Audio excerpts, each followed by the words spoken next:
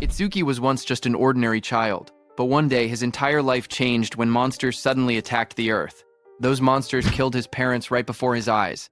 Left alone in this world, he swore that he would kill every single monster. 10 years later, the day finally arrived when he could awaken his power and become a hunter. He stepped onto the stage as the world's most powerful hunters watched, placing his hand on the awakening stone. But little did he know, fate had other plans for him. He awakened the most mysterious talent, Limit Breaker, a power no one knew anything about. On top of that, he discovered that his level was fixed at 0, meaning he could never level up. Now, the question is, how will our protagonist take revenge on the monsters who killed his parents? This story begins with the memory of that day. Countless eerie black monuments fell from the sky. They dropped through the clouds one after another, their shadows covering the city below. Strange glowing spheres and lightning-like energy swirled around them as they descended. Right after that, barriers were deployed. A massive purple beam shot upward from the middle of the city, twisting the sky like a vortex. People standing on the streets stopped and stared, watching the glowing tower rise before them. Monsters called disaster beasts broke through the barriers and invaded the human world. Among them appeared a giant dark figure, the demon of destruction, Ringa, standing tall with purple energy swirling behind him. Soon, countless terrifying beasts flooded the streets.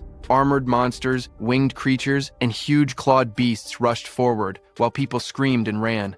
Disaster struck instantly. A monstrous armored creature swung its arms, sending a man falling backward as he shouted for everyone to run. Nearby, his child cried and reached out, calling for his dad, as his mother ran while chaos erupted around them.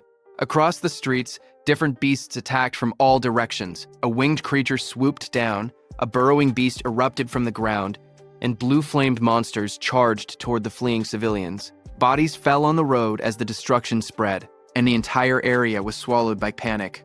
The armored monster rushed forward with blue flames bursting around its body. Its jaws opened wide as it roared, blue light flashing in its eyes. It shot a swirling vortex of blue flames toward a woman who ran away, holding a child tightly against her chest. The flames spread across the road as the monsters closed in. That woman was caught by the blue flames and threw her child ahead. The small boy reached out weakly while lying on the ground. The woman's voice trembled as she repeated the same word, telling her child, Itsuki, to run. The child looked at her with tear-filled eyes and called out for his mom. Just then, suddenly, someone shouted Itsuki's name again. A drop of sweat slid down a boy's face as the voice echoed. In the next moment, the scene returned to the present. A girl with pink hair turned around toward him. She asked what was wrong, saying he was spacing out. He stood among the lined-up students and answered quietly that it was nothing. Hearing that, she narrowed her eyes and leaned in slightly, asking him again if that was really true. Then, while he was crying, the boy who was the same Itsuki from that day stood still with tears running down from one eye. Before he could answer, another student suddenly wrapped an arm around his shoulder and spoke cheerfully. He said, Itsuki must be sleepy, since he's usually asleep at this time. But today, there was suddenly a school-wide assembly. While they were talking, Itsuki pointed toward the stage and told his friends that the teacher there was dressed strangely. On stage, the teacher, wearing some kind of armored helmet, explained what happened after the disaster beasts appeared. Some humans gained the power to fight back, and they became known as Awakened. The armored man described how, 10 years ago, the largest disaster beast attack happened at the northern shore of the Blue River. Awakened from all over the world crossed the river to repel them in what became known as the River Crossing War. Though attacks had decreased since then, the number of descending monuments had started to rise again. A large-scale attack similar to that war was likely coming soon. Itsuki's classmate leaned in again and pointed at a man on the stage. He explained that the person was Izumi Nento, the commander-in-chief of the northern continent. He asked how Itsuki could be from the north and still not know him. Itsuki looked at Izumi Nento quietly. He said the name sounded familiar, and admitted he once imagined a hunched old man with a long beard, but the person on stage looked stranger than he expected. Itsuki's classmate grinned and told him he understood. But despite the odd appearance, Izumi Nento was the first awakened. It was thanks to him that humanity knew about the monuments and the disaster beasts. Itsuki's friend spoke excitedly, saying that this man was the strongest awakened. He added that even Teiwa Jin, known as the light of humanity, was his student. The scene shifted back to the armored man as he explained that recent research showed even ordinary people who had not yet awakened had a chance of gaining power by touching a monument. Izumi Nento stood on the stage, his long cloak spreading like black flames. He told the students he had come to let them try to awaken. He urged them to devote themselves to the fight against the disaster beasts. Just as he said that, glowing blue blades slashed across the stage as the monument burst open. Light shot outward, scattering fragments, while a guard in sunglasses stood nearby, watching. Seeing this, the students reacted with loud excitement. One of them shouted in shock as a monument rose from the ground, wondering if it was magic. Another yelled that this was not the time to be surprised. They clenched their fists, saying it felt like a dream, praying to become awakened. In the crowd, Itsuki's friend grabbed his arm in excitement. He told Itsuki that they finally had a chance to become awakened. His eyes shined as he said the word finally. Saying that, he started walking toward the stage. Seeing this, Itsuki's friend grabbed his shoulder, shouting that he shouldn't be left behind. The pink-haired girl called out to them, telling Itsuki to get back in line properly. But Itsuki walked past her, and a red glow flashed across his eyes. The girl looked at him in shock as the light streaked through the air. A close-up showed Itsuki's expression changing. His eyes shined red with excitement as he said that the day had finally come. On stage, a student touched the large black monument, but nothing happened. A guard immediately called out that it was no good and told the next person to step forward. The students watching reacted nervously. One boy pointed out that the previous student had broken the school's athletic record in his first year. He said that if even someone like that couldn't awaken, then there was no way he could. The girl beside him replied that athletic ability probably wasn't related and that it was too early to give up. More students reached out to touch the monument one after another. The guard repeated the same word. Next, as the line kept moving forward, the students crowded together anxiously. One boy with white hair nervously pointed out that not a single person had awakened yet. Others muttered in worry. A girl with short brown hair said she thought it would be easy. The boy beside her trembled, wondering if their entire school would be wiped out. The guard called out the next name loudly, Oishi Hikaru. Nearby, a group of students whispered their concerns. One girl said she didn't want him to awaken. Another explained that he was already a habitual bully, and if he gained powers, they would be in trouble. A boy suddenly pointed toward the monument and shouted that something was happening. Lightning erupted violently from the monument, blasting outward. Oishi Hikaru's body was lifted off the ground as crackling blue electricity surrounded him. The sudden burst drew everyone's attention. A glowing blue screen appeared beside him, showing his information as he grinned excitedly. He thought to himself that both Izumi Nento and the woman beside him would surely recognize him now. The screen displayed Oishi Hikaru, human, level 0, job, elementalist, lightning gift grade 2, undisclosed. Status, attack 3, agility 4, defense 2, magic 3, total 12 stat points. Watching from beside the monument, the blue-haired woman spoke softly. She told her father that they finally had one. She explained that level 0 stats usually totaled only 5, but this boy had reached 12. Her father, Izumi Nento, remained calm. The girl said it was still better than nothing. The school courtyard grew silent as Oishi Hikaru raised both arms triumphantly. Confetti sparkled around him while he grinned proudly. He muttered to himself, wondering if the old man Nento had anything to say to the first awakened student. But before he could boast further, someone grabbed his shoulder from behind. He turned sharply, surprised to see Itsuki stepping past him. Oishi Hikaru spun toward Itsuki angrily, shouting at him. He demanded to know why Itsuki was touching him with dirty hands, yelling if he had a death wish. The watching students whispered among themselves. One girl asked who the boy was, noticing that he had cut the line. Another replied that it was Tenma Itsuki from Class 5. Someone else muttered that he was finished. Once Oishi targeted someone, it was over. From above, the blue-haired woman and Commander Nento observed quietly. The woman narrowed her eyes and said she sensed incredibly intense emotions coming from that student. Itsuki stood before the towering monument, placing his hand on the stone. His eyes glowed red as dark memories flashed through him. He muttered that he refused to forget his hatred for the disaster beasts. He had burned the events of that day deep into his mind. Commander Nento stared forward as if sensing something unbelievable. Out on the awakening platform, a massive blue apparition rose behind Itsuki. The glowing figure towered over him, holding a sword and radiating overwhelming power. Itsuki stood calmly beneath it. As blue light filled the air, the monument erupted with energy. A sharp, glowing structure formed above Itsuki, surrounded by swirling streams of light. The light expanded outward, wrapping around the entire area like a giant lotus blooming in the sky. The crowd below watched as the school grounds were covered in a glowing dome. Students stared upward, speechless. One boy pointed out that the pillar of light reached hundreds of meters into the sky. Another said it looked far more spectacular than Oishi's awakening. Two of Itsuki's classmates watched with excitement. Both of them smiled and cheered proudly, shouting that this was exactly what they expected from Itsuki. The blue-haired officer stared at the sky in shock. She said that this phenomenon only appeared when the rarest job, Order Breaker, was born. She placed a hand near her mouth, unable to hide her surprise. Even Commander Nento said he looked forward to seeing how capable the student would be. Seeing that, Oishi's expression twisted with frustration as he glared at the overwhelming light. Itsuki opened his eyes in confusion. Surrounded by shimmering blue energy, he wondered where he was and asked himself if he had awakened. Looking around, he found himself sitting cross-legged in the center of a massive glowing lotus made of light. Countless petals surrounded him, floating in a calm, otherworldly space. Suddenly, a blue system screen appeared before him. Itsuki stared at it in shock as it displayed Tenma Itsuki's stats. He was a human at level 0, which was fixed. His job was Orderer Nirvana. His gift was Nirvana, a special grade. His level was fixed. His stats increased when acquiring skills. It removed all debuffs and fully healed injuries. Just then, another blue window appeared, showing his skill, Overmimesis, which was Z rank. It analyzed enemy attacks and allowed the acquisition of counter skills. Then another screen showed Itsuki's stats. His were Attack 0, Agility 0, Defense 0, Magic 0, Total 0. Itsuki's face went pale as he stared at the results. His jaw dropped, and he exclaimed silently that everything was at 0. But then two blue system windows appeared in front of Itsuki.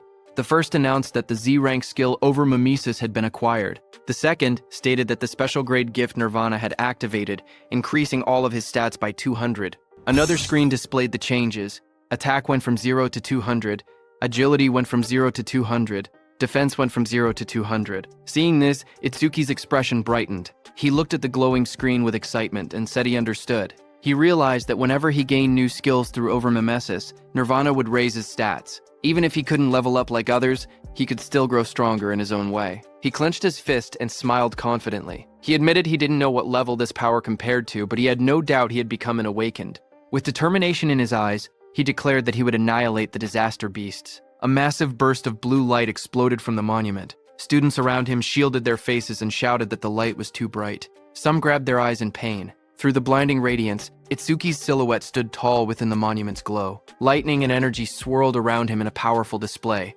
Oishi stared at the scene, trembling with disbelief. His face twisted as he shouted that such a thing was impossible. The blue-haired officer gasped as she looked at the glowing monitor. She covered her mouth in shock and said that these stats were unbelievable for a rookie awakened. Even Commander Nento admitted that it was hard to believe, but stated that Itsuki was undoubtedly among the strongest of all new awakened in history. Outside, Itsuki stepped out of the light, petals of blue energy swirling around him, watching his silhouette shine with power. Just one word left Commander Nento's mouth: the strongest. A system window displayed his public information: Tenma Itsuki, level 0 fixed. Job, Order Breaker gift. Special grade undisclosed. Skill undisclosed. Status attack 200. Agility 200. Defense 200. Magic 200. Total 800. In the crowd, students and teachers erupted in cheers. They shouted that Tenma's stats had shot up all at once. Someone cried out in disbelief, saying they never imagined their school would have someone this amazing. An older teacher yelled that this feat would go down in school history. But among the cheering crowd, Oishi trembled with rage. Lightning crackled around him as his eyes glowed red. He clenched his teeth and glared at Itsuki, furious that the cheers he believed should have been his were now stolen away. Oishi's rage exploded as lightning surged across his body. He shouted that a loser like Itsuki should stay a loser. Students around him backed away as sparks crackled through the air, their faces tense with shock. Electricity flooded the entire hall, and Oishi stepped forward with a crazed expression. He declared that he would eliminate Itsuki using his newly acquired skill. Above the crowd, Itsuki stood calmly, staring down from the top of the monument as lightning scattered below him. Itsuki clenched his fist as a blue system window appeared. The screen displayed C-rank skill, Silver Serpent, detected. Overmimesis activated. Itsuki's eyes sharpened as multiple blue panels began processing. The analysis started at 27%, then climbed quickly. 57%, 69%, and rising while lightning flickered around him. Itsuki made his move and jumped with lightning speed. The floor cracked under the impact as the lightning slammed down. Students gasped when they looked up and realized something was wrong. One girl asked where Itsuki had gone.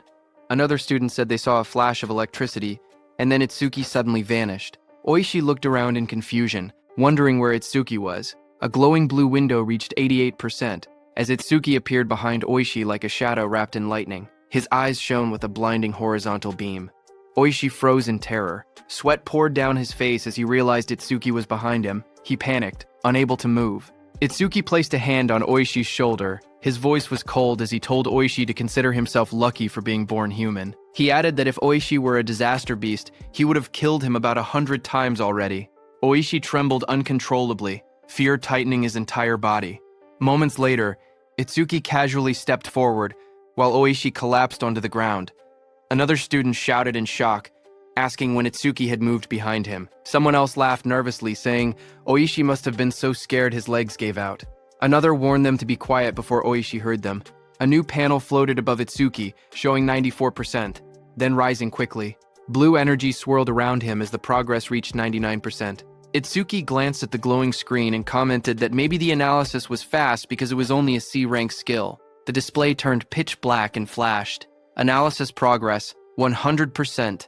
Lightning exploded around him as a new message appeared, saying C-rank skill Thunderbreaker required. Itsuki stood in the center of the crackling blue electricity, his body glowing as the newly gained power wrapped around him like living lightning. The students watched nervously as the light began to glow again. One of the boys stared in shock, saying it was happening once more. Another student, wearing sunglasses, adjusted them with a grin, saying it was a good thing he had brought them. Inside the glowing space, Itsuki appeared sitting calmly with a thoughtful expression. He realized that every time an analysis finished, he was forcibly brought into this strange place. In front of him, the system windows appeared, stating that the analysis of Silver Serpent was complete, and the skill Thunderbreaker had been acquired. Another window opened, showing the description of Thunderbreaker Level 1. The skill allowed him to absorb C-rank and lower lightning attacks into his body. When releasing the absorbed lightning energy, his agility would increase by 50%. It also had a passive effect. Each time he absorbed a C-rank lightning attack, his agility would permanently increase by 5%. Another message added that all his stats had increased by 10. All debuffs were removed, and his injuries were fully healed. Outside, the students shielded their eyes as a massive burst of blue light exploded from Itsuki's body. The lightning wrapped around him in swirling arcs as he stood in the center of the arena steps. The electric pressure pushed outward, and the crowd instinctively stepped back or covered their faces. Someone shouted that Itsuki was now cloaked in lightning from head to toe. Another student panicked, saying Itsuki's lightning was even brighter than Oishi's. Oishi, who had attacked him earlier, stared with trembling eyes, unable to believe how Itsuki had learned a skill like that. Itsuki's body glowed intensely as the system displayed his rising stats. It showed each attribute increasing: attack, agility, defense, and magic, all rising from 200 to 210, bringing his total from 800 to 840. Just then, the students looked up at the sky in confusion. One of them said it had been sunny just a moment ago. Another asked if it was rain. A third student lifted his hand, trying to feel the drops, when someone suddenly shouted that something was falling. A dark, coffin-shaped object wrapped in lightning descended from the stormy clouds. The rain poured harder as it crashed down toward the school grounds. The woman with blue hair and glasses saw it and shouted in shock, calling it a monument. She questioned why it had appeared here of all places. Commander Nento quickly announced that the school-wide assembly was canceled and ordered everyone to evacuate outside the school grounds. Just like in their drills, he realized that there was no doubt the target was him. The woman turned to Commander Nento and told him that they should escape too, since combat wasn't their specialty. But Commander Nento beside her shook his head. He warned that if they ran, everyone else would panic. He pointed ahead, telling her to look, because the boy standing there was calmer than both of them. Ahead of them, lightning exploded around the descending object. Students ran in all directions, fleeing in fear. Only one boy, Itsuki, remained still in the middle of the field, bathed in a faint blue glow. From behind, the blue-haired woman shouted at him, demanding to know why he wasn't running. A massive dark pillar crashed down from the sky, shaking the ground as debris exploded outward. Rain poured heavily around it. Nearby, a group of students panicked. One boy shouted that disaster beasts were coming and urged Itsuki to escape. But Itsuki, with glowing red eyes, stood still. His voice was cold as he declared that he would exterminate every single one of them. His friends stared at him in shock. One of them yelled that he would die if he didn't run. Another insisted that since he had only just awakened, he couldn't possibly fight disaster beasts. They told him to leave everything to the other awakened, but Itsuki shook his head. He calmly told them to trust him. The pink-haired girl hesitated, worry written all over her face. Finally, she shouted that if he died, he shouldn't blame them. She grabbed the other guy's clothes and dragged him with her. The glasses-wearing boy asked her if it was really okay to let him go, reminding her that the enemy was a disaster beast, a walking weapon of mass murder. As the two ran off, Itsuki looked ahead with a crazed smile. His eye glowed bright red through the rain. He muttered that his first enemy after becoming an awakened was the one who killed his parents, and that it was lucky. Lightning curled around him as he stepped forward. A glowing panel appeared beside him, displaying the status of the creature before him. It was Skeleton Soldier 10369, Level 8, Gift Grade 2, defense increases by 100%. If the enemy's attack exceeds its own defense, the gift becomes invalid. Skill, Bonefire, B rank. Its stats were Attack 15, Agility 10, Defense 120 plus 120, Magic 30, total 295. The skeleton soldier stood covered in blue flames as Itsuki faced it head-on. A surge of lightning wrapped around Itsuki's arms as he tightened his stance. His red eyes glowed sharply while he wondered whether he should test the skill he had just acquired. In the next moment, he charged forward, electricity exploding around his body. Blue lightning trailed behind him as he rushed toward the flaming skeleton beast on the field. The two forces collided, sparks scattering through the rain.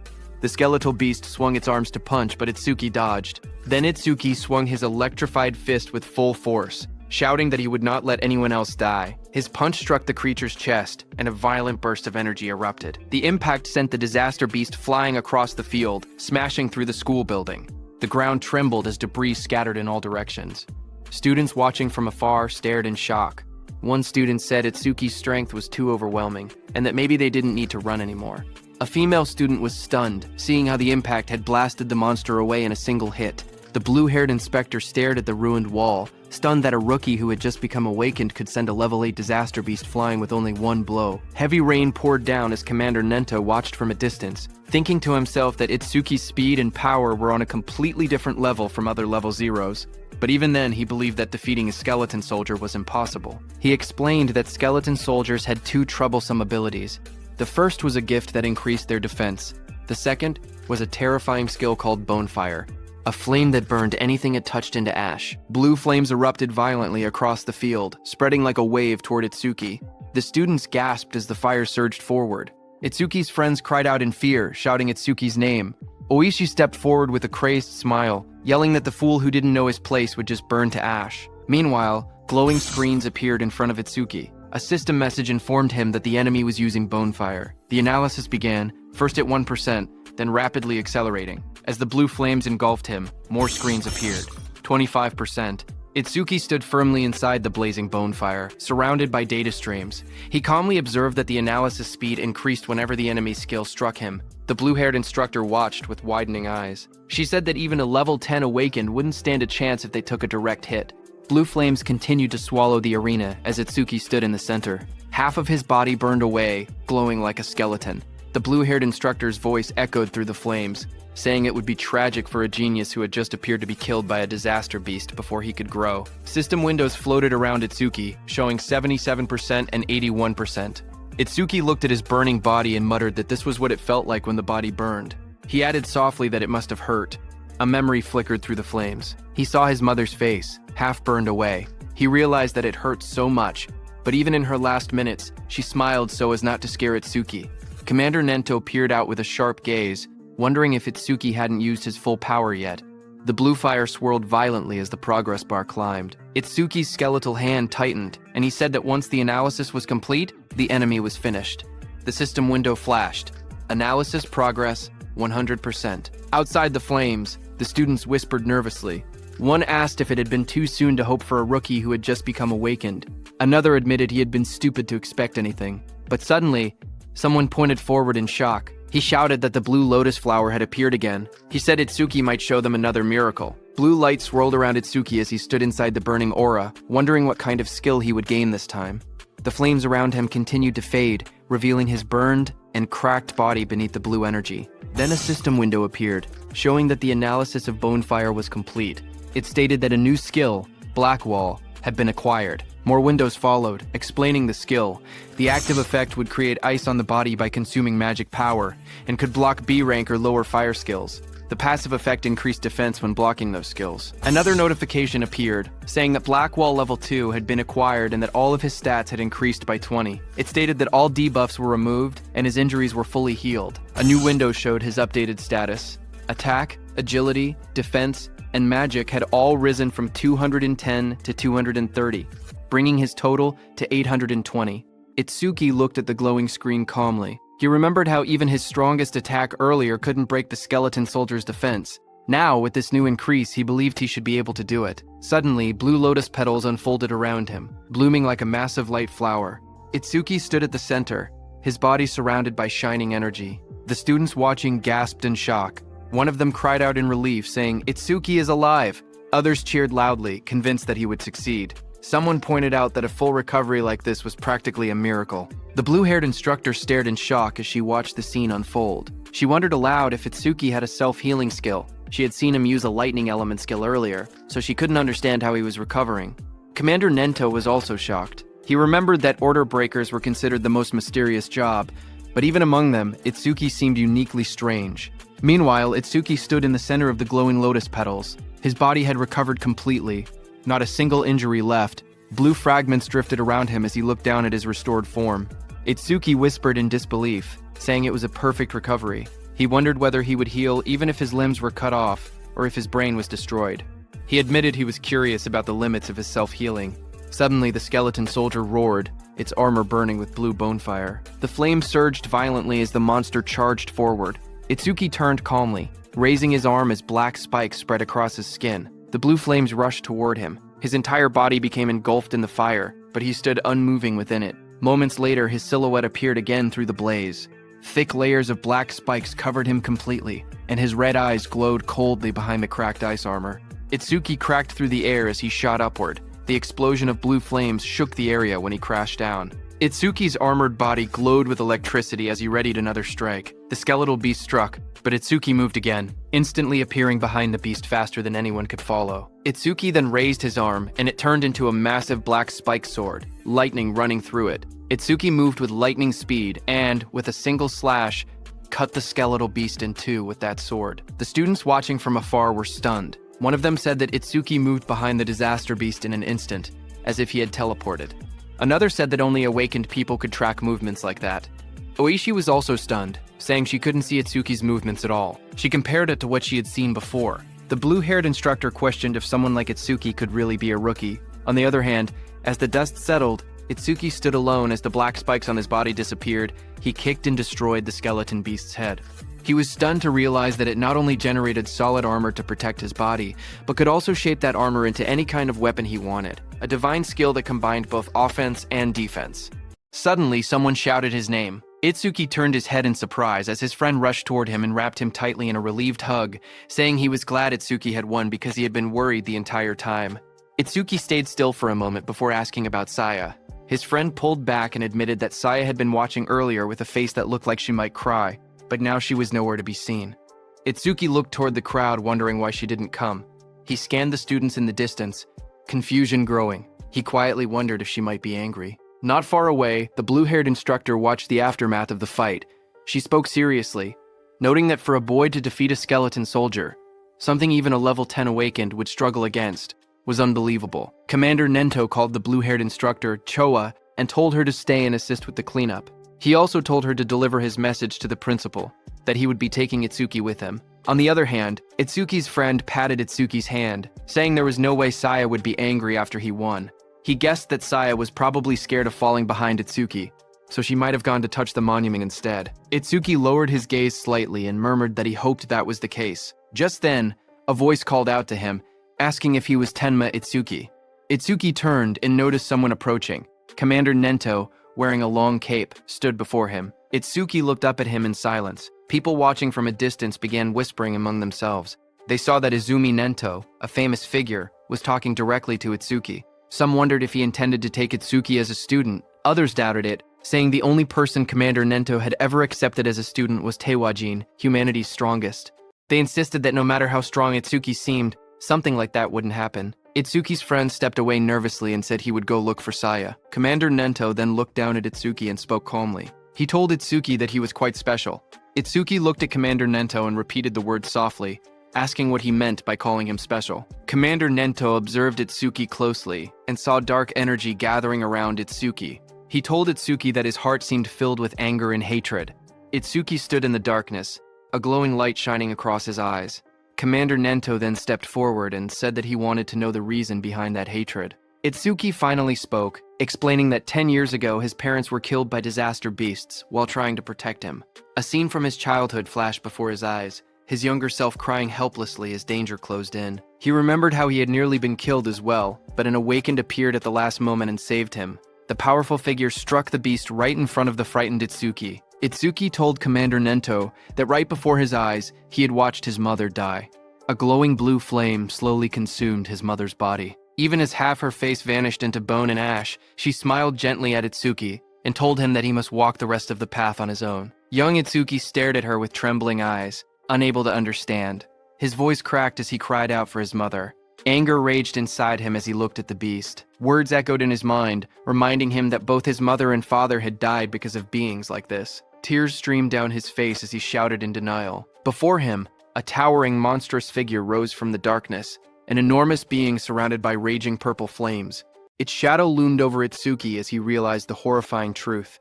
The creature before him was the root of all evil. Shaking with rage, Itsuki glared upward. His eyes burned red as hatred filled his heart. On that day, he swore a vow. He would kill that demon and every last creature of its kind. In the present, Itsuki clenched his jaw, a tear slipping down his cheek as he shouted that he would kill all of its kind. Commander Nento looked at him and commented that even with a heart consumed by hatred, Itsuki still shed tears. Itsuki raised a hand to his face and explained calmly, ever since he witnessed the tragedy of his mother's death, his left eye had stopped producing tears, but his right eye had begun crying on its own. Thanks to that, he said he never forgot his hatred for the disaster beasts. Commander Nento then asked if Itsuki would become his student. He promised to get him into the Salvation League and help him gain the immense power needed to take revenge on the disaster beasts. Itsuki repeated the words quietly, asking what the Salvation League was. Commander Nento then explained. He told Itsuki that to counter disaster beasts more efficiently and scientifically, the governments of the 5 continents had gathered strong awaken from around the world and created an official organization. The members of this organization were called saviors, he continued, saying that saviors were provided with resources such as dedicated training grounds and powerful weapons. They were also guaranteed high compensation. Even trainee saviors received 10,000 gold per month. Itsuki listened in surprise, realizing that 10,000 gold was enough to buy a car. Commander Nento then warned that such generous treatment was not given for free. Saviors were expected to constantly fight disaster beasts on the front lines and protect people's safety. Itsuki stood shirtless, his expression calm as he spoke. He said that he did not care about high pay or special resources. What mattered most to him was something else. Determination filled his eyes. His gaze sharpened as he clenched his fist. He declared that what mattered most was fighting disaster beasts on the front lines. With unwavering resolve, he announced that he wanted to become a savior as well. Commander Nento then explained the process. He said that the Salvation League held an exam every February known as the National Salvation League Tournament, with more than 10,000 participants. Each contestant earned points based on performance, but only those who ranked within the top 100 were allowed to become saviors. Hearing this, Itsuki asked what the highest record in history was. Commander Nento told Itsuki that it would not be very useful as a reference. He explained calmly that the record was 115,000 points, set by Taewajin 11 years ago. He added that passing required only 30% of that score, while securing first place required at least 50%. Itsuki silently recalled the name Taewajin, the strongest awakened, known as the light of humanity, the one Rikaru had mentioned. Commander Nento told Itsuki that Jin was special, and that comparing himself to Jin would only bring despair. But even so, Itsuki should still have confidence because he believed Itsuki could one day stand shoulder to shoulder with Jin. Itsuki stood shirtless on the training ground, his expression steady. With unwavering determination, he declared that he would surpass Taewajin. Hearing those words, Commander Nento's eyes widened inside the helmet. Reacting with surprise, he remembered something from the past, a time when he had stood with Taewajin and told him that he had become incredibly popular. The younger generation was trying to follow in his footsteps, but Taewajin warned that following alone would never win the war against the disaster beasts. Someday, someone would surpass him, just as a new sunrise replaces the setting sun. Taewajin said that he looked forward to that day, seeing Itsuki's resolve.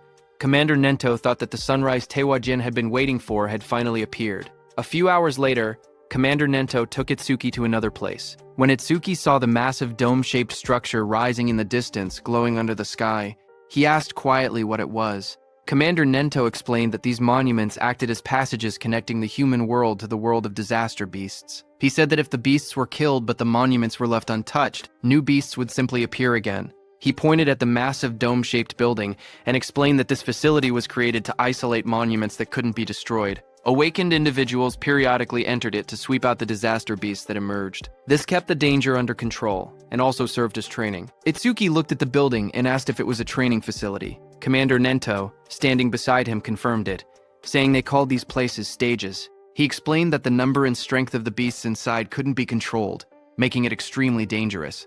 Commander Nento told Itsuki that the beasts in this specific stage were especially strong. Among all rookie-level stages, this one had the highest mortality rate. Because of that, people called it the rookie graveyard.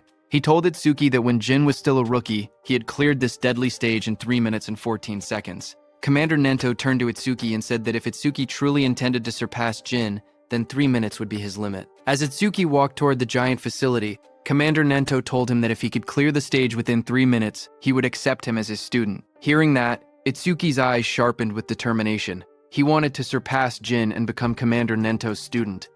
People in the lobby turned their heads when they saw a familiar figure. Someone pointed and said that Mr. Izumi had arrived. Another person noticed Itsuki walking beside him and asked if that was the rumored rookie. The crowd stared in surprise, whispering that there was no way a rookie could walk next to Mr. Izumi unless he was an awakened, on Taewajin's level. Itsuki looked around quietly and wondered to himself if this person was really that famous. Thinking that, he walked toward the stage entrance and saw the display showing the Disaster Beast level inside. Level 10. He noted that it was only 2 levels higher than the skeleton soldier he had faced earlier, and wondered how strong that really was. But what surprised him more was that even though several people were gathered nearby, none of them seemed prepared to enter the stage. He wondered why that was. Someone nearby muttered that the rookie looked way too confident and assumed that a high-level awakened must be accompanying him. Another wished they could be taken along too, while someone else joked that the rookie probably came just to flirt with the receptionist, saying that with a decent face he was getting cocky. At the counter, the receptionist approached him with a polite smile. She asked if he wanted to enter the stage and how many challengers there would be. He calmly replied that it would be just him. Hearing that, the area fell silent as the receptionist stared at him across the counter. Suddenly, she leaned forward and yelled angrily. She told him not to make unfunny jokes and asked if he was messing around. She warned him that if he was just there to hit on her, it was pointless. She explained that even if the place was an artificial stage, it was still dangerous. People could get hurt or even die. Itsuki stared at her in confusion, wondering what she was even talking about. Behind them, several people watching from afar started laughing. They joked that he really was there to hit on her. Some said that there were always people who treated the stages like dating spots, and those people usually got scolded and went home. Itsuki looked at the receptionist calmly and explained the misunderstanding. He told her he had absolutely no interest in her. He said he only came to challenge the stage, nothing more. But the receptionist sighed and rubbed her forehead. She told him he didn't have to act tough just because he was embarrassed. She even said she would give him her contact information, so he should just go home. But Itsuki's expression darkened. A shadow fell over his face. He didn't care about her contact information at all. He only wanted her to let him enter the stage. Hearing that, the receptionist reluctantly agreed and told him not to blame her if he died. She held out a metal bracelet with a nervous expression, clearly shaken. Seeing that, Itsuki muttered that she should have just given permission from the beginning instead of making him repeat himself. The people watching from behind whispered among themselves. One man called Itsuki an idiot, saying he could have gotten her contact information but chose to act tough instead. Another pointed out that a level 0 rookie challenging a level 10 stage was basically suicide. They guessed he would run out in less than a minute. Someone else noticed how confident he looked and wondered if he might succeed since he also had a special grade gift. But another person reminded everyone that for awakened people, gifts were just bonuses. The most important thing was level. No matter how special the gift was, it meant nothing if the level was low. On the other hand, standing in front of the gate, Itsuki checked his bracelet. He said that his personal information was registered on it, so scanning it would let him enter. A glowing screen appeared above his hand, confirming entry by awakened Tenma Itsuki has been approved. Itsuki stretched his hands forward and took a breath. He reminded himself that the promise was within 3 minutes. Then he said it was time to begin. A bright digital timer appeared showing 0:01 in green numbers. And just as the gate opened, Itsuki moved with explosive speed. Red energy surrounded his body as he dashed forward, his eyes glowing sharply. He looked around and noticed the vast area. He thought that the interior space was much bigger than he expected. As he ran across the grassy field toward a tall black tower, he told himself that it was his first time entering a stage, even if it was an artificial one. Suddenly, Itsuki noticed a creature rush in and said that it was coming. That creature jumped toward him. It was a wooden monster from the Kodama tribe. A blue window appeared beside it, showing its information. Kodama number 1307 from Kodama tribe. Level 4. Gift. None. Attack. 49. Agility. 48. Defense. 53. Magic. 24. Total. 174. Seeing it coming, black spikes formed on Itsuki's hand. In the next moment, he slashed downward with overwhelming force. A sharp strike of energy cut through the target as he launched his attacks. Itsuki stood calmly with the massive black spike axe hand, smiled, and remarked that an axe was always the best tool for trees. He then asked the remaining monsters how it felt to see their comrade cut in half. Dozens of Kodama creatures rushed at him. He stood tall and called them rotten trees. Outside, Choa spoke to her father, Commander Nento. She asked why, out of so many rookie stages, he had made the newcomer enter this one specifically. Commander Nento answered that Itsuki claimed he would surpass Jin, so he simply brought him to the same stage Jin first challenged. Hearing that, Choa frowned and said that surpassing Jin was impossible unless someone stepped outside the bounds of humanity. Hearing that, Commander Nento asked Choa if she believed Jin had already transcended humanity. Choa recalled the time she met Jin for the first time. She had once thought Jin was kind and approachable. Then she saw Jin instantly kill a level 97 disaster beast. She recalled that Jin's eyes during that fight were different. She remembered those eyes clearly. Cold, solitary, and transcendent. She felt that they didn't seem human at all. She described Jin's gaze, saying his eyes were like the eyes of a god.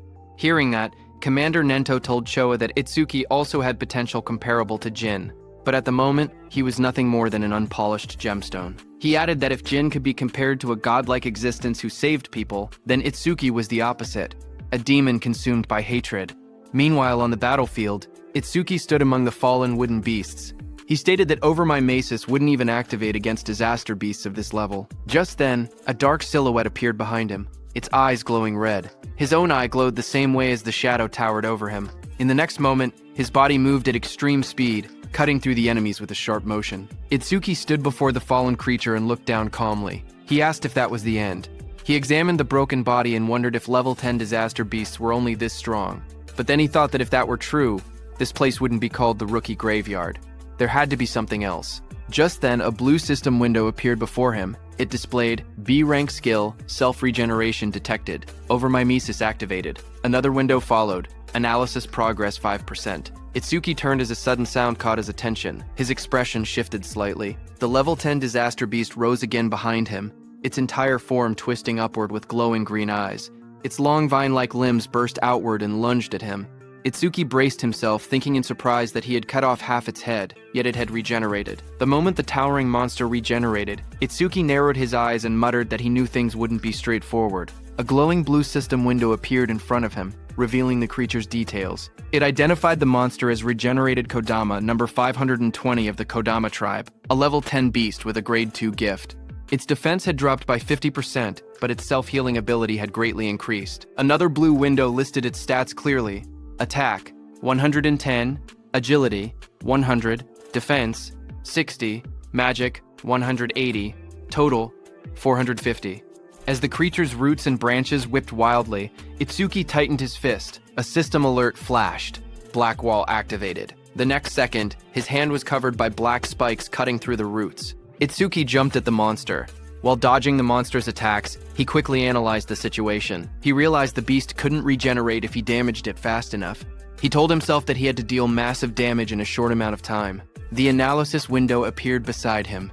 Itsuki smashed forward with his armored arm, splitting through the Kodama's defenses as sparks and debris burst around them. His eyes glowed red as he moved like a shadow slicing through the forest of wooden limbs. Each step sent shockwaves across the ground, and each strike pushed the progress window higher.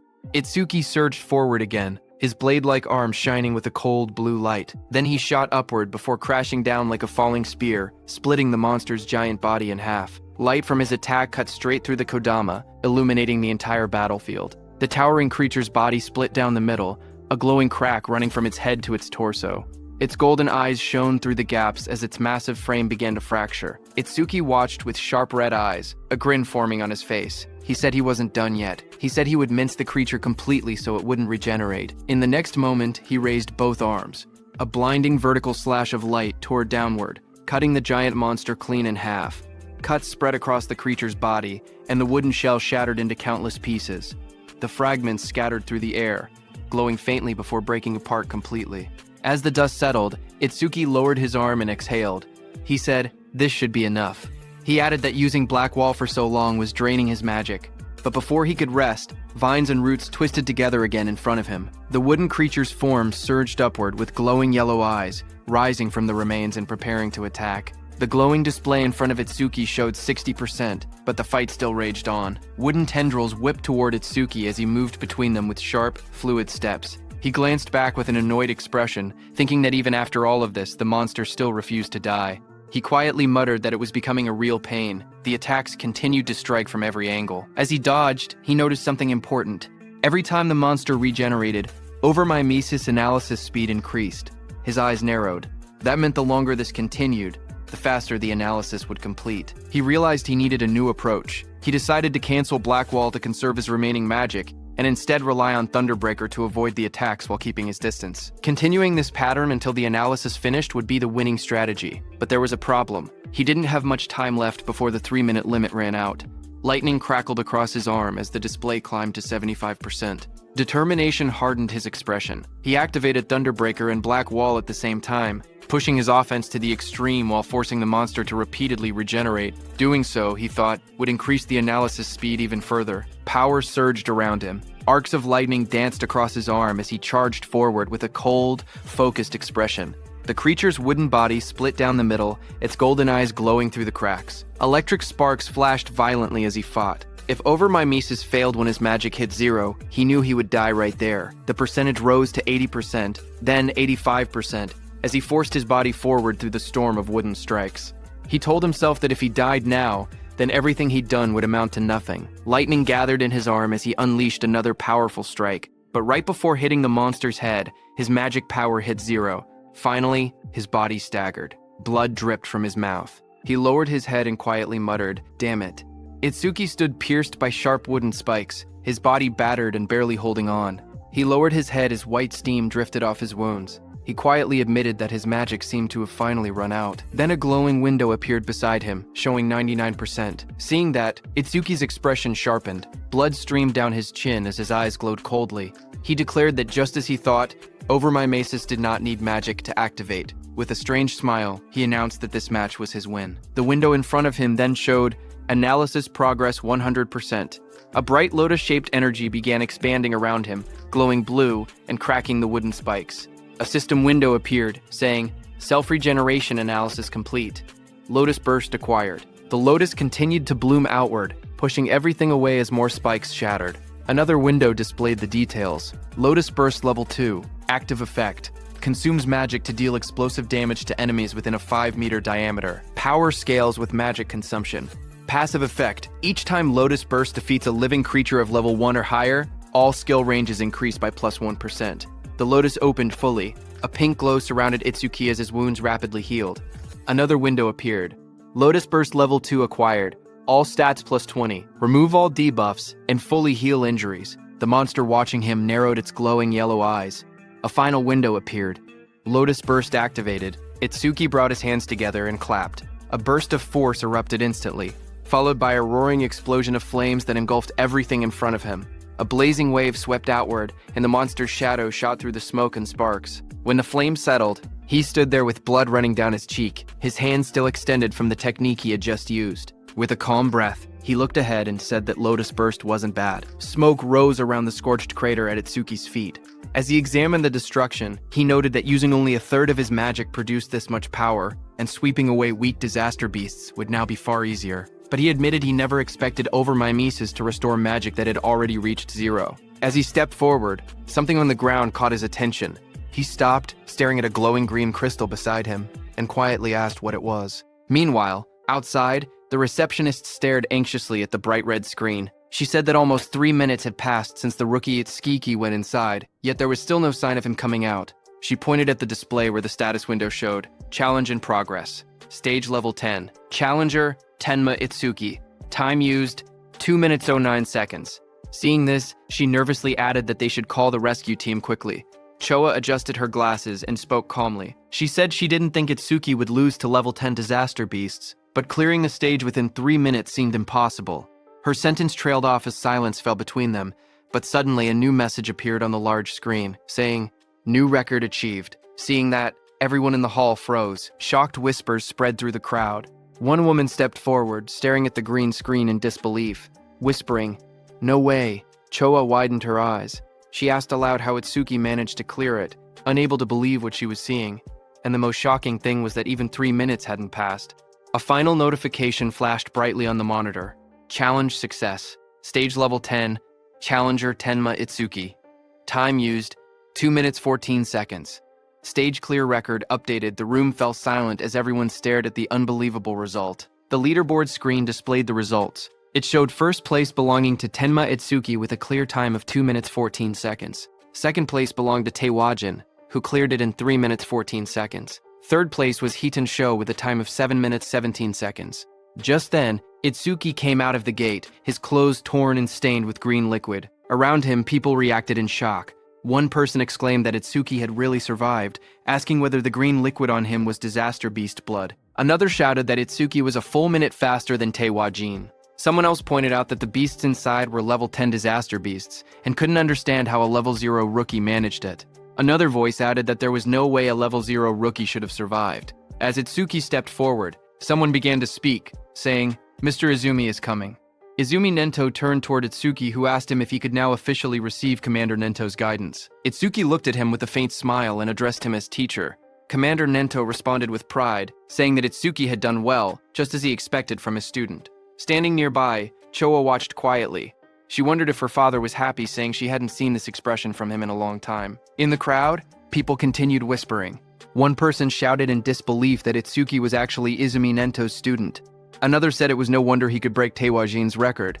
But someone else added that even if he truly was Izumi's student, as long as his level didn't increase, there would be no room for growth. Just then, the receptionist came forward nervously with a decorated box in her hands. She explained that it was a gift for breaking the record and asked Itsuki to accept it. Her expression softened as she apologized for the rude things she had said earlier. Itsuki looked surprised as he received the box, asking if he truly got something for his achievement. He said that it was fine because a level 0 rookie challenging a stage like that really did seem reckless. He added that he was a complete stranger to them and it wouldn't have mattered to anyone if he had died. But since she tried to stop him, it proved she was worried. Hearing that, the receptionist blushed deeply. She stuttered as she insisted it wasn't like that. Itsuki simply thanked her, which only made her blush even harder. Not far away, Choa called out, telling Itsuki that she was leaving and not to lag behind. She tightened her glasses, annoyed, and warned him not to get cocky just because he had become her father's student. Itsuki straightened up and replied quickly, agreeing. Then Commander Nento beside Choa studied Itsuki and commented that a stage of this level now seemed too easy for him. He suggested raising the difficulty. He continued, saying that Itsuki should be able to challenge advanced stages now. Itsuki looked at him, surprised, and repeated the words, "advanced stages." As the three of them walked together across the rooftop at sunset, Commander Nento continued explaining. He said that a disaster beast's strength was not determined by level alone. The most important factor, he stated, was something else entirely. He explained that the true deciding factor was species. Choa explained that species without intelligence, which moved only by instinct, were usually easy to deal with. But some species possessed intelligence equal to or greater than humans. She explained that such species were far more troublesome than ordinary disaster beasts. Choa continued, saying that awakened beings and disaster beasts were essentially the same type of creature, but with one difference. Only humans were said to possess jobs. Because of that, stats differed depending on species. She went on to explain that advanced stages contain these powerful species or intelligent disaster beasts. Their difficulty was several times higher than normal stages. Most of the northern continent's advanced stages were located in North District 4, and she told Itsuki that this would be his next destination. She asked whether Itsuki had any other questions. Hearing her explanation, Itsuki suddenly remembered the two beasts he had defeated earlier. He thought about them in silence. They hadn't shown any signs of intelligence, and they hadn't screamed even when attacked. He wondered if that meant they didn't even have pain receptors. Itsuki's eyes glowed with sharp intensity as he looked up. He asked Choa whether intelligent disaster beasts had pain receptors or not. Hearing that, Choa suddenly felt a chilling pressure behind her. As she turned, her expression stiffened. She wondered what this terrifying aura was and what Itsuki was thinking. Behind them, a group of people gathered and whispered among themselves. One of them asked if anyone had heard that Mr. Izumi planned to make Itsuki challenge an advanced stage. Another replied that Itsuki, who broke Taewajin's record, should be fine.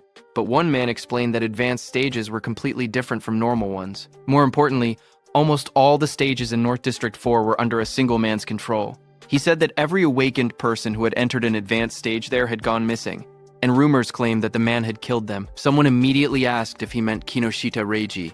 Another man began to speak disrespectfully, asking who Kinoshita Reiji even was, and suggesting he acted like a king. His friend quickly covered his mouth, hushing him in panic.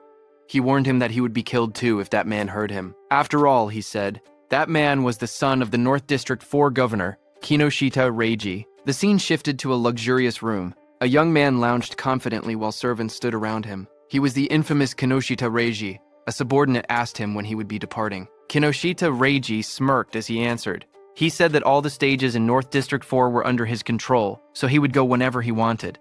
To him, waiting in line was something only commoners did. He lifted his glass with a satisfied smile. After they left that spot, Itsuki opened the small, ornate box. Inside, a shining stone rested on a red cushion. The three of them sat together beneath the shade of the trees, as Itsuki gazed at the stone and murmured that it was from that time.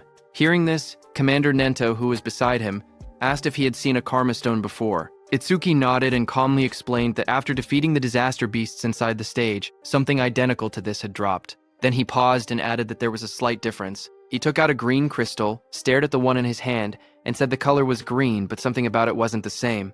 Upon hearing that, Choa's eyes widened in shock. She exclaimed that it was an intermediate karma stone appearing inside a beginner stage. She stepped closer, adjusting her glasses to get a better look. Itsuki asked what exactly a karma stone was. Choa turned to him and began explaining.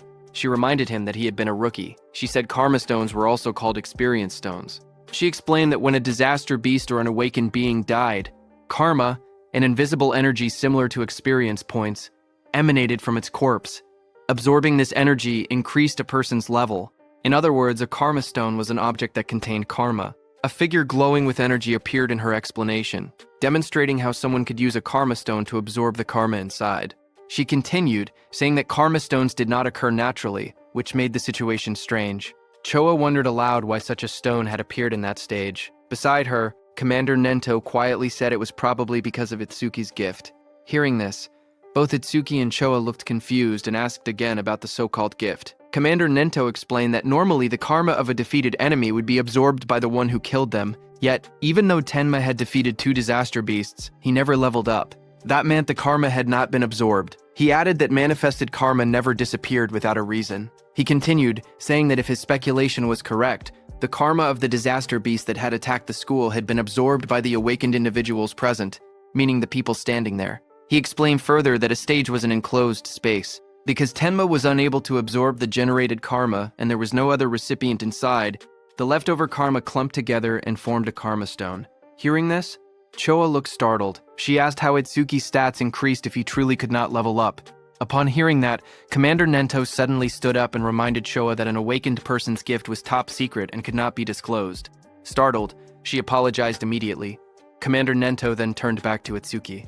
He told him that he could choose whether to keep the karma stone or sell it. He added that he would be leaving soon for a commander-in-chief meeting of the 5 continents, and that during his absence, Choa would look after him. Before departing, he said there were several things he wanted him to remember. Commander Nento spoke calmly as he listed out the rules. He told Itsuki to keep their relationship confidential, then added the second rule, never disclose his gift to others.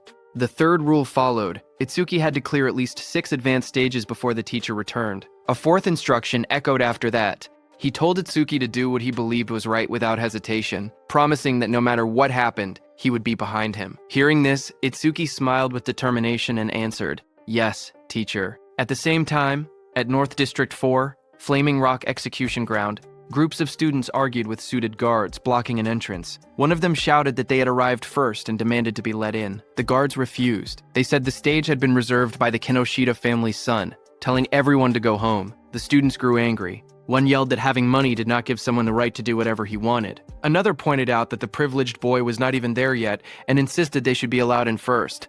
Their frustration rose.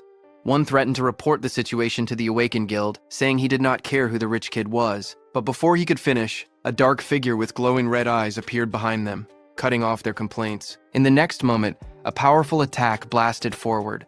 The students were thrown aside as a muscular fighter struck with overwhelming force, scattering them in an instant. Another student rushed forward, attacking the muscular man. A sharp white arc cut through the air as it struck with full power, but the attack landed directly on the muscular man's body and bounced back, sending shockwaves bursting outward. The impact echoed loudly across the ground.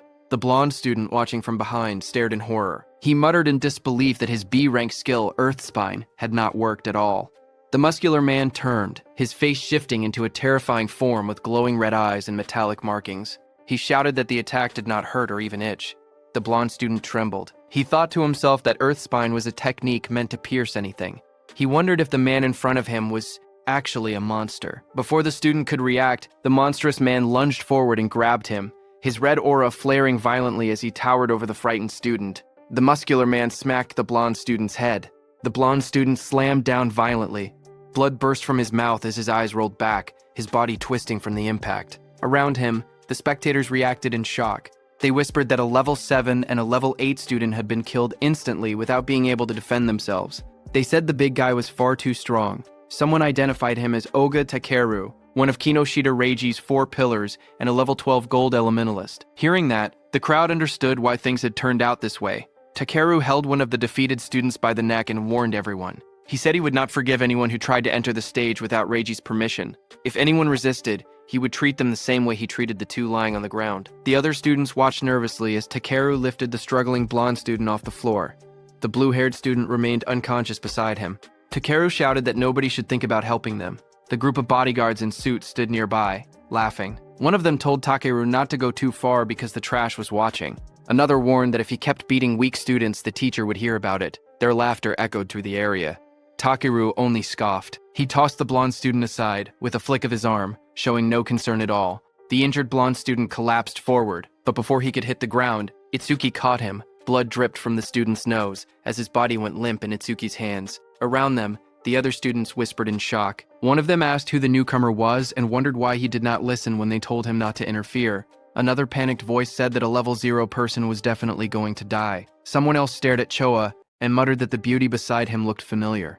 Not far away, Takeru glared at Itsuki. He shouted that nobody was allowed to pass without Reiji's permission. He warned that if Itsuki did not want to end up like the unconscious student, he should just go home quietly. Hearing that, Itsuki lowered his head slightly. He calmly said that he understood he would not be able to enter the stage unless he defeated this man. Beside him, Choa raised her hand, saying she would contact the North District 4 administrator because this kind of behavior could not be allowed. But Itsuki stopped her. His eyes glowed bright blue as he said it was not necessary. He repeated what his teacher had told him, that he should do what he believed was right without hesitation. He then turned to Choa again and spoke plainly. He said he would leave the treatment of the injured students to her. Then he turned to Takeru. As Itsuki stepped forward, a thought appeared in Takeru's mind. As he stared at him, he wondered who this man was. A status window floated beside Itsuki, showing his information. Tenma Itsuki, human, level 0, fixed job, order breaker, gift, special grade, skill, undisclosed. Status undisclosed. Seeing this, even though Itsuki was level 0, he stood firmly without any fear. Takeru wondered if Itsuki had a rare job that allowed him to stay calm like this. Takeru suddenly felt something strange. Even with his higher level, he felt pressured. He told himself that rare job or not, he was 12 levels ahead. The stat difference should not be something Itsuki could bridge. Another window appeared beside Takeru, showing his status. Oga Takeru, human, level 12, job, elementalist, gift, grade 2. After metallization, defense plus 50% in stationary state. Skill, metallization. Status, attack 110, agility 100, defense 250, magic 145, total 605. As Takeru stared, his expression changed. His eyes widened, and in the reflection of his pupil, he suddenly saw Itsuki rushing toward him at incredible speed. In the next moment, Itsuki's fist collided with Takeru's body with overwhelming force, sending a shock through the frame as the impact landed cleanly. The crowd watched in shock as 2 students stared ahead, sweat running down their faces. One of them exclaimed that the speed was unreal and wondered if Itsuki was really level 0. The other admitted that even though he was level 8, he was not sure he could keep up with that kind of movement. But as the dust settled, it was revealed that Itsuki's fist had struck Takeru's metal head, sending steam rising from the impact. Takeru had blocked the blow with his metallization skill, his face hidden behind the shining metal layer. Seeing this, Itsuki pulled back slightly, his eyes narrowing as he realized the strike had been stopped. Takeru then raised both hands, his arms transforming completely into polished metal. He looked down at Itsuki and commented calmly that the speed was good. Then he moved and lunged forward with overwhelming force, shouting that Itsuki's attack still lacked power. The floor shattered beneath him as debris exploded outward. Itsuki braced himself, analyzing the situation in silence. He thought about what it would take to successfully land a surprise attack on an enemy above level 10. As his body blurred into motion again, he concluded that he needed to further increase his agility using Thunderbreaker. Just then, a system window appeared. The display showed Tenma Itsuki's status. It listed him as a human at level 0 with a fixed job called Order Breaker. Nirvana Gift, a special grade ability. His Nirvana skills were shown: Over My Mace's Z rank, Thunderbreaker level 1, Black Wall level 2, Lotus Burst level 2. All of his stats, attack, agility, defense, and magic, were listed as 250, totaling 1,000. Then another screen appeared. It detected a C rank skill, Metallization. At the same moment, Over My Mises activated and began analysis. The progress bar rose to 1%. Itsuki crouched on the ground, watching his opponent. He wondered if the threat level was high enough for Over My Maces to activate. He decided he needed to get serious. A new screen showed the analysis increasing to 5%. Itsuki observed Takeru's metal-covered body in front of him and thought that normal attacks could not break through the metallized areas. He concluded he would have to aim for the parts that were still flesh. His foot slid across the ground as he accelerated, but Takeru looked at him and laughed, calling him a weakling with no power or speed as he raised his shining, hardened arms to counter. Itsuki tightened his gaze as he thought to himself that his opponent had let his guard down. Believing that the speed Itsuki had shown earlier was his maximum, his expression remained calm and focused, a faint glow of blue lightning beginning to trace along his body. Lightning wrapped around him as he prepared to accelerate. He readied his fist, and in that moment, he decided to increase his speed using Thunderbreaker. Across from him, Takeru widened his eyes in shock when he saw the lightning erupt. He shouted in disbelief, wondering how Itsuki possessed the lightning element. Before he could react, Itsuki surged forward, lightning crackling violently around him. Itsuki declared that he would not give him time to metallize. Itsuki continuously attacked Takeru. Dozens of blue screens appeared around them, showing percentages climbing: 25%, 59%, 66%, tracking the rapid progress of the attack. Spectators from the side watched in shock. One man asked why Itsuki could use skills from another job. Another said the speed was too fast for his eyes to follow. Someone else muttered that the level 0 boy might actually defeat Takeru. Takeru himself struggled to react. Sweat ran down his face as he realized he had no time to metallize. He gritted his teeth, questioning how a level 0 could move so fast. Desperation grew inside him as he admitted that at this rate, he would lose. Electricity wrapped around his entire body, trapping him. He could not even scream. Panic overtook him as he shouted in his thoughts for the others to stop watching and help him. As the lightning surged around him, Takeru clenched his teeth. His expression twisted in desperation, and he thought to himself that he had no choice left. He would have to try that technique. With a loud shout, he suddenly tore off his shirt and released a burst of power. Waves of force exploded from his body as he activated his ultimate skill. Before Itsuki, Takeru's entire body turned metallic from head to toe. Itsuki stared in shock, realizing that his opponent had managed to metallize his entire body at once. A system window flickered beside him, showing C-rank skill, Metallization. Analysis progress, 88%. Takeru glared down at Itsuki with glowing eyes. He said he was grateful he had never managed to metallize his entire body before, but Itsuki had pushed him enough to finally achieve it. He explained that metallized areas increased his defense by 50%, and his personal gift added another 50% whenever he remained still. With both effects combined, his current defense exceeded 500. His face twisted into a cruel grin as he looked at Itsuki. He said that he had originally planned to cut Itsuki in half, but as thanks for helping him complete his new skill, he would at least allow Itsuki to die easily. Watching from the sidelines, the other trainees were stunned. One of them exclaimed that a defense over 500 at level 12 was impossible to break. Another admitted that they had thought the level 0 newcomer would win, but the opponent was too much of a monster. Suddenly, a glowing blue aura wrapped around Itsuki. He looked ahead with calm eyes and said that if his guess was right, a full-body metal transformation required a large amount of magic. The screen beside him showed the analysis reaching 98%. Itsuki continued, saying that if Takeru had used most of his stat points on defense, then his magic should not be very high. The percentage rose again, reaching 99%. Across from him, Takeru growled and denied it, calling Itsuki's reasoning nonsense. Even while refusing to believe it, he wondered if Itsuki was truly level 0. Surprised by his sharp intuition, Itsuki kept his relaxed smile. He said he would not bother using a boring tactic like draining Takeru's magic down to 0. Instead, he declared he would finish the fight quickly. At that moment, the blue screen flashed. Analysis progress reached 100%. High above, a blue lotus-shaped aura began to bloom. Choa, watching, whispered that the lotus had appeared again and realized that Itsuki was about to become even stronger. Others stared at the giant lotus forming around him. One man questioned if this lotus was really a level 0 skill. Another wondered how Itsuki planned to defeat Takeru since it did not look like an offensive technique. A notification window appeared. The analysis of the metallization skill was complete, and a new skill called Clear Orb had been acquired. Another window described the skill, Clear Orb Level 1. Active Effect. It shoots a perfect sphere along a fixed path. The sphere travels at 1 meter per second and pierces through every enemy in its path while ignoring all defense.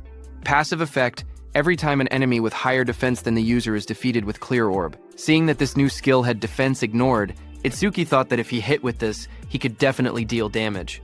But the problem was flight speed. At 1 meter per second, even ordinary people could dodge it, so timing was crucial. But then Itsuki thought that against that sandbag Takeru, who would not even move, he did not even need to think about timing. Itsuki's eyes glowed blue as he looked at Takeru, and declared that Takeru's prized absolute defense would be thoroughly smashed to pieces. Just then, a system window appeared displaying, Clear Orb Level 1 acquired, all stats plus 10. Remove all debuffs and fully heal injuries. Status, attack went from 250 to 260. Agility from 250 to 260. Magic from 250 to 260. Total stats from 1000 to 1040. The blue lotus petals opened as Itsuki stood in the middle, pointing his finger at Takeru. Right above his finger, a small lotus flower appeared. As the lotus spun and bloomed, Itsuki told Takeru to now try to dodge this. A system window displayed that Clear Orb. The students stared at the glowing sphere and whispered among themselves. One of them said he had never seen that skill before. Another explained that this must be the Order Breaker, the job known as the most mysterious among the four. Someone questioned whether a skill released by a level 0 could break through the defense of a level 12 specialist. Another pointed out the confident look on Itsuki's face, saying that the technique must be incredible. A glowing, lotus-like shape opened, revealing a small black orb. The orb floated forward, shining as colors scattered around it. The onlookers watched silently as the orb drifted through the air. Some students stared in confusion. One boy complained, saying it was just a tiny ball. Another asked if they were being serious and called it disappointing. Takeru glared at the orb. He mocked the attack, saying that such a small sphere couldn't make him move or cancel his gift, calling it naive. He stepped forward confidently. He asked if this was Itsuki's trump card. Then the orb continued floating toward him. With a mocking glare, Takeru shouted that Itsuki was going to die pathetically. For a moment, he remained certain of his victory, until his expression suddenly shifted. His eyes widened as the orb began to sink into the side of his metal-coated body. A faint crack appeared where it touched him. A heartbeat later, a violent burst of blood exploded from the wound. Takeru screamed in agony as the clear orb tore through his arm, ripping it apart in a single clean line. He collapsed to the ground, clutching the bleeding stump, shouting desperately about his arm. Itsuki walked toward him calmly. He told Takeru that he had warned him to dodge. Itsuki said that because Takeru was human, he had only aimed for the arm. If he had been a disaster beast, the attack would have been aimed at the neck. Itsuki then looked at Takeru's men, standing frozen nearby. He ordered them to stop staring and take Takeru to a hospital, asking if they couldn't hear him. When no one moved, he turned back with cold eyes and repeated sharply that he was telling them to get lost. Immediately, Takeru was carried away by the guards, blood covering his back and dripping onto their suits. One guard looked shaken, while another wiped sweat from his face. In the distance, the crowd began cheering. Choa smiled proudly as the students around her celebrated. Someone shouted that Itsuki won. Another yelled, "Well done," and others said, "It served Takeru right." Immediately, two students rushed up to Itsuki. One asked if he wanted to team up with them, saying 3 people could clear the mission quickly. The other quickly insisted he should join their team instead, explaining that with only 2 members he would get more experience points. They argued again, asking if he planned to challenge the Flaming Rock execution ground with 3 people. They warned that all the disaster beasts inside had defense equal to Takeru. One of them added that their team had a healer who could restore his magic and let him fire the orbs endlessly. Itsuki looked ahead calmly. He thought that beasts with defense equal to Takeru were perfect. He reminded himself that Clear Orb's flight speed increased each time he defeated an enemy with higher defense. He decided he would increase the orb's speed inside that stage. The 2 boys leaned forward eagerly, asking Itsuki to let them know which team he would choose. Itsuki lowered his gaze and spoke quietly. He said he was going alone. Around him, the others reacted in shock. One person shouted in disbelief that he was challenging a level 15 advanced stage by himself. Another complained that he had become overconfident just because he had defeated Takeru. Those 2 students walked away. One of them admitted that Itsuki was strong, but insisted there was a limit to arrogance. The other added that they must not meet his standards and suggested they look for someone else instead. Choa stepped forward and spoke calmly. She explained that all the disaster beasts in this place had defenses similar to Takeru. She said she understood he had a way to defeat them, but questioned whether his magic would last long enough. Itsuki turned toward her with a small, confident smile and told her not to worry, he would be fine. Hearing that, Choa's face immediately blushed. She replied sharply that she wasn't worried. She said she only asked because her father would blame her if he died. Then she turned away, saying she would go treat the injured and that he could do as he pleased. Before she left, she adjusted her glasses and added one more warning. She explained that the Stone Tribe had no intelligence, but they moved in groups. She told him to be careful about his magic consumption. Itsuki stepped toward the glowing entrance device and raised his hand. A soft beep echoed through the air as the system confirmed him. A notification projected beside the door, stating that entry for the awakened Tenma Itsuki had been approved. Once inside, Itsuki looked ahead with sharp eyes. He muttered that there were more enemies than he had expected. Right in front of him, countless stone beasts filled the rocky canyon, their bodies made of thick boulders and glowing yellow eyes. The ground cracked under their weight as they charged. Itsuki watched them and noted that the disaster beasts in this advanced stage had levels and stats far higher than before. A blue system window appeared in front of him, showing the information of a stone statue from the Stone Tribe, level 9, with its gift converting all magic power into defense. As one of the stone beasts rushed toward him, Itsuki held out his glowing purple orb. He spoke calmly, saying he would test whether these enemies met the clear orb's passive conditions. The purple aura around the orb burst outward as he activated it. The clear orb shone brightly, its power swirling in layers of violet and blue light. The stone beast charged forward, its massive body bursting through the dust. Itsuki raised his hand. The purple orb floated above his palm, swirling with bright light as he aimed it at the incoming monster. The orb shot out instantly, tearing straight through the beast's rocky body. A large hole opened behind it, and Itsuki stepped through the fading purple glow as the system window appeared. The screen displayed the message, "Stone Statue, Level 9 defeated." Another line followed. Clear orb flight speed increased by 100%. Itsuki watched the notification and nodded. He thought to himself that it was exactly as he had expected. More stone beasts roared as they appeared in front of him, their yellow eyes shining from within the broken cliffside. Itsuki stood calmly among them, the purple light reflecting across his silhouette. Lightning began crackling around Itsuki's body, and his eyes glowed red. He looked ahead and said that these slow beasts with poor evasion were perfect prey for the clear orb. System windows continued to appear one after another. Stone Statue Level 9 defeated. Clear orb flight speed increased by 100%. Pieces of broken stone scattered across the ground as the notifications filled the air. The glowing status window floated above Itsuki showing magic. 110 remaining out of 260. He stood on top of a mountain of shattered stone beasts. Looking down at the battlefield, he calmly calculated the situation. Using the clear orb once consumed 50 magic points, which meant he only had 2 uses left. Ahead of him, the ground trembled as 2 massive stone beasts charged straight toward him. He noted that the remaining enemies were 3, including a boss that still hadn't revealed itself. Seeing the 2 stone monsters rushing in at full force, he understood what he had to do. He thought that he needed to defeat 2 enemies at once with a single orb. Itsuki lowered his stance and gathered the purple energy swirling from the clear orb. With a powerful jump, Itsuki left the ground and shot upward. Then the beast crashed with explosive force, shattering the rocky ground as dust and stone fragments blasted outward.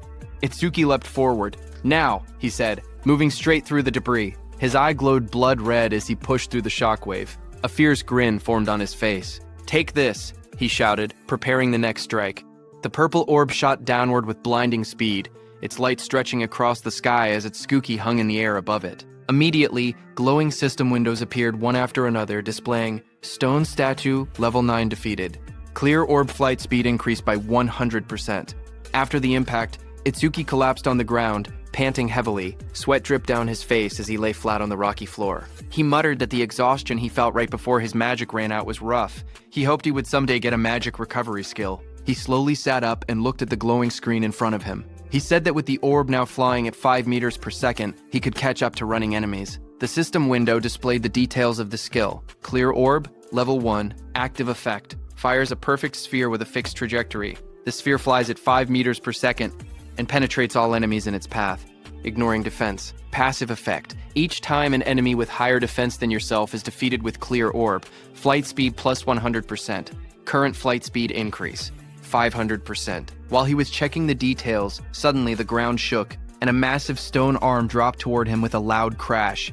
Itsuki looked up in surprise as the enormous mass slammed into the earth, sending dust and rock exploding in every direction. A massive stone giant charged forward, its rocky body trembling with each step as dust exploded around it. A system window appeared, detecting a B-rank skill and revealing the monster's details. Giant Stone Man 2008, level 15. Stone Tribe, grade 2. Gift, converts all magic power into defense. Attack 239, agility 60, defense 478, magic 0, total 770. Itsuki looked up at the towering creature and gasped that it was huge. Lightning wrapped around his body as another window announced. Thunderbreaker activated. Agility plus 50%. Crackling with blue electricity, he sprinted toward the giant.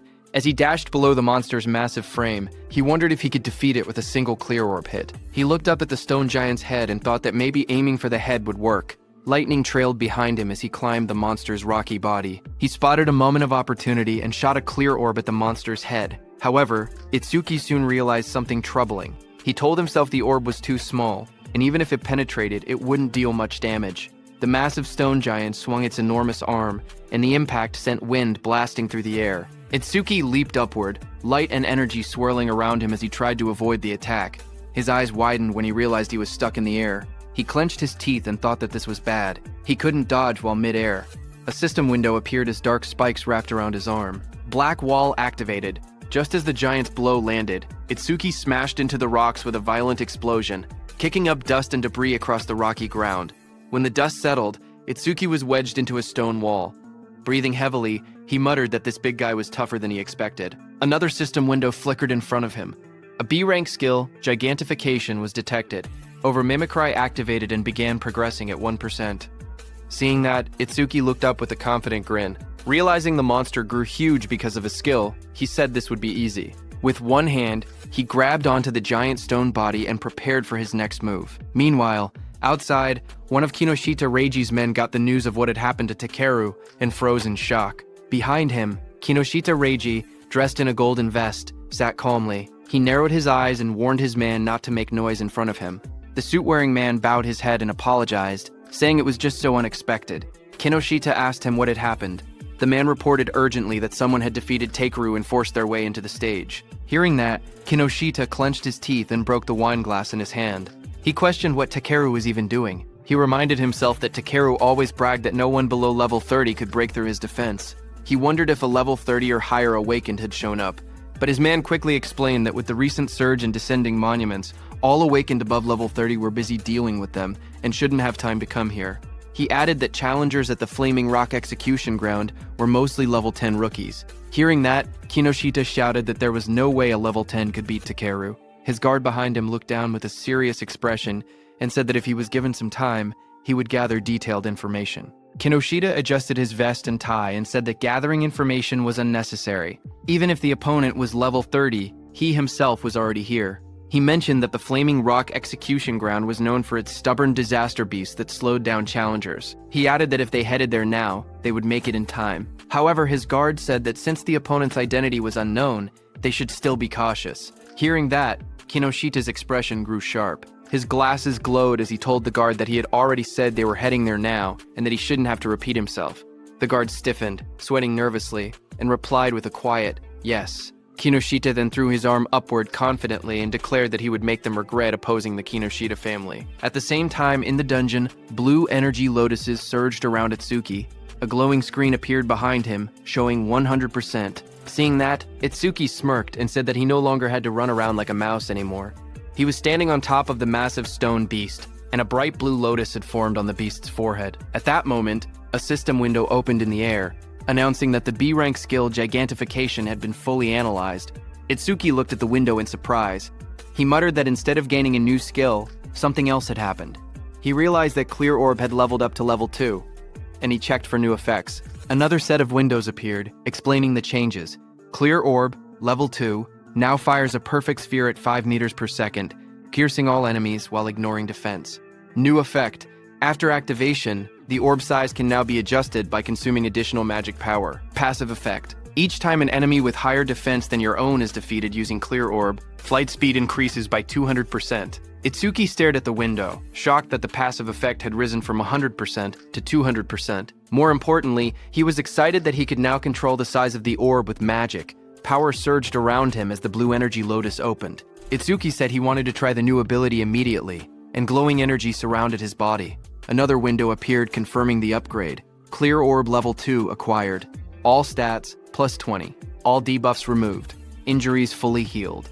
A second window showed his new status. attack from 260 to 280, agility from 260 to 280. Itsuki then jumped above the massive stone beast, and a massive dark glowing flower appeared beside him, pulsing with power. He thought to himself that it was consuming all his magic to create the maximum orb it could produce right now. The stone beast glared up at him with bright yellow eyes as cracks of energy spread across its body. Itsuki shouted, telling the stone beast to take the biggest clear orb. The giant flower opened like petals and released a powerful clear orb. The massive orb shot downward and struck the stone beast, blasting through its body as Itsuki unleashed the attack with full force. After landing the blow, Itsuki lowered his hand and smiled. He joked to himself, asking if he had pushed it a bit too far. A small window beside him showed that his magic had dropped to 0 out of 280. As the stone giant was destroyed, a system window appeared, announcing that the level 15 stone giant had been defeated and that the clear orb's flight speed had increased by 200%. Amid the collapsing debris of stone, Itsuki looked at the destruction around him. He realized that the orb he had created by consuming all of his magic had grown this huge, and he calmly examined its power. The orb's flight speed had reached 7 meters per second. He thought to himself that if he cleared this stage 2 more times, it would become as fast as a car. Just then, a new system panel displayed the skill information.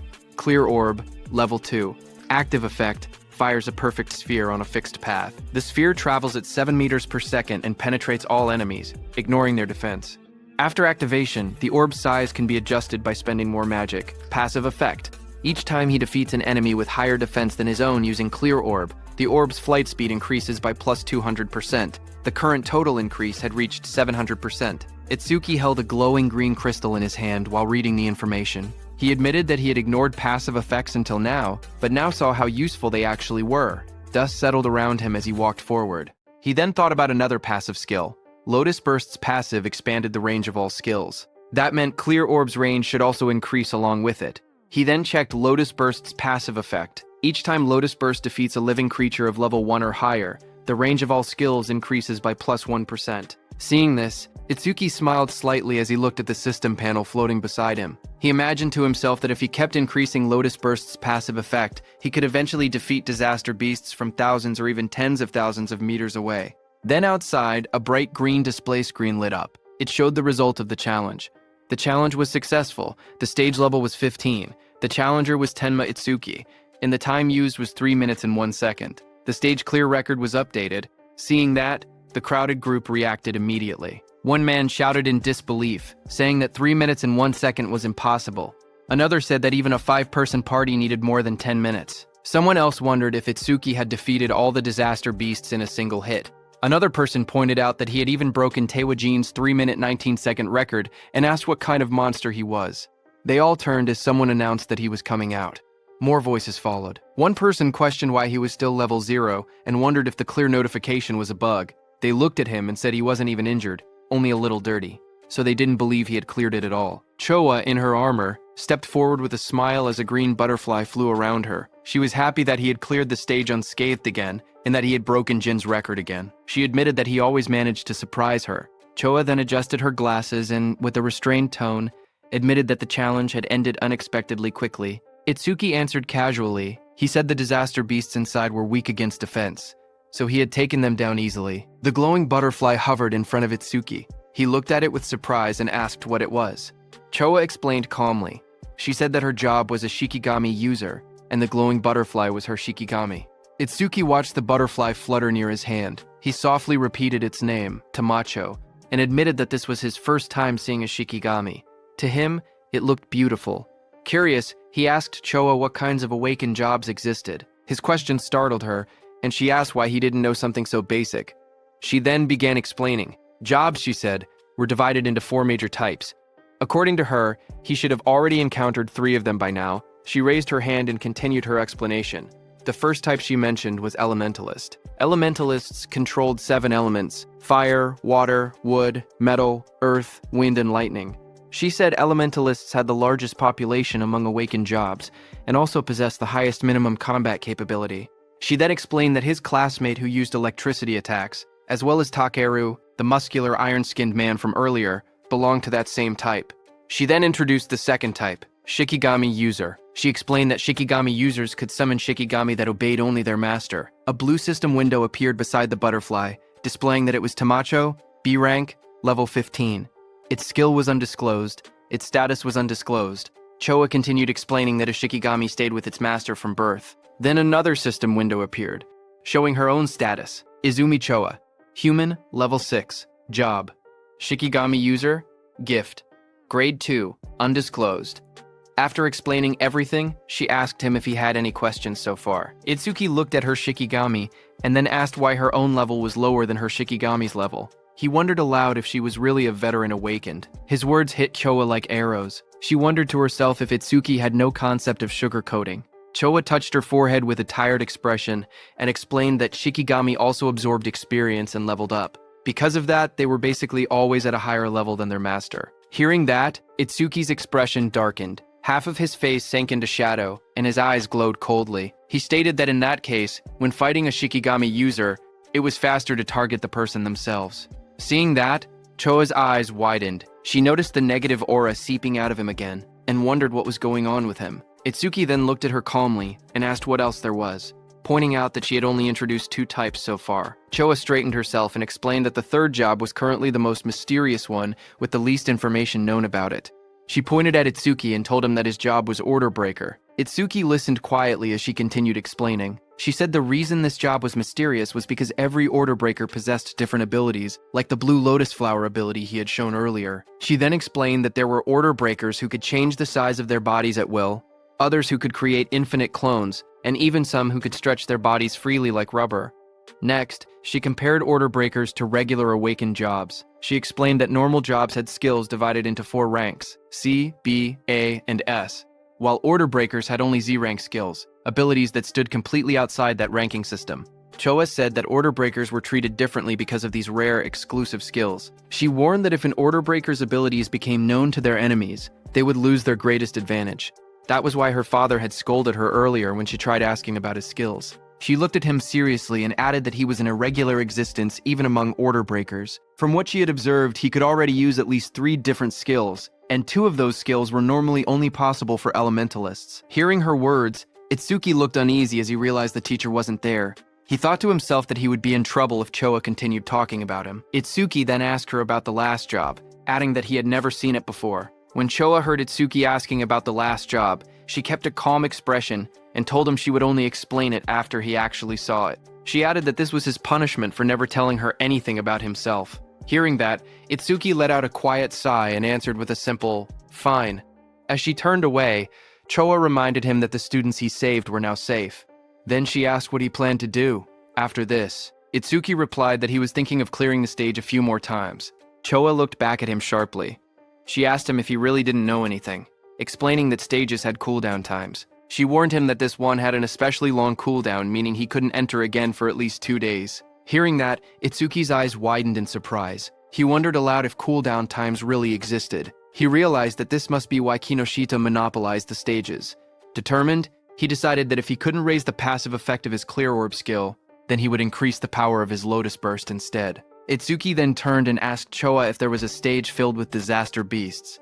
Choa thought for a moment, trying to remember any stage filled with disaster beasts. She then smiled confidently and chose a stage for him. She explained that in that stage, the levels of the disaster beasts were not very high, but the number of them was enormous. The place was called Locust Wasteland. She explained that there were at least 100 locust-type disaster beasts, even by a conservative estimate, and many awakened people backed out just from seeing how many there were. She then looked at him seriously and asked what he planned to do, since it would be difficult without AoE skills. Itsuki answered firmly that he was going. In his thoughts, he remembered that he hadn't used Lotus Burst in front of her yet, so she didn't know he actually had an area attack. A shocked Choa asked him again if he was really going. She reminded him once more that without AoE skills, he would have a really hard time, but Itsuki told her not to worry, saying he would be fine. Some nearby awakened individuals became shocked as they listened. One of them asked if he was really going to the Locust Wasteland and said he must not know fear. Another person whispered that once Kinoshita Reiji heard about Takeru, he would definitely come. The group decided to leave quickly. They said they should get out before getting caught in the crossfire. Then, a few minutes later, Kinoshita Reiji arrived there and looked around the empty area. He asked in shock why there wasn't a single person present. His bodyguard in a suit stood behind him and reported that the target had gone somewhere. Kinoshita Reiji asked how it was possible. It had only been 30 minutes since the target entered, yet the target had already cleared the Flaming Rock execution ground. His bodyguard said it was hard to believe, but seemed to be true. He then asked what Kinoshita planned to do now.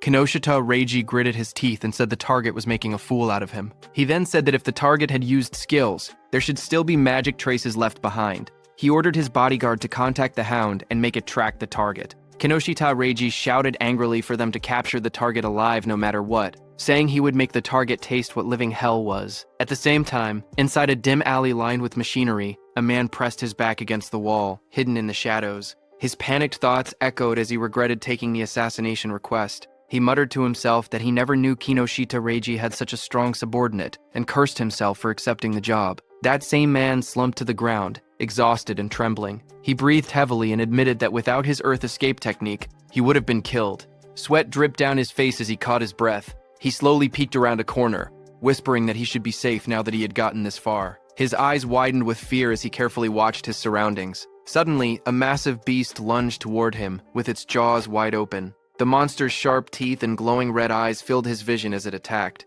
Before he could react, the creature pinned him to the ground. He choked as its fangs pressed against him. A voice spoke nearby, calm but cold.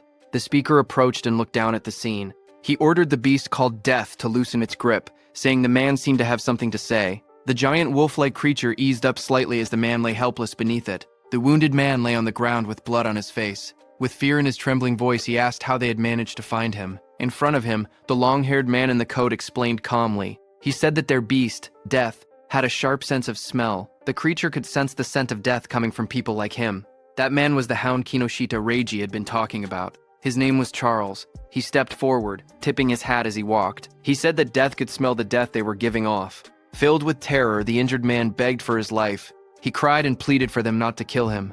Charles looked down at him with a cold smile. He said that the request was difficult because Mr. Kinoshita would get angry. He added that Death had not eaten human flesh in a long time. Then, Charles's eyes glowed red.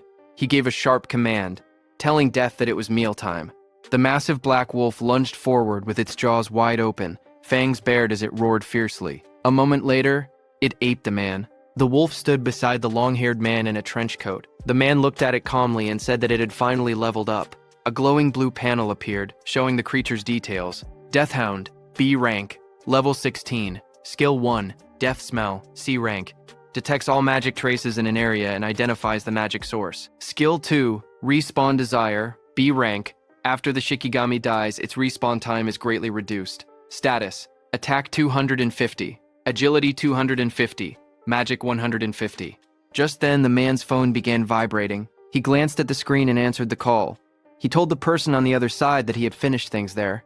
As he listened, his expression changed. He asked if Takeru had been badly injured. He wondered aloud if someone had struck that stubborn Takeru's weak point. Finally, he replied that he understood and said he was on his way. He ended the call and turned back toward the wolf. With a small gesture, he told it that a new prey had appeared, and ordered it to move. Sometime later, in a bright golden field labeled as the Locust Wasteland, a dome-shaped building stood in the distance. Itsuki and Choa approached it along a narrow dirt path. Itsuki looked at the structure and asked softly, "Here?" He stared across the endless wheat fields and wondered aloud whether there were really that many locusts in a place that looked so quiet and peaceful. Walking beside him, Choa explained calmly. She said that disaster beasts always chose environments that suited them when invading this world. Because of that, predicting the type of beast based on the surrounding terrain was an important skill for awakened individuals. Hearing that, Itsuki nodded. As they moved closer, he noticed there wasn't even a reception desk. Choa touched her forehead and explained that the danger level of this stage was extremely high. So high that it had already reached the point of a dismantlement resolution.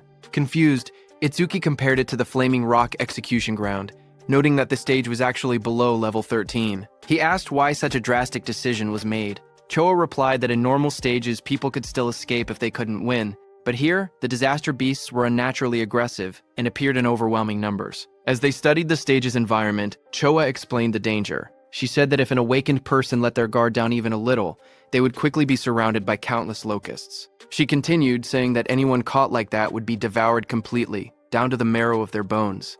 Hearing all of this, Itsuki only smirked. He said that it was perfect if there were really so many disaster beasts here. His excitement made Choa stare at him in disbelief. She asked if he was in a rush to die. He calmly replied that he wasn't desperate enough to die by being eaten by bugs. Moments later, he stepped toward the entrance of the glowing stage gate. Choa watched him, noting from his attitude that he seemed confident enough. She reminded herself that he had entered this stage by his own choice, and she had already given him all the advice she could. With a quiet sigh, she accepted the situation. If something happened inside, it would be entirely his own responsibility. But Choa suddenly froze as worry washed over her face. She wondered what she should do. She realized she had forgotten to tell Itsuki an important detail. Locusts inside the stage would continue spawning endlessly unless the boss was defeated. Panic rose as she decided she had to enter the stage and warn him herself. But suddenly, she heard some noise from behind. Just as she turned, her expression stiffened. Someone had appeared behind her. She saw a tall man wearing a hat, with glowing red eyes, standing beside a giant hound. The man looked at her and spoke with a cold smile, saying he was looking for someone. On the other hand, inside the stage, Itsuki stepped across a ruined field. Dirt and trampled crops surrounded him. He looked around and muttered that it was a mess. Then he clapped his hands together lightly and smiled with confidence. He called out to the unseen swarm, telling the pests to wake up. He had come to exterminate them. A lone scarecrow stood in the middle of the dry, cracked wasteland as countless small insects flew around it.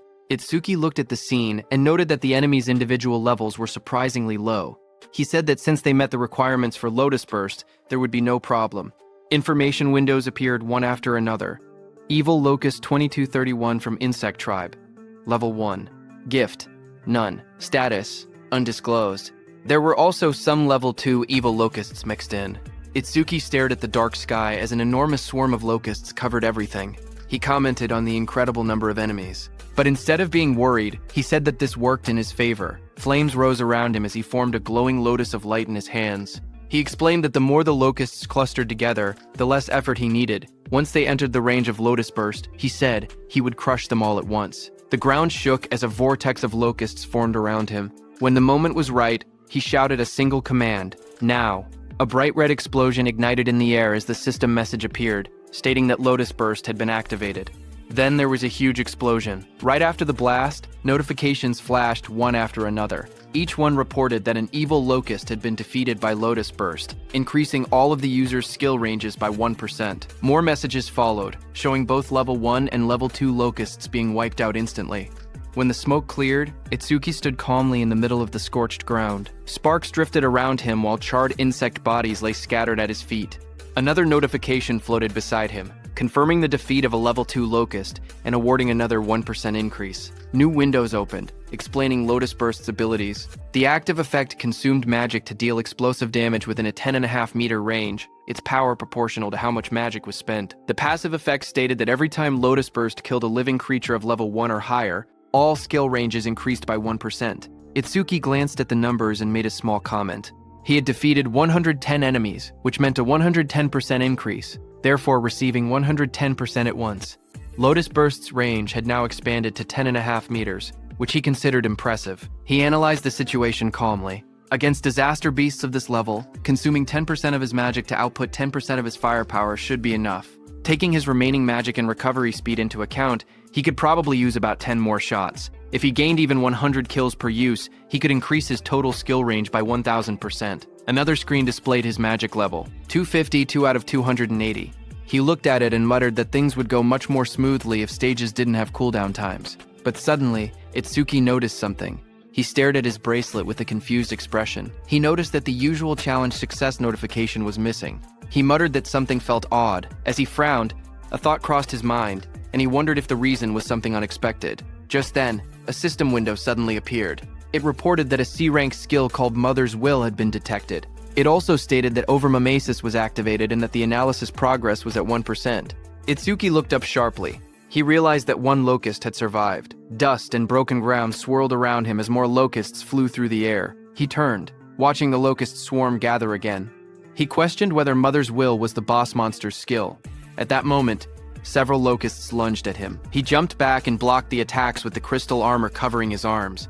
He admitted to himself that he had let his guard down. He had truly believed there was no boss monster in this area. He narrowed his eyes, thinking aloud. He said it was good that he could still expand his skill range by using Lotus Burst again, but he also stated the bigger problem. He had no idea where the boss actually was. The glowing lotus-shaped energy expanded from Itsuki's hands. As he activated his skill, his expression hardened with resolve. He declared that he would defeat all the small enemies first and force the hidden boss to reveal itself.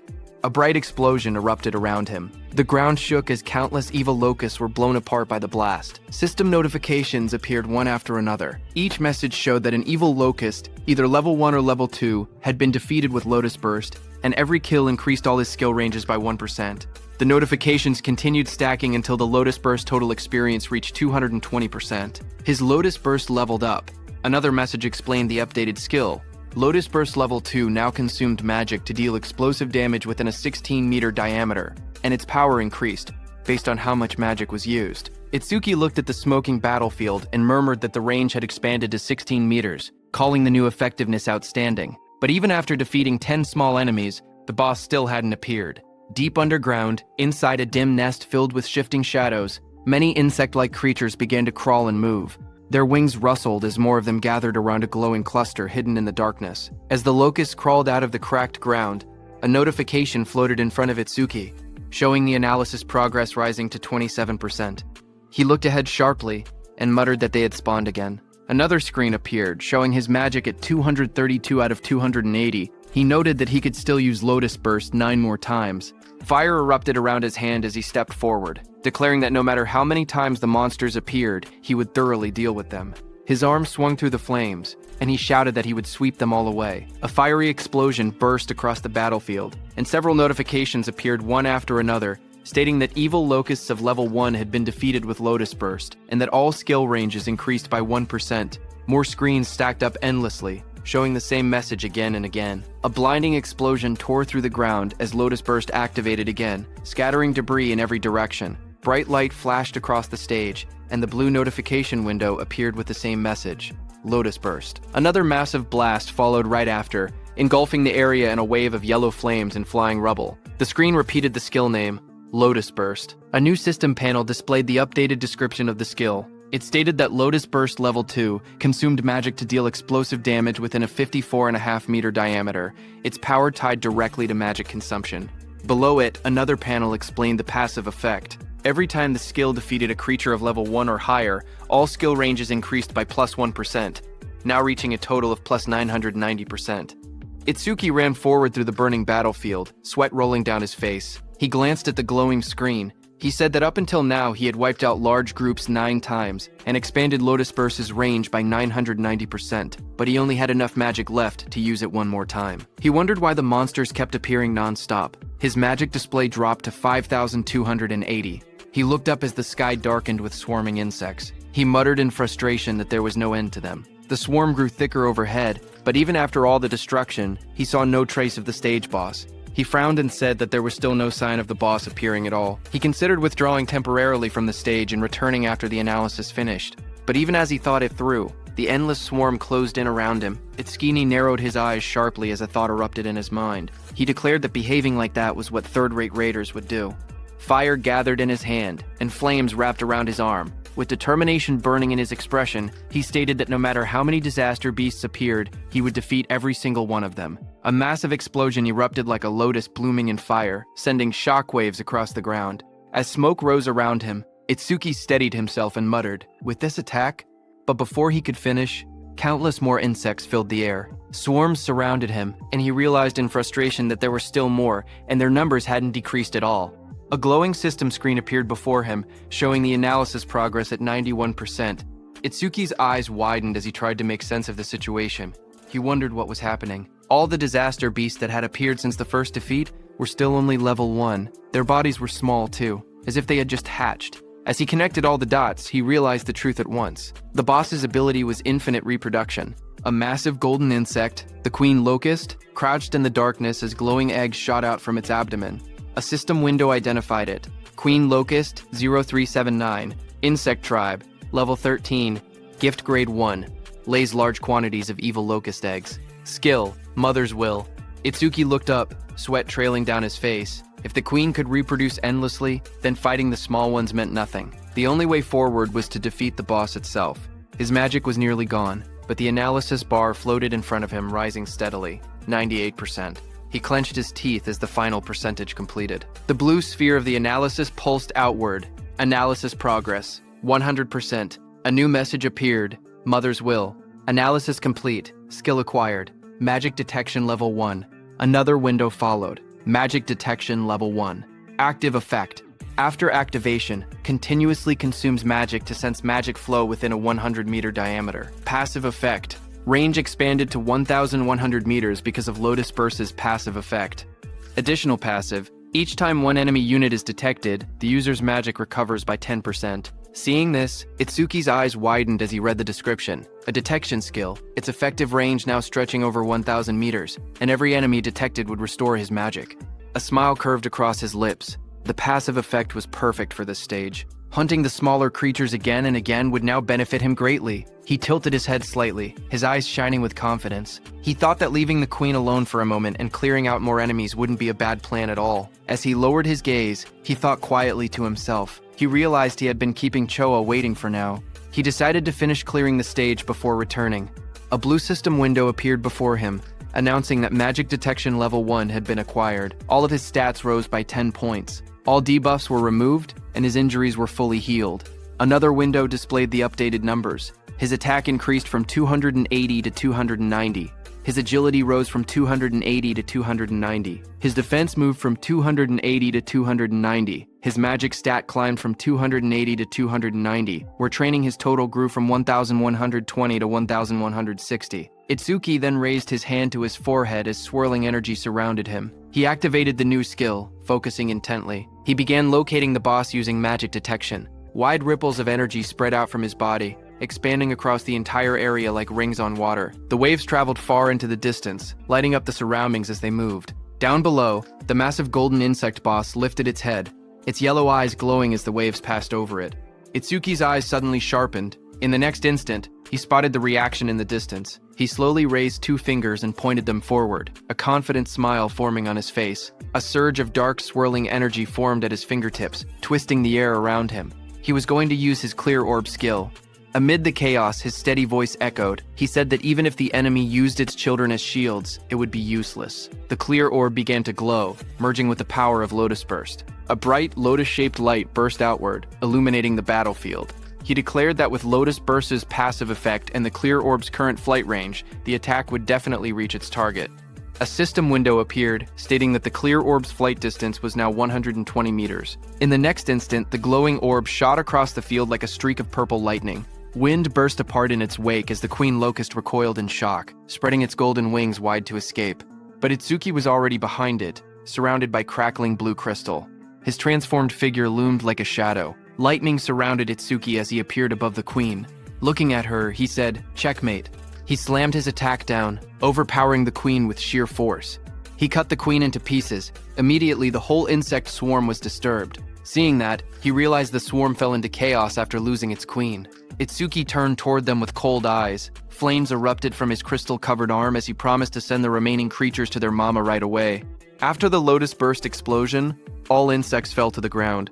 Itsuki stood in the settling dust, looking at the battlefield calmly. He stated that all his skill ranges had increased by 210%, that Lotus Burst's explosion radius now reached 65.5 meters, and that the clear orb's flight distance had expanded to 131 meters. A system window appeared describing Lotus Burst at level 2. It explained that the active skill consumed magic to cause explosive damage within a 65.5 meter diameter, its power tied to magic consumption. The passive effect showed that every time Lotus Burst defeated a living creature of level 1 or higher, all skill ranges increased by 1%, now totaling plus 1,210%.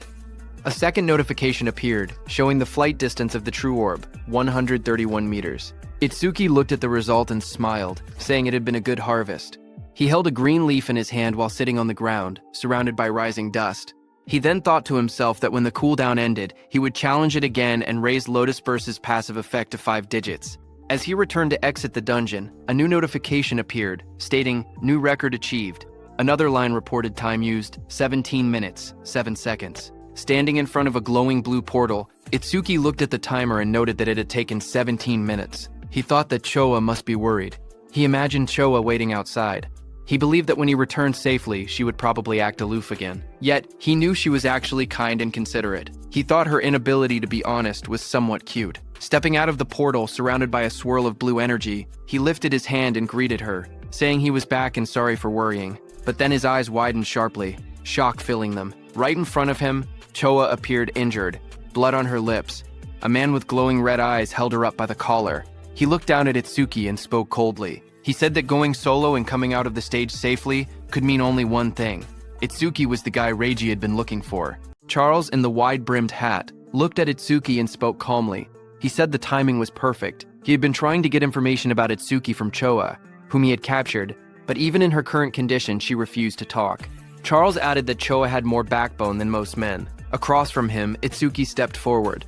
His voice was cold as he told Charles to let go of Choa with his filthy hands. He warned that if Charles did not do so now, he would only be half killed. Hearing that, Charles laughed loudly. He mocked Itsuki and told him not to get cocky, calling him just a level 0 rookie.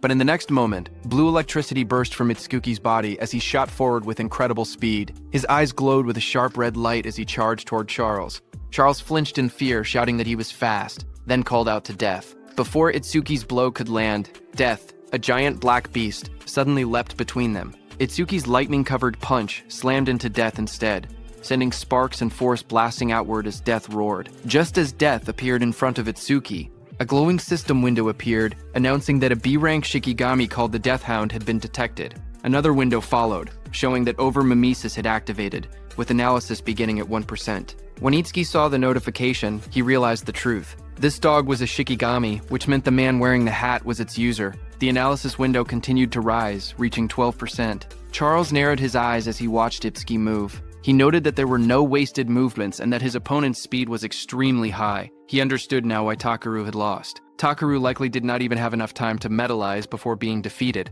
but Charles showed no fear. He grinned and declared that he had Death in a hostage. Behind him, Choa struggled weakly in his grasp. Hearing this, Itsuki shouted her name, his expression tightening in alarm. Itsuki, who stood firm and was holding Death's snout with one hand, got distracted. Death broke free from his grip and roared, baring its sharp teeth as it lunged. The monster's glowing red eyes locked onto him. Charles smirked as he spoke. He said that Death's bite force could crush any enemy with a defense lower than 30. At best, he said, Itsuki would get his arm bitten off. But the next second, Charles's expression suddenly froze. His eyes widened in shock as he looked ahead. In front of him, black spikes grew around Itsuki's body, blocking the beast's bite. Immediately, Itsuki used his Lotus Orb skill, aiming at Death. With a violent burst of energy, the Lotus Orb was released from Itsuki's hand and hit Death directly in the head. It tore through Death's skull, ripping out its core and ending its life instantly. A blue window appeared, showing the analysis progress climbing. The number reached 77%. Itsuki stood calmly over the defeated hound. He explained that without a Shikigami user was basically defenseless. Charles stared at him in disbelief. He wondered if Itsuki did not know that, as a rookie, the Shikigami could respawn. On top of that, because of the B-rank skill, Respawn Desire, Death's respawn time was greatly reduced. The next second, Death respawned and attacked Itsuki from behind. Charles warned Itsuki that staying careless like that would make him Death's prey. The beast charged, jaws wide open, but suddenly waves of magical detection spread out as Itsuki activated his skill, Magic Detection. Itsuki sensed Death's attack and moved with lightning speed to counter it. Itsuki thought to himself that keeping Magic Detection active ever since he acquired it had been the right choice. The analysis progress climbed, 89%, 91%. Itsuki glanced at Charles, who was watching while holding Choa, and noted that the analysis would finish soon. He thought that if the blue lotus appeared from over mimesis, Charles might become wary. The progress bar reached 95%. Seeing Itsuki move and kick Death without even looking back, Charles started sweating. He realized the truth. This opponent had more power and more speed than Death, and even possessed detection skills. He panicked, realizing he could not launch a surprise attack at all in this situation. Charles pulled Choa in front of him and tightened his grip around her neck. His voice trembled with panic as he warned that if Itsuki resisted any further, Choa's life would end. Itsuki watched quietly. He wanted to finish his analysis without revealing the blue lotus, but the situation made it difficult. Just then, a bright system window appeared before him, showing analysis progress, 100%. Another screen followed. Death Eater analysis complete. Shikigami Eater has been acquired. It explained the active effect. By directly touching a Shikigami, he could take ownership of the opponent's Shikigami. Itsuki looked at the result and realized he could even control whether the blue lotus appeared, because the analysis had completed without revealing it. More system messages appeared, saying, Shikigami Eater Level 2 acquired. All stats increased by 20. Then a system notice explained that because over-mimesis had activated incompletely, debuff removal and full recovery had failed. Itsuki's updated status flashed. Attack, agility, defense and magic increased from 290 to 310, and his total stat points increased from 1160 to 1240. Seeing the notification, Itsuki thought to himself that skipping the Blue Lotus came with a price, since it lost its recovery ability. But he had already fully recovered once during the last stage. Because of that, he could still fight at almost full strength, even without recovering now. Just then, Death charged forward with its jaws wide open, roaring as it rushed toward Itsuki. In that moment, Itsuki realized something important. He understood that this new skill allowed him to steal other people's Shikigami.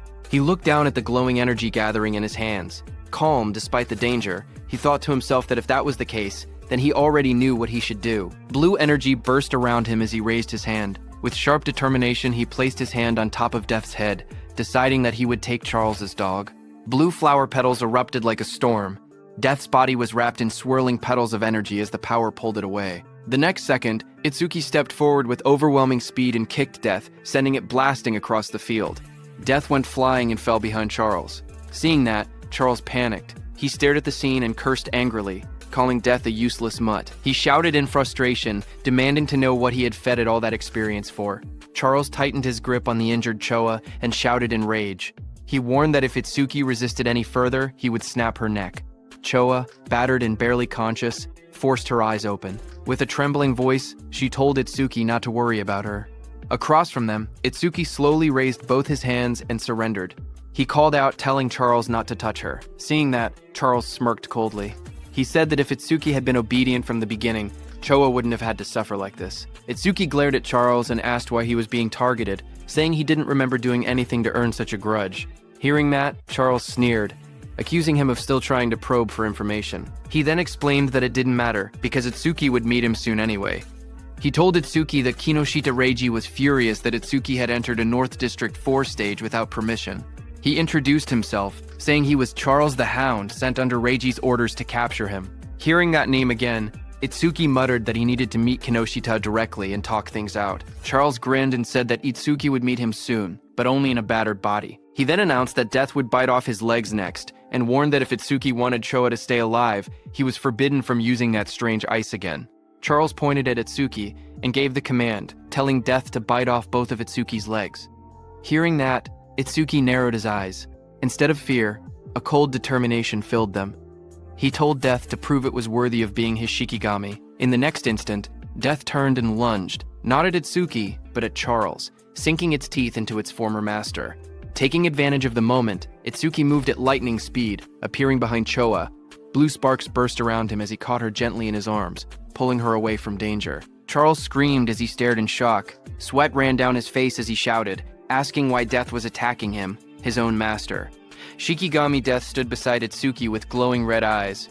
Death growled quietly as Itsuki praised it, telling it that it did well. Itsuki then held the injured Choa in his arms. Blue energy surrounded him as he spoke coldly. He said he would return the pain Choa suffered 10 times. No, 100 times over. He warned that Charles would regret laying hands on them, crying and wailing. Hearing that, Charles fell back, terrified. He begged for a chance to speak, claiming he had only followed Reiji's orders. His voice shook as he suggested they team up instead. He said he would lure out Reiji for him.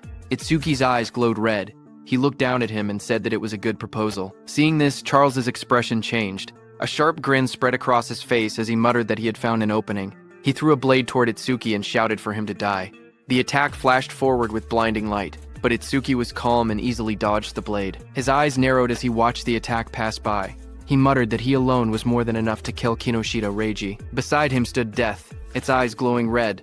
Ready, Itsuki ordered Death to make Charles suffer the same treatment Choa had endured. Death's jaws opened wide, revealing sharp fangs as it prepared to strike. Seeing that, Charles froze in terror. Sweat dripped down his face as he begged for mercy. He insisted that his hand had slipped earlier and that he would apologize. Trembling, he pleaded for one more chance. But Itsuki didn't falter. Holding Choa in his arms, he stared coldly and told Charles that it was mealtime. Death, with glowing red eyes, rushed forward. Its fangs bared as it charged at the man. Charles panicked as he stumbled back. Tears streamed down his face as he shouted, asking if Death had forgotten who its master was. He reminded Death how much he had fed it. His voice shook as he tried to speak again, but Death opened its jaws wide, revealing rows of sharp teeth as it lunged at him. Death finished off Charles. A short distance away, Itsuki stood while carrying the injured Choa in his arms. He had sensed someone watching them. Itsuki told the hidden person that he had been watching them ever since Itsuki left the stage. Itsuki then turned and asked how long the hidden person planned to stay hidden, telling him to show himself. Hearing his words, nearby tall grass rustled as someone began to move, stepping out into the light. It was a hooded, blonde young man who stepped out from the tall grass, scratching the back of his head with an awkward smile. He said softly that they had caught him. Itsuki held the injured Choa in his arms as a dark aura spread behind him. His eyes glowed as he asked the blonde man if he was working with Charles from earlier. Startled, the blonde man waved his hands frantically and shouted that he wasn't an enemy. He begged them to listen. Itsuki glanced at him coldly and said, "Fine." He didn't have time to deal with him. Behind them, Death continued eating Charles, whom it had taken down. Itsuki ordered Death to follow him after finishing the meal. The blonde man watched in shock. Even a savage beast like Death obeyed without hesitation. He thought that someone like Itsuki might actually be able to help him. He quickly approached and introduced himself as Iberia, asking for Itsuki's name excitedly. He said, "The fight earlier was amazing, even though there were some terrifying moments." He added that Itsuki must be the mysterious man who defeated Ogatakeru. Itsuki answered calmly. His name was Tenma Itsuki. While continuing to hold the unconscious Choa in his arms, Iberia nervously followed beside Itsuki. He smiled awkwardly and asked if Itsuki could lend him a hand. He said he would pay him, or he could give him karma stones, or even a weapon. Itsuki stayed silent, walking forward with the injured Choa. Iberia watched him leave, sweat forming on his face. He wondered why Itsuki wasn't responding. His father had once told him that anyone would happily help if given enough compensation. Now he questioned if that had been a lie. A memory surfaced, his father hammering steel in front of a blazing forge. His father explained that compensation required creativity, just like how a cup of water was more valuable than treasure in the desert. His father said that for someone seeking revenge, one must offer a blade. For someone injured, offer medicine. He said that was enough compensation for them. Back in the present, understanding flashed across Iberia's face. He clenched his fist with excitement and said he finally understood. Iberia called out from behind, reminding Itsuki that he had come on foot. He said that with an injured person, it was impossible to move quickly, and that the nearest hospital was dozens of kilometers away. He warned that if Itsuki walked that slowly, the woman he was carrying would die. Iberia then reached into his bag and held up a glowing scroll. He said that he happened to have healing items. But even hearing that, Itsuki continued walking. Iberia shouted in a hurry that he could save her. Hearing this, Itsuki stopped and turned his head, asking if that was really true. Iberia explained that he couldn't fully heal her right away, but he could save her life. The two of them knelt beside the injured Choa. Itsuki asked if the healing could be done through her clothes. Iberia replied that the bandage he was using wasn't ordinary. He wrapped the glowing bandage around her, explaining that it was a rare karma tool made from bandages worn by the Shadow Tribe and bark taken from the Kadama Tribe. Itsuki looked at Iberia and repeated the unfamiliar term, asking what a karma tool was. Iberia studied him and said that at his level he must have just become an awakened. He explained that it was no surprise Itsuki didn't know. Iberia explained that modern weapons didn't work on disaster beasts. Guns were useless against them. So, firearms couldn't be used in real combat. However, crafters were able to forge special anti-disaster beast items known as karma tools, created from monument materials and the body parts of disaster beasts. He said that karma tools were divided into 4 ranks depending on the crafter's skill and the materials used. The 4 ranks were normal, rare, epic, and unique. Iberia then explained using a simple longsword as an example.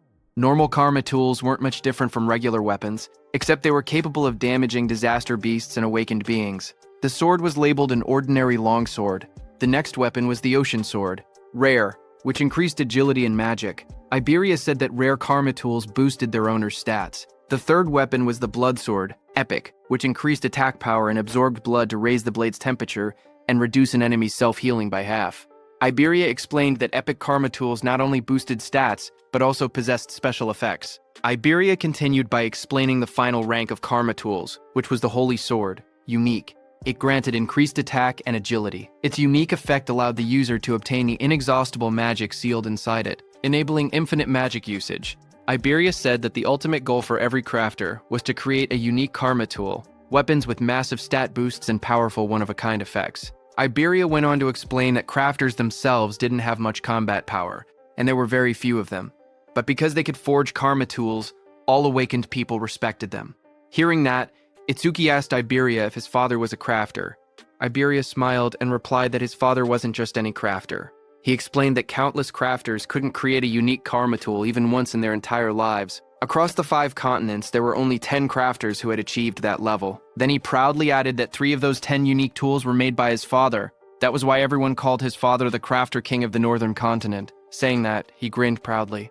Finally, he turned and saw that Itsuki wasn't even looking at him. He got angry and shouted, asking Itsuki if he was even listening. He complained loudly that he was explaining everything kindly while Itsuki was being rude. He shouted at him not to ignore him, but Itsuki didn't respond. Instead, he quietly examined the crossbow in his hands and said that it was the same crossbow Charles had been using. Iberia was shocked, seeing that even after hearing about his father, Itsuki didn't look surprised at all. He muttered that any normal awakened person would have already been flattering him. Meanwhile, Itsuki kept studying the weapon and thought that having it would let him reduce how often he needed to use the clear orb, and also lower the risk of exposing his abilities. Iberia looked at it and told Itsuki that this weapon was a rare karma tool. Hearing that, Itsuki commented that it was unfortunate there were no arrows left. Iberia explained that projectile karma tools didn't need normal arrows. Any ordinary ammunition could be assimilated into karma tool ammunition, so there was nothing to worry about. Just then, a screen appeared showing the name Hunter's Crossbow, Rare, with an agility increase of +50. Then the crossbow vanished. Itsuki looked surprised and asked why it disappeared. Iberia told him that this was another feature of karma tools. Once a karma tool linked with its owner, it would be stored away and reappear whenever the owner wished to use it. Hearing that, Itsuki said it was convenient. He thanked Iberia for the treatment and told him to let him know if he ever needed help. He added that once he finished his own business, he needed to go find Kinoshita Reiji. Hearing that name, Iberia reacted and said he thought he had misheard earlier. He said Itsuki must be incredibly bold to go against someone like Kinoshita Reiji in North District 4. Hearing his words, Itsuki looked at him calmly and asked if he was also going to tell him to give up. Iberia told Itsuki that if his target was Kinoshita Reiji, then they were after the same person. Itsuki asked calmly if Iberia had angered Reiji as well. Iberia said it wasn't exactly like that and explained that he wanted the two of them to team up for the Salvation League National Tournament preliminaries happening the day after tomorrow. Hearing about the preliminaries, Itsuki remembered Choa mentioning that only the top 10 would advance to the main tournament, and he had been grinding stages non-stop these past few days to prepare. Itsuki asked Iberia what the tournament preliminaries had to do with Kinoshita Reiji. Iberia explained that the preliminaries were divided by continents, and for the Northern Continent, the venue was located in North District 4. He explained that as the son of the North District 4 administrator, Reiji was determined to compete in the main tournament. His older brother was also a savior, so failing to reach the top 10 would disgrace the Kinoshita family name. Hearing that, Itsuki then understood why Reiji monopolized all stages in North District 4 to level up quickly. He looked at Iberia and asked why someone like him would want to team up with him, especially since he had been receiving help from him this whole time.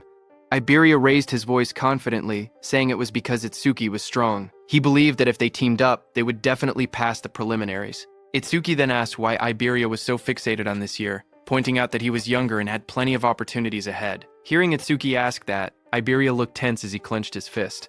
Then he answered softly that there was a reason. He recalled his childhood. Since he was young, he had watched his father create karma tools right in front of him. His eyes had always sparkled as he watched. Every completed karma tool looked perfect, like a piece of art. His admiration for his father kept growing. He remembered his dream. He had always wanted to become an awakened one someday. He imagined himself fighting disaster beasts using the karma tools his father made. A month ago, he finally awakened. Excited, he begged his father for a karma tool, but his father refused, telling him it was too early. His father said that only saviors could use his karma tools. Iberia didn't give up. He kept begging. Finally, his father set a condition. If he passed this year's preliminaries, he would receive one. Iberia clenched his fist tightly. With determination in his eyes, he declared that this was why he had to win this year's preliminaries no matter what. Itsuki looked at Iberia and spoke calmly. He said that with such an amazing father, Iberia should have plenty of options. There was no need for him to team up with someone like a level 0. Iberia lowered his eyes and replied that his father had thought of that too. So before he left, his father told him to pass the preliminaries with his own skills. His father warned him that if he teamed up with strong partners using his father's name, he would not receive any karma tools. Hearing that, Itsuki commented that his father seemed strict. Iberia explained further that according to his information network, most strong participants had already been bought off by Kinoshita. What remained were lone wolves who disliked teaming up, or groups with fixed members. He had no prospects for teammates. With excitement, Iberia grabbed Itsuki's hand and explained that 2 days ago, he had heard news that someone had defeated Oga Takeru, one of the 4 pillars, and even broken stage records. Because of this, he dug for information continuously and eventually found his way here. Itsuki first freed his hand and then agreed to team up. He said the team was no problem, but first he wanted to take Choa to the hospital. With excitement, Iberia declared that he would come along. From now on, they were a duo. Iberia then said they needed a duo name. He brought up possibilities combining Tenma Itsuki and Iberia. He suggested Iba-ten but rejected it because it sounded like a store name. He tried Ibetsu, then Tenmaria, then Tenibe, changing ideas one after another. Nearby, Itsuki carried the unconscious Choa in his arms. He looked tired and thought to himself that he was in trouble because Iberia talked even more than Rikaru. Suddenly, Itsuki thought about Rikaru and Saya. He wondered how they were doing and whether they were participating in the preliminaries, now that both had awakened. Just then, Iberia suddenly brightened with an idea. He said that since both of their names contained the letter I, they could call their duo Double I. Far away, as Itsuki thought of Rikuru, Rikuru suddenly sneezed while training. Saya looked at him and asked if he had caught a cold. Rikuru scratched his head and said maybe someone was talking about him, maybe Itsuki. Saya lowered her gaze and quietly asked how long it had been since the attack incident. She said she never expected them to be apart for so long and wondered if Itsuki was doing well. Rikuru looked at her strangely. He said that if she was that worried, she should have gone to see Itsuki after the disaster beasts were defeated. Saya blushed deeply and bowed her head in embarrassment. A moment later, she thrust her hands forward and released a burst of water, sending Rikuru flying back as he shouted in surprise. Rikuru shouted that attacking suddenly was unfair, but Saya quickly replied that fair or not, it was sparring practice, and he was the one who left an opening. Just then, their teacher appeared behind them. Both students straightened up in shock. Rikuru called out, "Sensei," while the teacher scolded them, reminding them that the national tournament preliminaries would start the day after tomorrow. He asked if this was really the time to fool around. Saya's eyes lit up. She said she was excited to finally fight other awakened people because sparring only with Rikuru had become boring. A glowing screen appeared beside her, revealing her stats as an awakened water elementalist. Rikuru looked at his own status window as well. He said he had never been to North District 4 and had heard it was a prosperous town. He said he wanted to see it with his own eyes soon. Elsewhere, someone opened a metal case holding 3 sharp crystal stones. It was Kinoshita. He looked at the crystals and frowned impatiently. He commented that the hound still hadn't arrived and said it was unusual for him to be late. His bodyguard, standing behind him, wondered if something unexpected had happened. Hearing that, Kinoshita's expression darkened. He muttered that those useless fools had failed again. His glasses glowed red as a message appeared, saying the Karma Stone had been used and experience had been gained. His bodyguard asked if they should send people to search. Kinoshita looked frustrated and said to forget about that person. The national tournament preliminaries were the top priority now. He muttered that if he failed, his father would lock him in the confinement room again. Then he asked about the matter he had assigned his bodyguard. His bodyguard reported the results. Out of the 3,113 participants in the northern continent, he had persuaded 87 to cooperate. All of them were level 5 or above, just as ordered. Hearing that, Kinoshita smiled and said his subordinate had done well and that he was the only one he could rely on. He then took another glowing stone. His bodyguard told him that it was the last Karma Stone. Light surrounded Kinoshita as he broke it. The experience was absorbed, and his level went up. Power surged around Kinoshita as lightning burst from his body. He said it was enough, and that he would use this strength to crush the commoners. A status screen appeared, showing Kinoshita Raiji at level 12. Job: Lightning Elementalist, Gift Grade 2, Attack 135, Defense 130, Agility 168, Magic 170, Total Points 603. A few hours later, a bright blue teleportation column formed outside the hospital. As Itsuki stood calmly in front of it, he lowered his head and apologized to his teacher, saying that he had let Choa end up in such a condition. His teacher, Commander Nento, came out of the teleportation portal and asked what he wanted to do. He said he could dispose of Kinoshita if Itsuki wished. Itsuki looked up and answered firmly, telling his teacher to leave Kinoshita to him. His teacher agreed and told Itsuki to explain the details of what had happened later. Nearby, Iberia watched in amazement. He realized that the Northern Continent's commander-in-chief had been the teacher. Iberia understood why Itsuki hadn't been surprised, even after hearing who Iberia's father was. Iberia thought that Izumi Nento was truly a mysterious person. He even wondered if he should ask for his autograph later. Then, in the hospital room, Itsuki calmly explained what had happened and told his teacher that this was why he had chosen to participate in the Salvation League National Tournament preliminaries. His teacher said he understood, then turned toward Choa and asked how she was feeling. Choa smiled softly. She said Tamacho had treated her, so she had fully recovered. A glowing green butterfly floated near her hand. She added that Iberia's rare karma tool had also helped in her healing. Hearing that, Izumi Nento looked at Iberia in surprise. He said that since Iberia possessed the rare karma tool, the Kodama bandage crafted by Aiden, he must be Aiden's son. Iberia was surprised to hear that. Realization hit him as he thought to himself that Izumi Nento knew about karma tools and even recognized his father. He reminded himself that he needed to show the dignity of the Crafter King's eldest son. He pointed proudly at himself and shouted with confidence that he was Aiden's father. Hearing that, everyone stared at him in silence. Then Itsuki told him that he had gotten it backwards. Hearing that, Iberia lowered his head, hiding his red face behind his hand. In a shaky voice, he apologized and admitted that Aiden was his father. Commander Nento cleared his throat and tried to shift the atmosphere. He said he was grateful that Iberia had saved his daughter. He added that once the preliminaries ended, he wanted to visit Aiden together with Tenma. He then reminded Itsuki and Iberia that they had to prepare for the tournament and told them to head out. He promised that he and Showa would come to watch tomorrow. Iberia raised his fist excitedly and agreed. He told Commander Nento that he could relax because they would definitely pass the preliminaries. Beside him, Itsuki stood quietly and nodded. After they left, Choa commented that her father had really taken a liking to Tenma because she remembered how, when he used to meet with Jin, he would always bring her along to the meetings. Hearing that, Commander Nento told her that because of childhood trauma, whenever Itsuki faced disaster beasts, powerful self-destructive impulses would awaken inside him. But Itsuki's self-destructive impulses weakened only when someone he wanted to protect was nearby. He explained to Choa that this was the reason he had placed Choa by his side. Hearing that, Choa realized that her father wanted her to become Itsuki's friend, become his weakness, and become the person he wanted to protect. Choa repeated the thought quietly, wondering if she was truly the one Itsuki wanted to protect, while she was lost in her thoughts.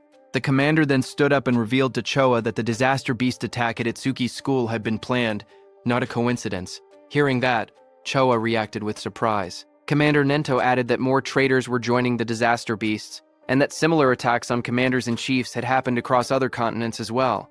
The commander turned toward a large window, his silhouette dark against the night. He said that, for now, humanity's future was pitch black. Then he added softly that Itsuki would surely be the one to illuminate it. His voice rang out that Itsuki would become a light of hope. Then, at the national tournament preliminary venue in North District 4, the massive circular arena sat in the middle of the wasteland. Inside, a crowd gathered. Itsuki looked around and remarked that there were more people than expected. Iberia explained that once news spread that Commander Nento would be watching, many who had originally refused suddenly decided to participate. The number of contestants rose from about 3,000 to nearly 5,000. On the side, Reiji glared in frustration. He muttered that Izumi Nento had increased the number of unpredictable variables far more than expected. His subordinate tried to calm him, saying the newcomers were just last-minute riffraff who didn't have time to form teams, so Reiji's side still held the numerical advantage. He told Reiji that he had ordered the recruits to tie red ribbons on their right arms, so they could be identified as allies. On the other side of the arena, Rikaru and his group noticed the ribbons. Rikaru asked if red ribbons were trending now and wondered if they should wear them too. Saya beside him commented that since Commander Nento was coming to watch, maybe he would also appear. Then the host of the national tournament preliminaries, Shinshihara Soryu, stepped forward and addressed the crowd. He told everyone that he would explain the rules before the preliminaries began. He said the preliminary venue was divided into two areas, an external area and an internal area. In the first stage, the participants would start from 4 different directions in the external zone. A large diagram of the arena appeared on the screen, showing the outer ring and the inner circle labeled as the internal area. Soryu continued explaining that the first challenge was a race based on time. Everyone had to reach the internal area as fast as possible.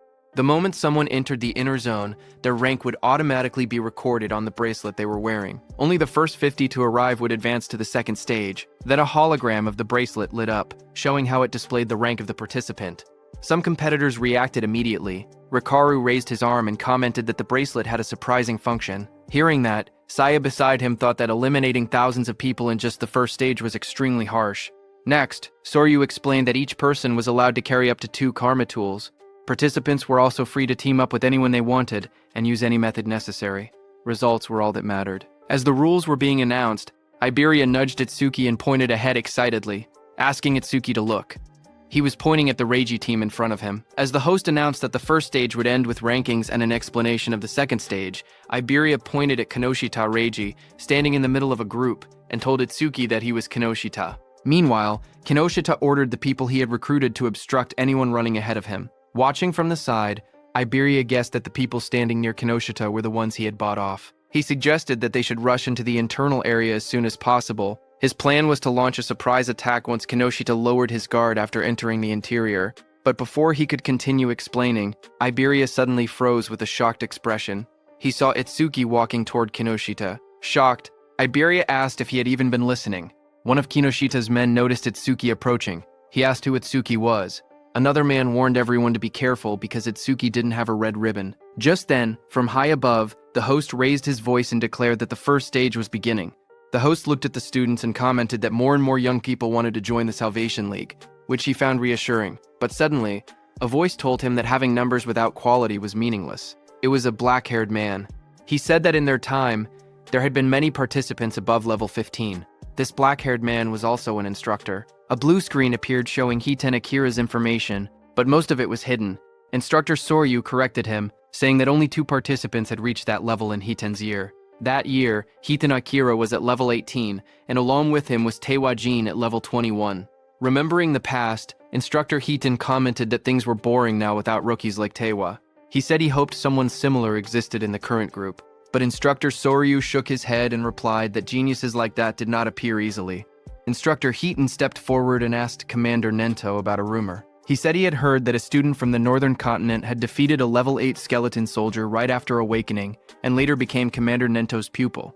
Instructor Soryu widened his eyes and asked if it was true, calling it ridiculous for someone to defeat level 8 monsters immediately after awakening. Commander Nento, covered in dark flames, answered calmly, saying that the rumor was true. Hearing this, Instructor Hiten asked if that person was in the group they were watching. Instructor Soryu thought that since this was Izumi's second recognized pupil after Taiwa Jin, it meant the student must possess exceptional talent. Examiner Soryu looked at the participants list and wondered who the mysterious participant could be. The tablet displayed the first candidate. It showed Harino Rikuru, a level 10 metal elementalist. Examiner Soryu noted that Rikuru's gift was only an ordinary grade 2 and decided it couldn't be him.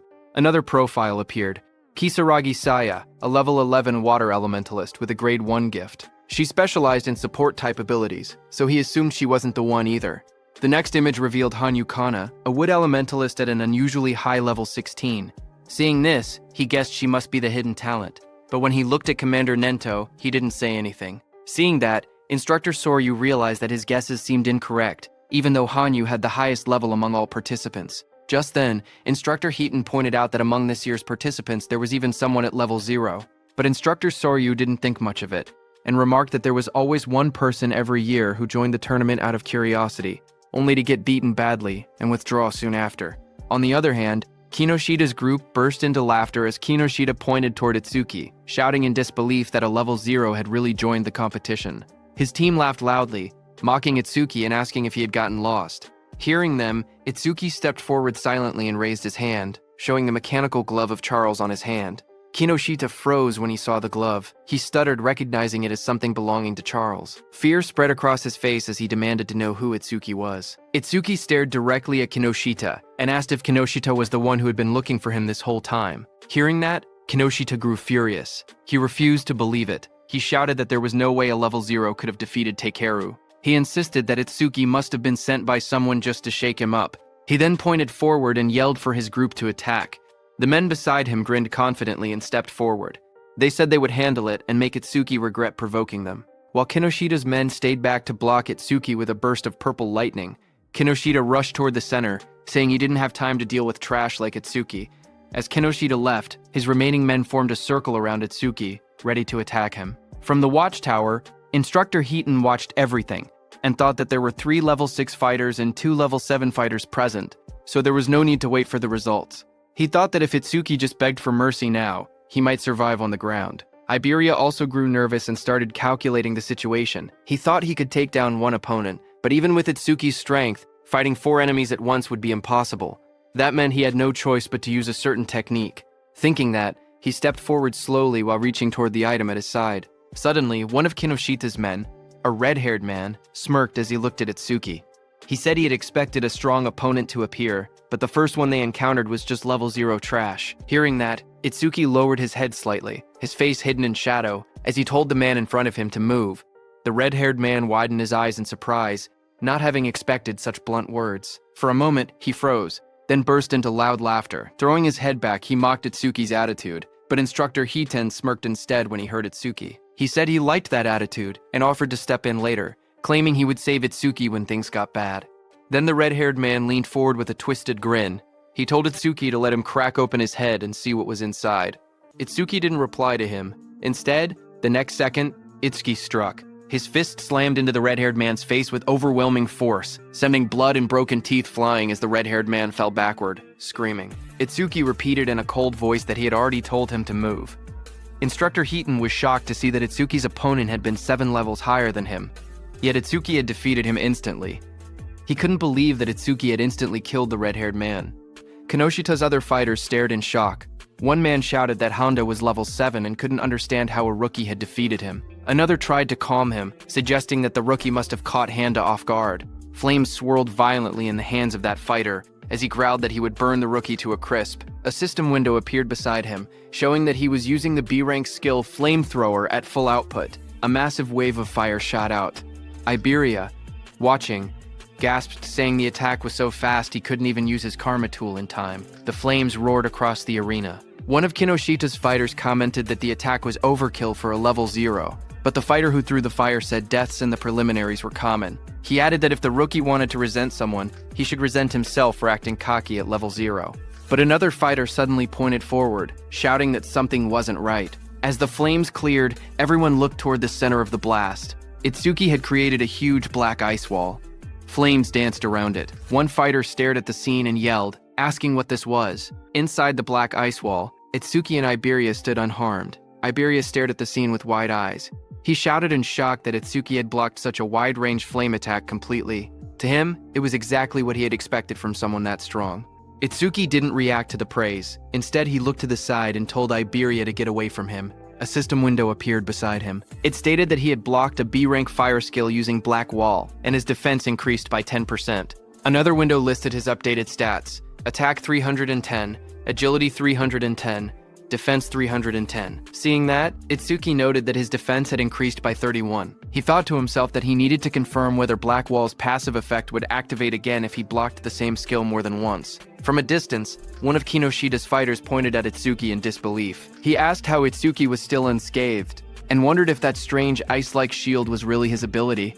He looked around in confusion, saying there wasn't even a water elementalist present. So how could Itsuki use ice skills? Itsuki then stepped forward and raised a finger. His voice was steady as he told the fire user to use that technique one more time, adding that this time he wouldn't block it. Hearing this, the fire user glared angrily at him as flames rose around his hands. He asked if Itsuki was making fun of him. He shouted that Itsuki shouldn't go back on his word. Itsuki calmly replied that he promised. Hearing that, the fire user gathered even more flames. He yelled that he would finish Itsuki for sure this time using his strongest technique. A massive fiery blast formed in front of him as he used his B-rank skill, Flamethrower Overheat. Seeing the fireball coming, Itsuki just stood there unfazed in front of the swirling firestorm. He noted that the power was stronger than before, but it was still just a fire attribute skill. A wave of flames roared forward, engulfing Itsuki and the whole area around him. Seeing that, the fire user pushed both hands out desperately.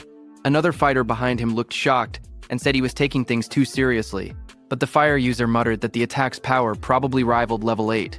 Sweat dripped down his face as he felt his magic drain instantly. He thought to himself that this was his ultimate technique. It felt wasteful to use against a level 0, but he declared that the farce would end now. But the next second, the fire user fell back in shock, his eyes wide and sweat dripping down his face. He stared at Itsuki standing calmly before him and shouted that it was impossible. Across from him, Itsuki examined the black ice covering his arm. He muttered to himself, realizing something. When the same skill came from the same target, Black Wall's passive effect no longer activated a second time. With a quiet nod, he said that he understood.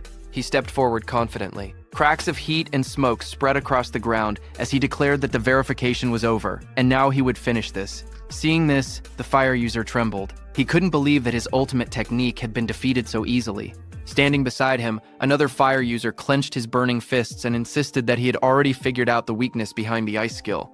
He charged in with blazing attacks. Flames burst around him as he unleashed his B-rank skill. Fire Barrage. Fireballs shot toward Itsuki from every direction. Surrounded by heat and swirling flames, Itsuki looked unfazed. He asked calmly if they were planning to win just by numbers. His whole body became covered by black ice as a glowing notification appeared, saying Black Wall had been activated. The explosion of flames erupted across the arena, shaking the ground. The large fire user shouted confidently that even if their opponent had a powerful skill, a level 0's magic capacity was meaningless. He claimed that if they drained all of Itsuki's magic so he couldn't produce water anymore, they would win. As the flames roared, suddenly someone grabbed that large fire user's hand. The fire user's eyes widened in shock as he asked what was happening.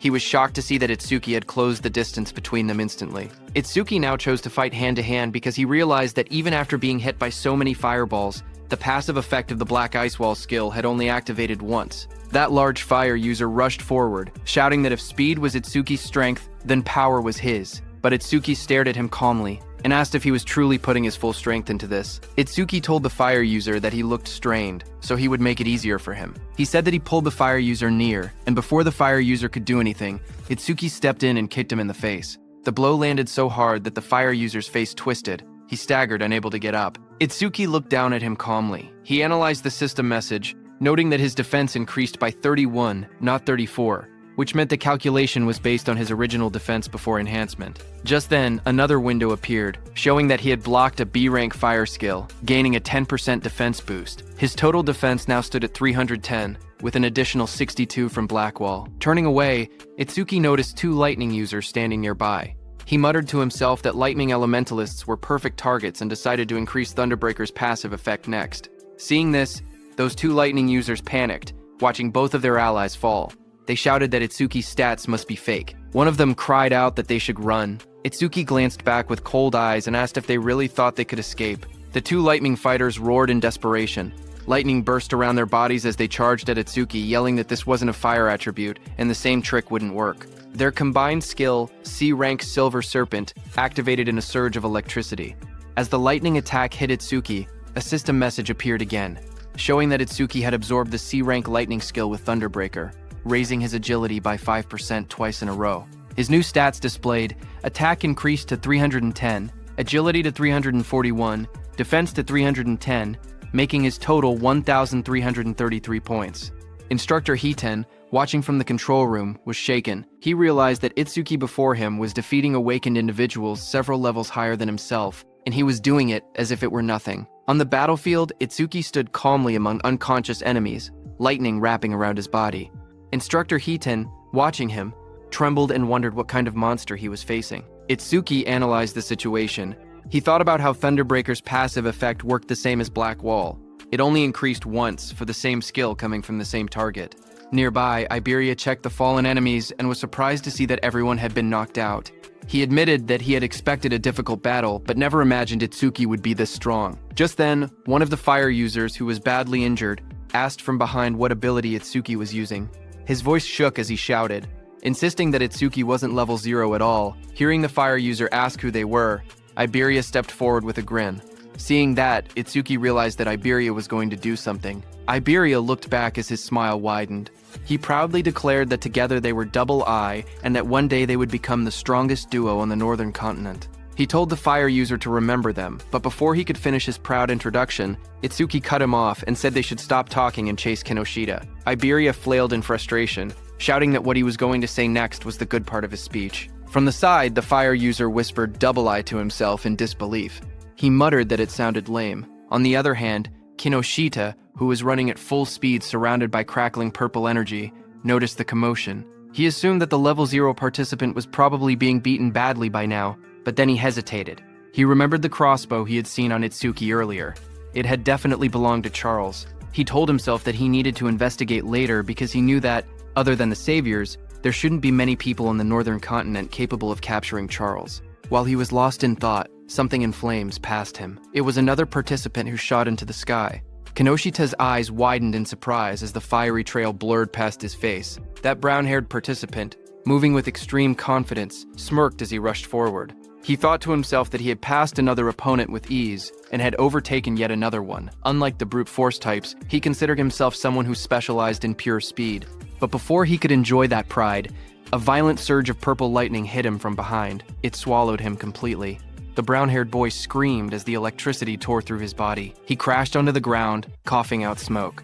Still stunned, he muttered in disbelief, wondering how an attack managed to hit him even while he was running at full speed. He struggled to understand who could possibly land such a blow. Just then, a shadow appeared behind him, followed by a sharp kick smashing that brown-haired boy's head into the ground. It was Kinoshita, wrapped in purple lightning, stepping forward. He looked down coldly and declared that this was what happened when someone dared to run ahead of him. He then turned and shouted at the group he had hired, telling them to get it together. He reminded them that they needed to conserve stamina for the second stage and ordered them not to waste time on the trash in front of them. Commander Nento, seated in the control room, looked down at Kinoshita and asked Instructor Soryu if that arrogant boy was the son of the North District 4 Administrator Kinoshita Genko. Instructor Soryu said yes and wondered what kind of education he had received to act like that. Choa was also there and was very angry. But Instructor Soryu told them that what Kinoshita was doing wasn't against the rules, so they couldn't intervene. Kinoshita stood surrounded by flames and crackling power. He said that thanks to the others clearing obstacles for him, their stamina was almost full. He confidently declared that they could pass the second stage easily like this. He looked at the gigantic blue barrier ahead and said that the internal area was right in front of them. He called the entire process surprisingly easy. But suddenly, lightning burst across the sky, and someone shouted, calling Kinoshita's name. Kinoshita's eyes widened in shock. A cold sweat rolled down his cheek as he turned his head sharply, startled by the sudden shout calling his name. He asked who had called him by name. The group behind him immediately panicked. Some of them raised their hands in fear, insisting it wasn't them. One man stuttered that he hadn't done anything. Another voice said the call came from behind. Just then, someone suddenly pointed, saying it was the level 0 rookie. Whispers spread through the crowd as they cleared the way to look back. From behind, two shadows appeared, moving forward. Hearing that it was level 0, Kinoshita was shocked, thinking it shouldn't be them. But as those two figures came forward, they turned out to be Itsuki and Iberia. Kinoshita recognized Itsuki instantly and shouted that it was that guy. Kinoshita froze. His eyes trembled as he realized that his men had been taken down. He gritted his teeth, saying there had been too many enemies for just a level 0 and level 7 to handle. But then, his expression twisted. He convinced himself that Itsuki must have bought them off. Kinoshita leaned forward with a furious glare. His voice dropped into a snarl as he demanded to know how far a level 0 piece of trash planned to follow him. Rain poured heavily as Itsuki and Iberia stood side by side. Itsuki told Kinoshita that he would stay here until the matter was settled.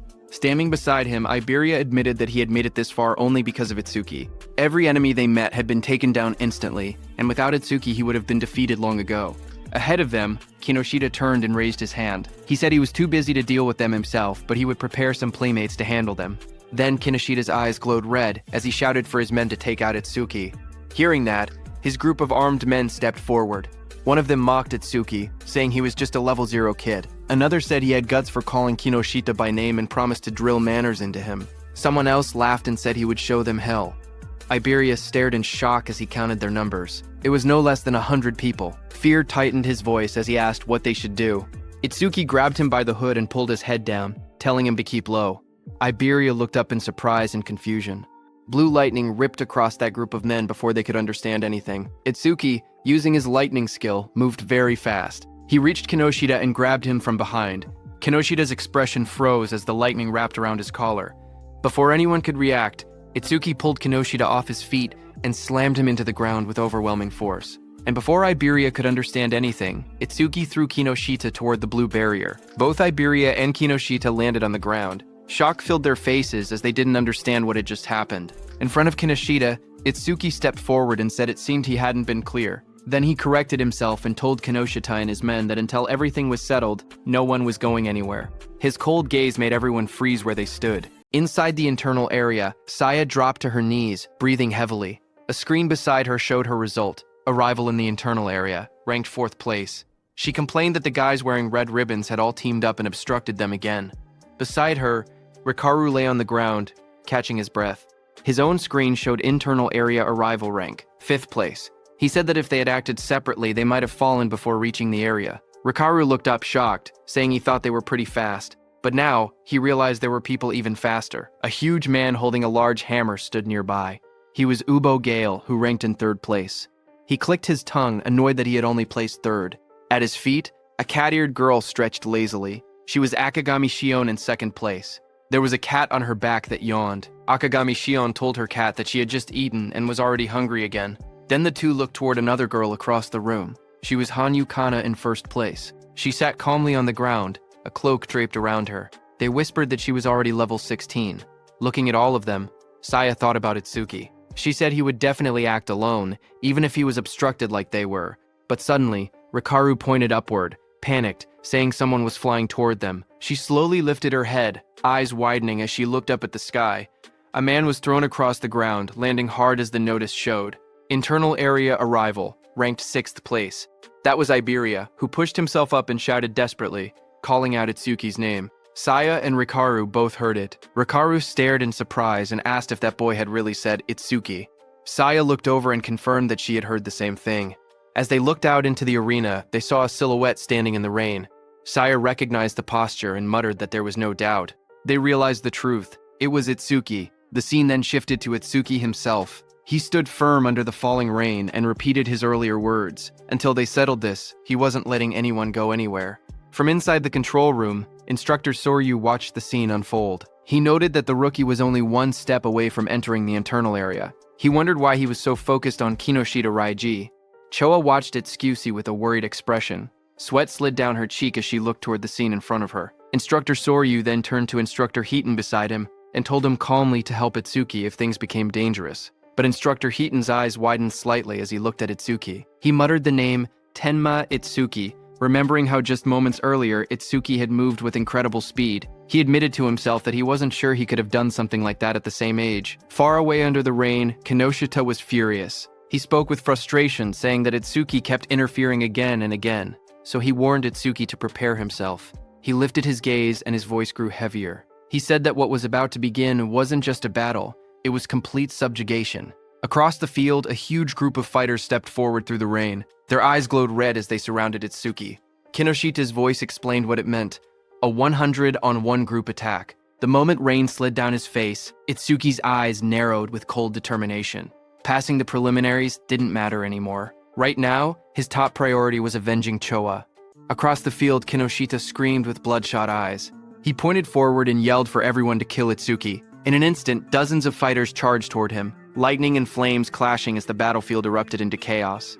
One man, covered in blazing fire, rushed ahead of the others. He shouted that nobody was allowed to get ahead of him and claimed Itsuki's head as his own. Flames wrapped around his arms as he used his C-rank skill, Fire Punch, and lunged straight at Itsuki. But Itsuki didn't move. He simply raised his arm and grabbed the fiery fist with his bare hand. The fire user froze, shocked. In the next second, Itsuki swung his fist and punched him in the face. He slammed him into the ground with overwhelming force, ending the attack in a single motion. The others watching were shocked. One of them shouted in disbelief that their companion had been knocked out with just a single punch. Another quickly tried to calm everyone, saying they had many people on their side and there was no way they would lose to someone who was still level 0. More voices joined in, urging everyone to attack together. Itsuki stood calmly as they prepared to charge. He muttered the word perfect as a system window appeared in front of him. It stated that he had blocked a C-rank fire skill using Black Wall, and his defense had increased by 10%.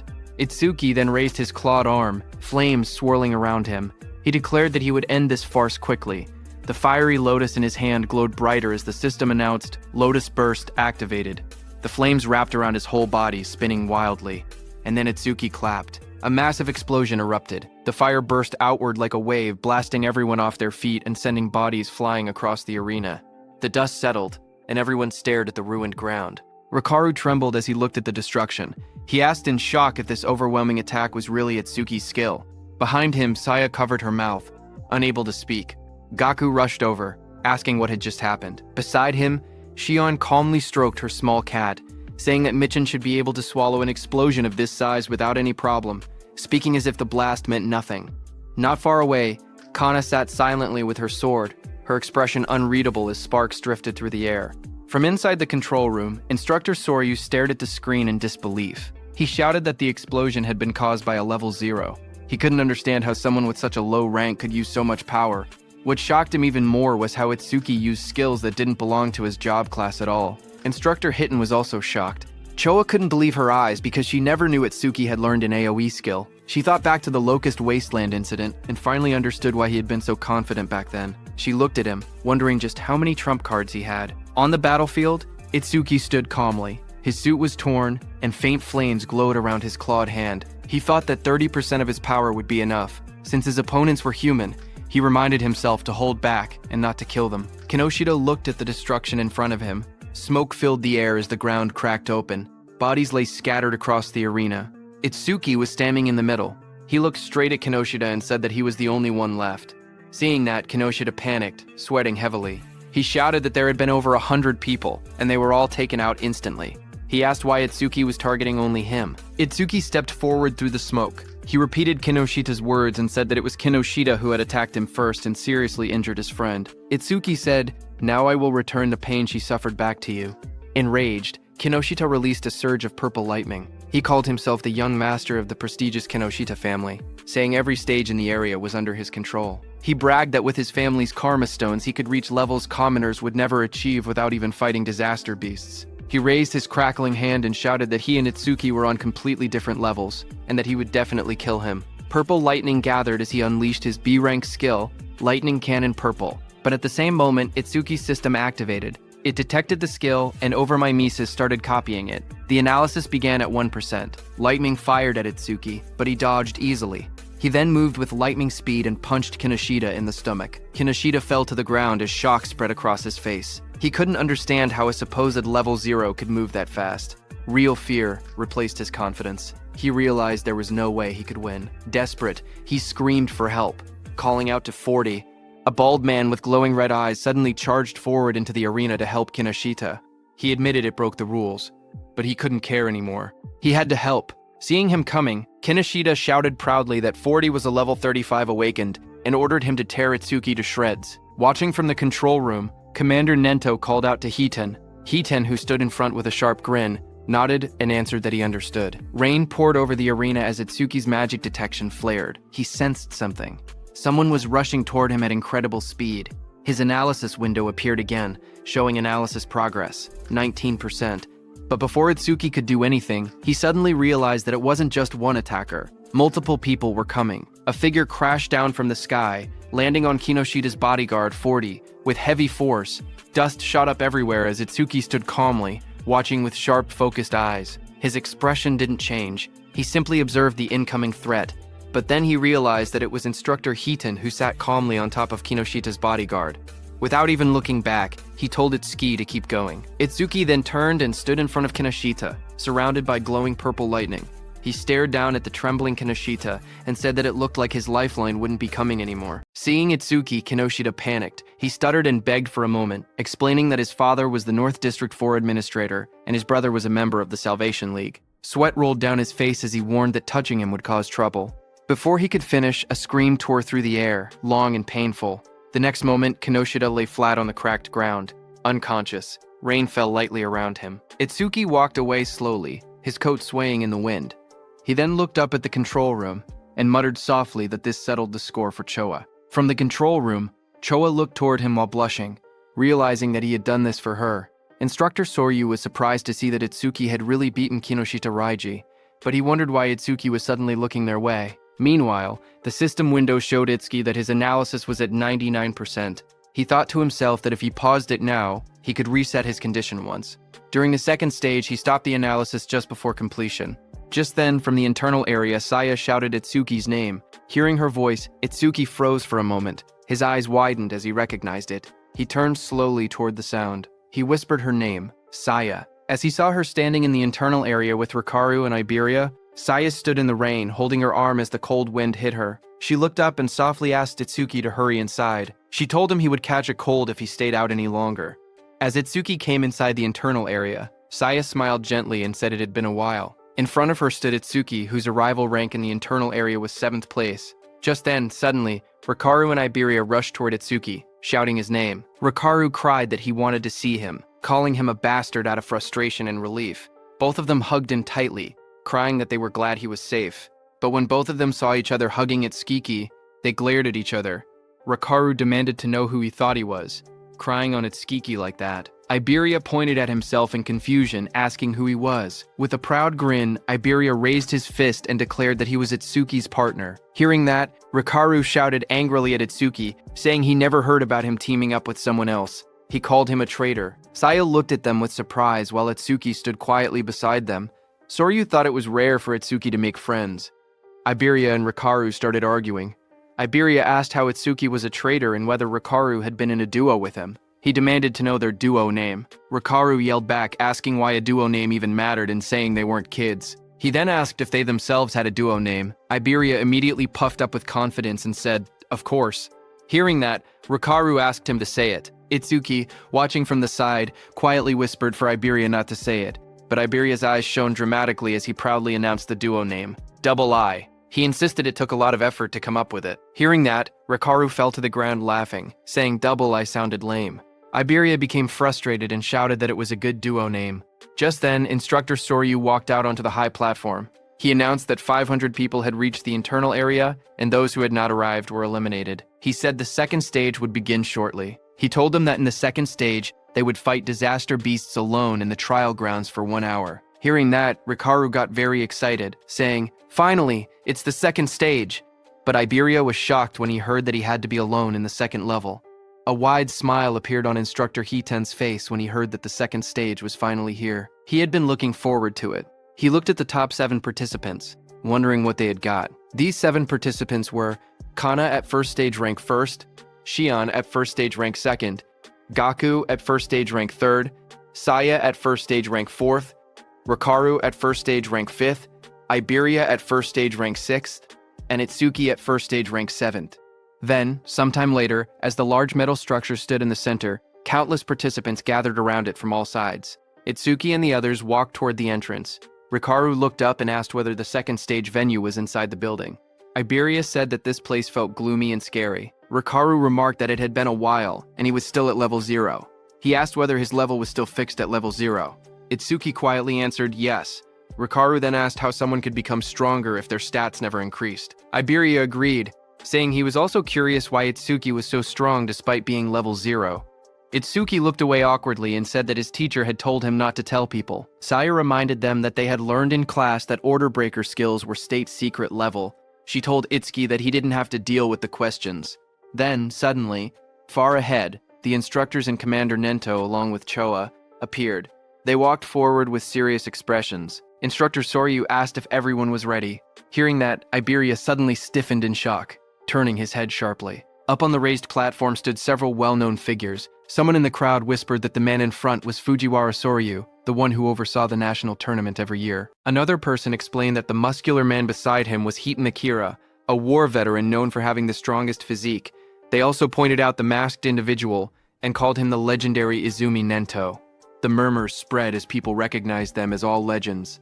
Instructor Soryu then stepped forward and began speaking. He announced that he would now explain the second stage rules and told everyone to listen carefully. He continued, saying that various disaster beasts would appear in the trial grounds and kill points would differ based on difficulty.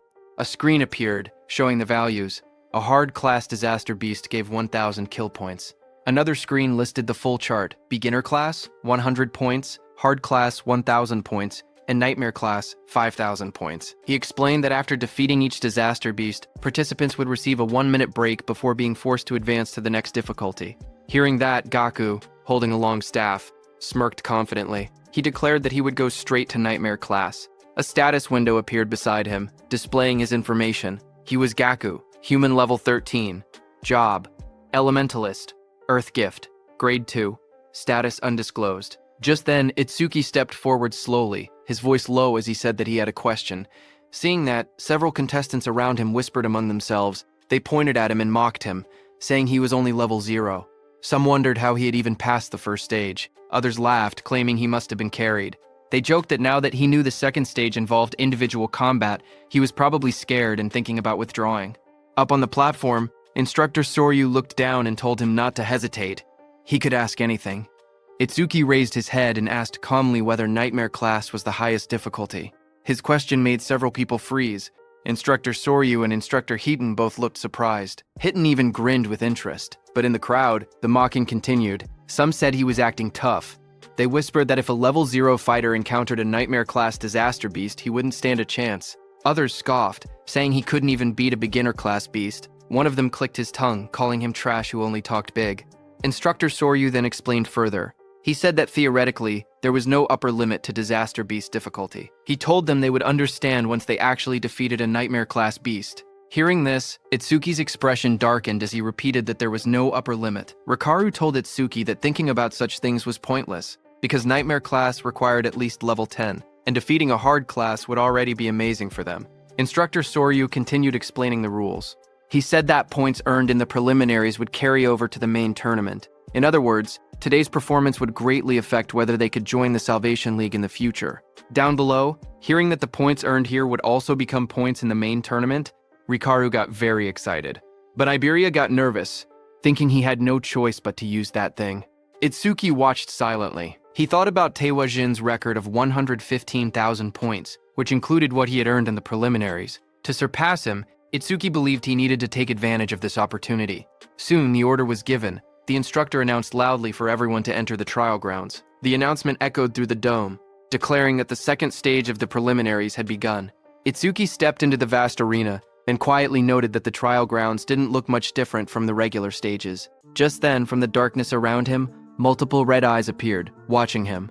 A moment later, disaster beasts rushed out. A system window showed their details. Beginner-class disaster beasts, mad dogs of calamity, level 1. There were 10 of them, and killing them gave 100 kill points. Seeing them, Itsuki tightened his stance, saying he could finally fight disaster beasts.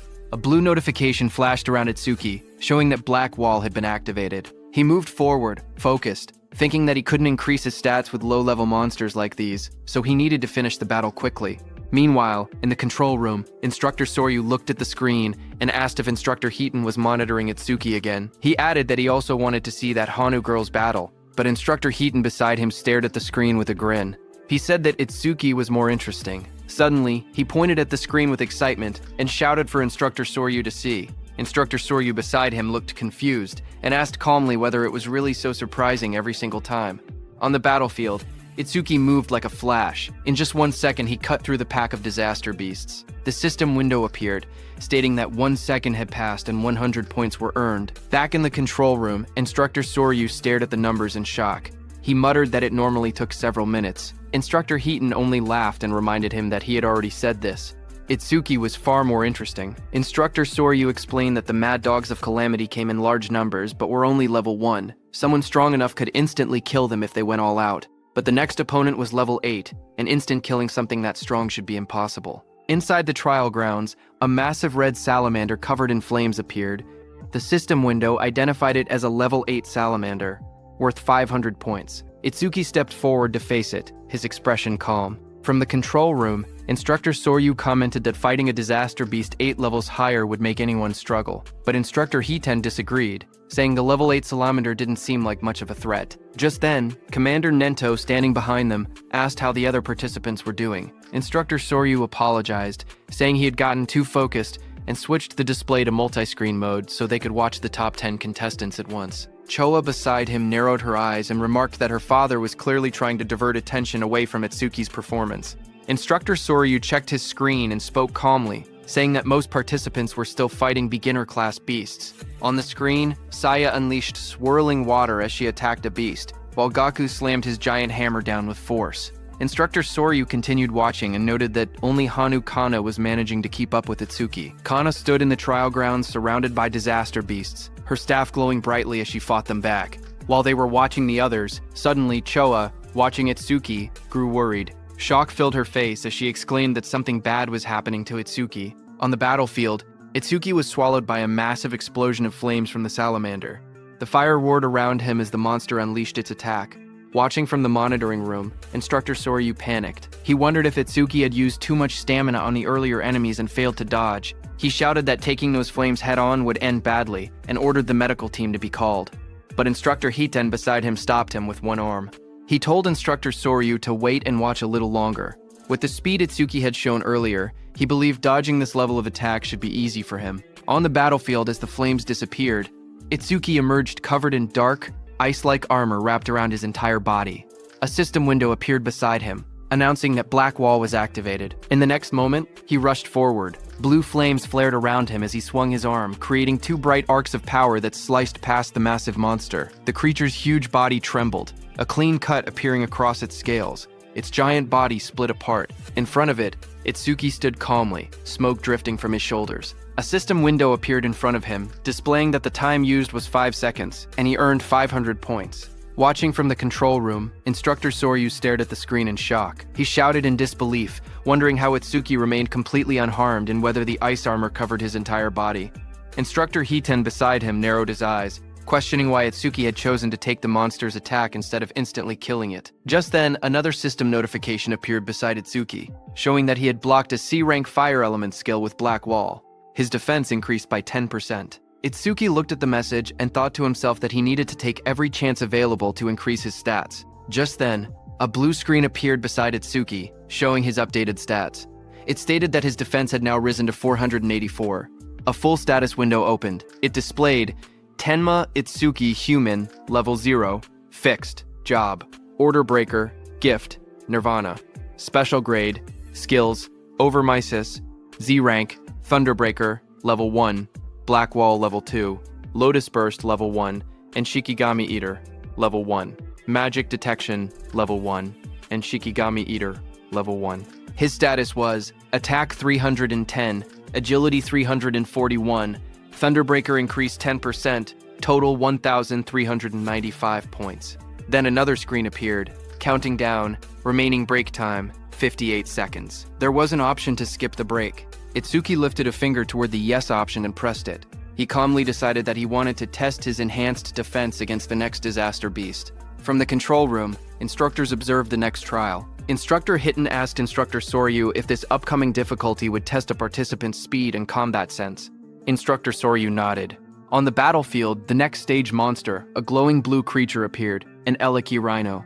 Instructor Soryu continued the explanation.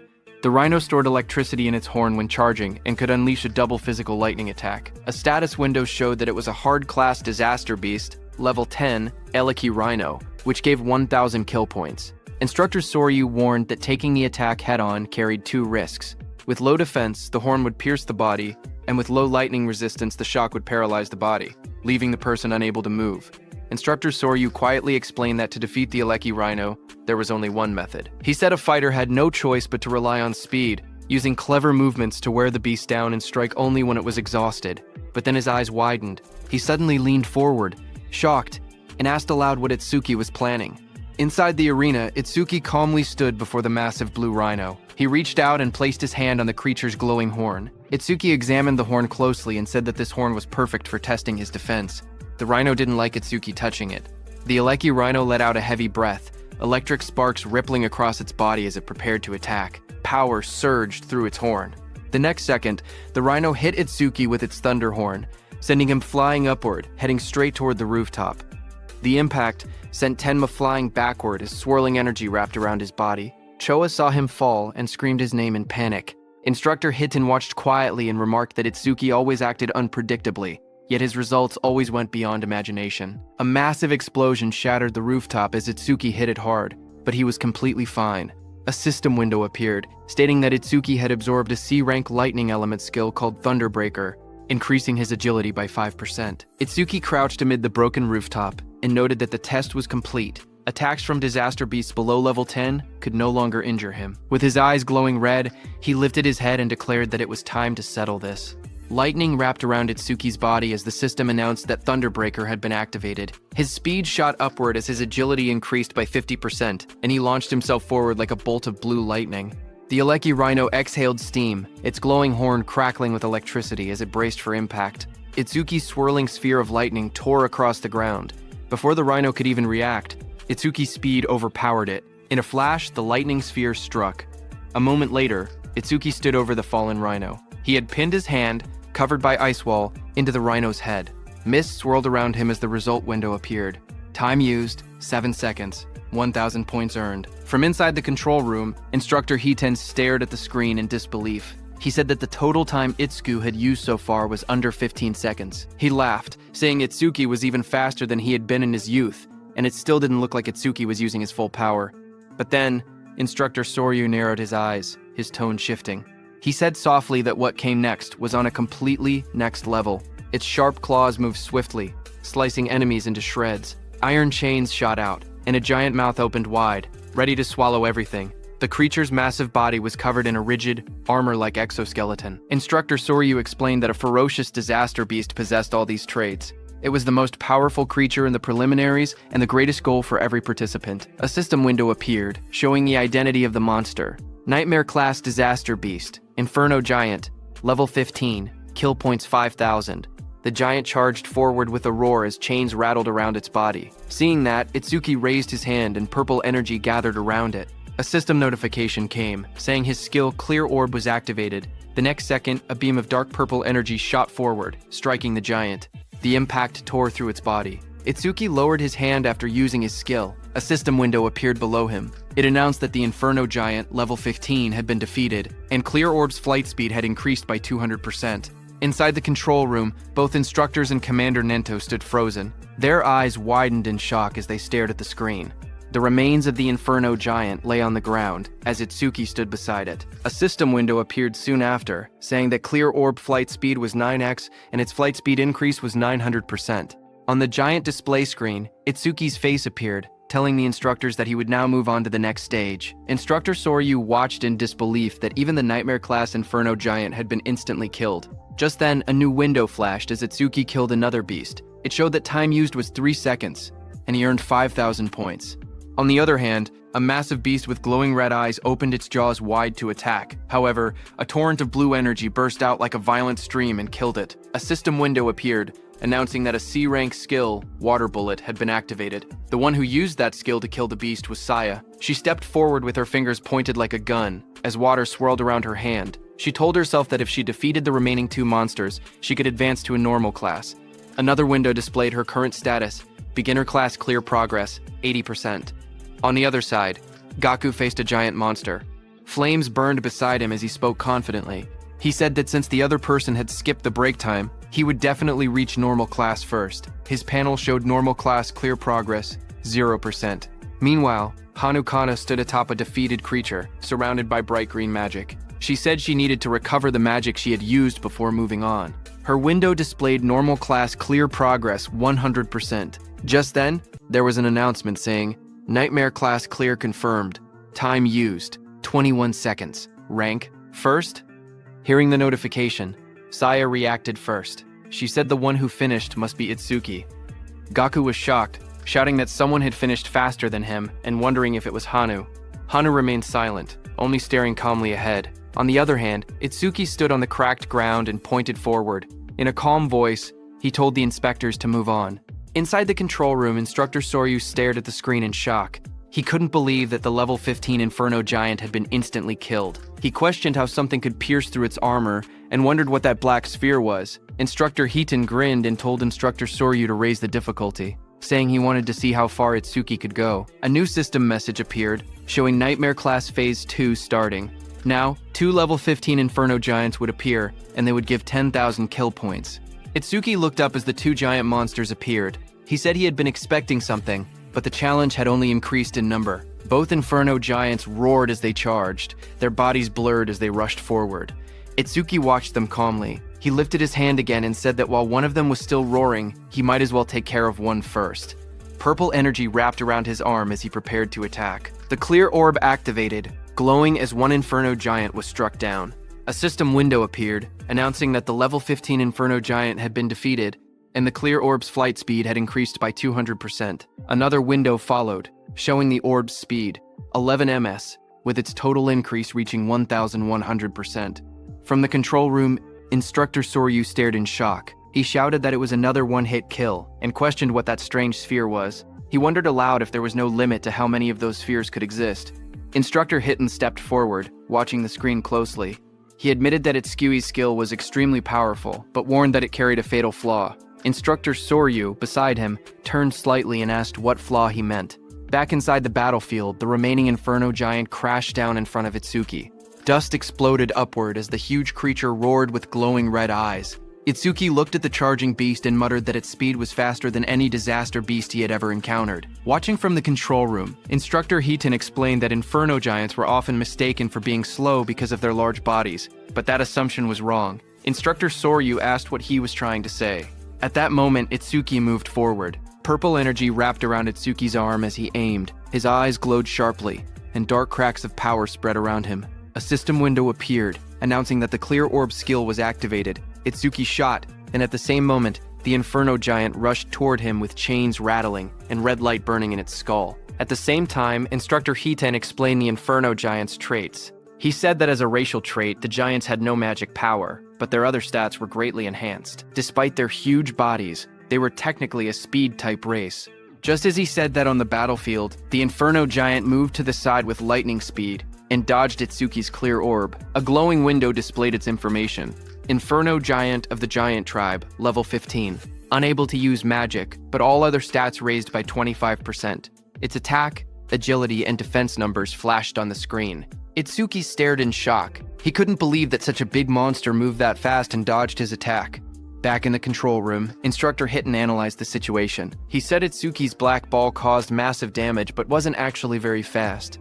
Itsuki had taken advantage of the giant's habit of roaring before fighting to catch the first ones off guard. He added that Itsuki clearly had good combat sense, but if he couldn't increase the black ball's flight speed, he wouldn't be able to advance any further. As he said that, the Inferno Beast charged at Itsuki with overwhelming force to punch. The Inferno Giant hit with so much power that Itsuki's body shot forward like a cannonball, tearing across the battlefield and smashing into the ground with explosive impact. Dust and shock waves rippled outward as the ground cracked under the force. Through the cloud of debris, Itsuki pulled himself up from the crater. He calmly noted that from mid-range, this Inferno Beast's attack could still be dodged. In the control room, Instructor Soryu commented that even knowing the attack wouldn't land, Itsuki still used it, meaning he probably had no other moves left.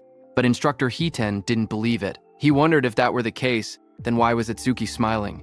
Lightning flickered around Itsuki's face as he grinned, blood running down his cheek.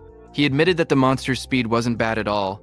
Then he said he would simply close the distance and finish the fight. Saying that, Itsuki moved. A blue notification appeared in the air, stating that Thunderbreaker had activated. Lightning burst across the ground as the shockwave exploded. He shot upward like a streak of blue light, electricity trailing behind him. The giant monster looked up as he rose through the air. The monster swung its massive fist wrapped in spinning force, aiming straight toward him. Its punch landed hard, crashing into the ground as the impact spread in wide circular shockwaves. From the control room, Choa covered her mouth in shock, her eyes trembling as she watched. Instructor Soryu stared at the screen, panic rising in his voice. He said this attack was nothing like the Aleki Rhinos. If Itsuki took a direct hit, even he wouldn't survive unharmed. He ordered the rescue team to be called immediately, but Commander Nento told Instructor Soryu to wait. Instructor Soryu was shocked to hear that. Instructor Heaton watched the battlefield and spoke calmly. He said the monster's strike had tremendous power, but power meant nothing if the attack didn't land. Down below, the monster raised its massive metal fist, but there was no blood. The monster looked at the crater, its red eyes glowing and its chains rattling. It looked around for Itsuki in confusion. Then a voice called out from behind, telling the monster, "I'm here." The monster turned, its jaw opening wide in surprise. Its glowing eyes widened even more when it realized Itsuki had slipped behind it without being noticed. Before the Inferno monster could react, Itsuki's powerful clear orb tore through its neck, purple energy spraying out violently. High above, Itsuki hovered in the air, lightning and violet aura swirling around him. His expression was fierce and focused as he looked at the monster. The Inferno Giant collapsed, its huge frame slamming into the ground. Chains cracked apart, and its body shook violently before falling still. System messages appeared around him, showing Inferno Giant, level 15 defeated. Clear orb flight speed increased by 200%. Itsuki landed lightly amid the dust and smoke, red eyes glowing as he surveyed the fallen foe. More notifications followed saying clear orb flight speed, 13 milliseconds, flight speed increased by 1300%. Then another message appeared beside Itsuki, showing time used, 12 seconds. 10,000 points earned. Watching from the control room, Choa smiled brightly and shouted that Itsuki had done it. Instructor Soryu, watching from the side, commented that it was rare to see Choa so fired up. Hearing that, Choa started blushing. She stammered that she was only praying for everyone's safety. She explained that if young people who carried humanity's future died, it would be a huge loss. Their families would be sad. So she simply wanted everyone to survive. She insisted that she didn't think Itsuki defeating the Inferno Giant was cool at all. Even if it wasn't Itsuki, she would have reacted the same way, so they shouldn't get weird ideas. Instructor Soryu and Commander Nento stared at her silently, surprised. Instructor Soryu muttered that Choa had become quite talkative since the last time he saw her. Instructor Soryu then turned to Instructor Heaton and asked how he knew Itsuki would dodge the attack. Instructor Heaton replied that Itsuki's normal speed wasn't much different from the Inferno Giant's, but when electricity ran through his body, his speed increased dramatically. And once his speed reached that level, the Inferno Giant's attacks would never land. Instructor Soryu agreed and said that Itsuki had succeeded in defeating 2 of the giants, but there had been dangerous moments. With his current points, first place was already guaranteed, so if it were him, he would stop there. But Tenma was aiming higher. He was thinking about surpassing Taewajin, humanity's strongest. Itsuki raised his hand and got ready, shouting that he couldn't stop even for a second. A system window appeared, showing that Nightmare Class Phase 3 had started, with 3 level 15 Inferno Giants and 15,000 reward kill points. 3 Inferno Giants appeared in front of him as chains rattled around their bodies. Tenma activated his clear orb. A bright purple blast shot upward toward the first giant's head, killing it instantly. Back in the control room, Instructor Heighten smirked proudly. He said that, as expected, Itsuki chose to continue. But suddenly, Instructor Soryu turned to Instructor Heaton and asked if he hadn't also gone all the way to Phase 4 in a single attempt. Instructor Heaton replied that he had only gone there once. Hearing that, Instructor Soryu said that even with Instructor Heaton's strongest physique, he had only made it to Phase 3. They both turned to the monitor again, wondering how far Itsuki would go. On the battlefield, another giant lunged at Itsuki, but Itsuki darted forward, lightning exploding from his feet. The monster tried to catch Itsuki in its hand, but Itsuki disappeared from there and appeared behind the monster's back. Itsuki's plan was to increase his agility using Thunderbreaker, get behind the monster, and close the distance. He succeeded and shot his clear orb again. The system window flashed as Itsuki finished his second kill.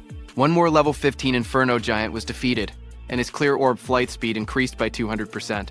A second notification came, showing that clear orb flight speed was now 17 IMS. Flight speed increase, 1,700%. After killing the second monster, Itsuki floated in the air, breathing heavily because now it was the third monster's turn. That third monster was right behind Itsuki. It opened its massive jaws, its rows of blade-like teeth glowing red. The monster swallowed Itsuki completely and closed its mouth shut, its eyes glowing with bloodlust as the sound of cracking bone filled the air. After swallowing Itsuki, the monster stood up, thinking it had won, but Itsuki was still alive inside it. His eyes burned red as he glared at the creature. Flames curled around his arms as he shouted that he would tear it apart from its guts. A system notification appeared, showing that Lotus Burst had been activated at full output. A burst of fiery light exploded inside the monster's jaws as Itsuki's attack struck. The creature let out a distorted roar as flames erupted through its mouth. A massive explosion followed. A system window appeared, stating that the Inferno Giant, level 15, had been defeated with Lotus Burst, and that all skill ranges had increased by 1%, now totaling a 1,101% increase. Another window showed the results. The time taken to defeat it was 13 seconds, and the kill reward was 15,000 points. Itsuki stood alone on the scorched battlefield, surrounded by smoke and molten ground. Back in the control room, Instructor Soryu stared at the screen. Shocked, he whispered that this was the same skill that had blown away a huge number of participants in the first stage. On the battlefield, Itsuki exhaled weakly. He said his magic had completely run out. His system window showed that his magic power was 0 out of 310. Standing over the scorched battlefield and looking at his status window, Itsuki muttered that as long as disaster beasts kept spawning, the passive effect of magic detection would continue to replenish his magic. His magic detection was at level 1. Its passive effect was that upon detecting one enemy unit, his magic recovered by 10%. Suddenly, multiple Inferno Giants emerged. Another window displayed, Nightmare Class Phase 4 starts with 4 level 15 Inferno Giants. Kill points are 20,000 points this time. As the 4 monsters registered their presence, Itsuki's magic recovered up to 124. For every monster, his magic power recovered by 31 points. With 4 enemy units detected, Itsuki's magic recovered by 40%. Back in the control room, the instructors watched the screen. Instructor Soryu stated that Phase 4 had begun, and if Itsuki passed it, he would surpass Instructor Heaton's past record.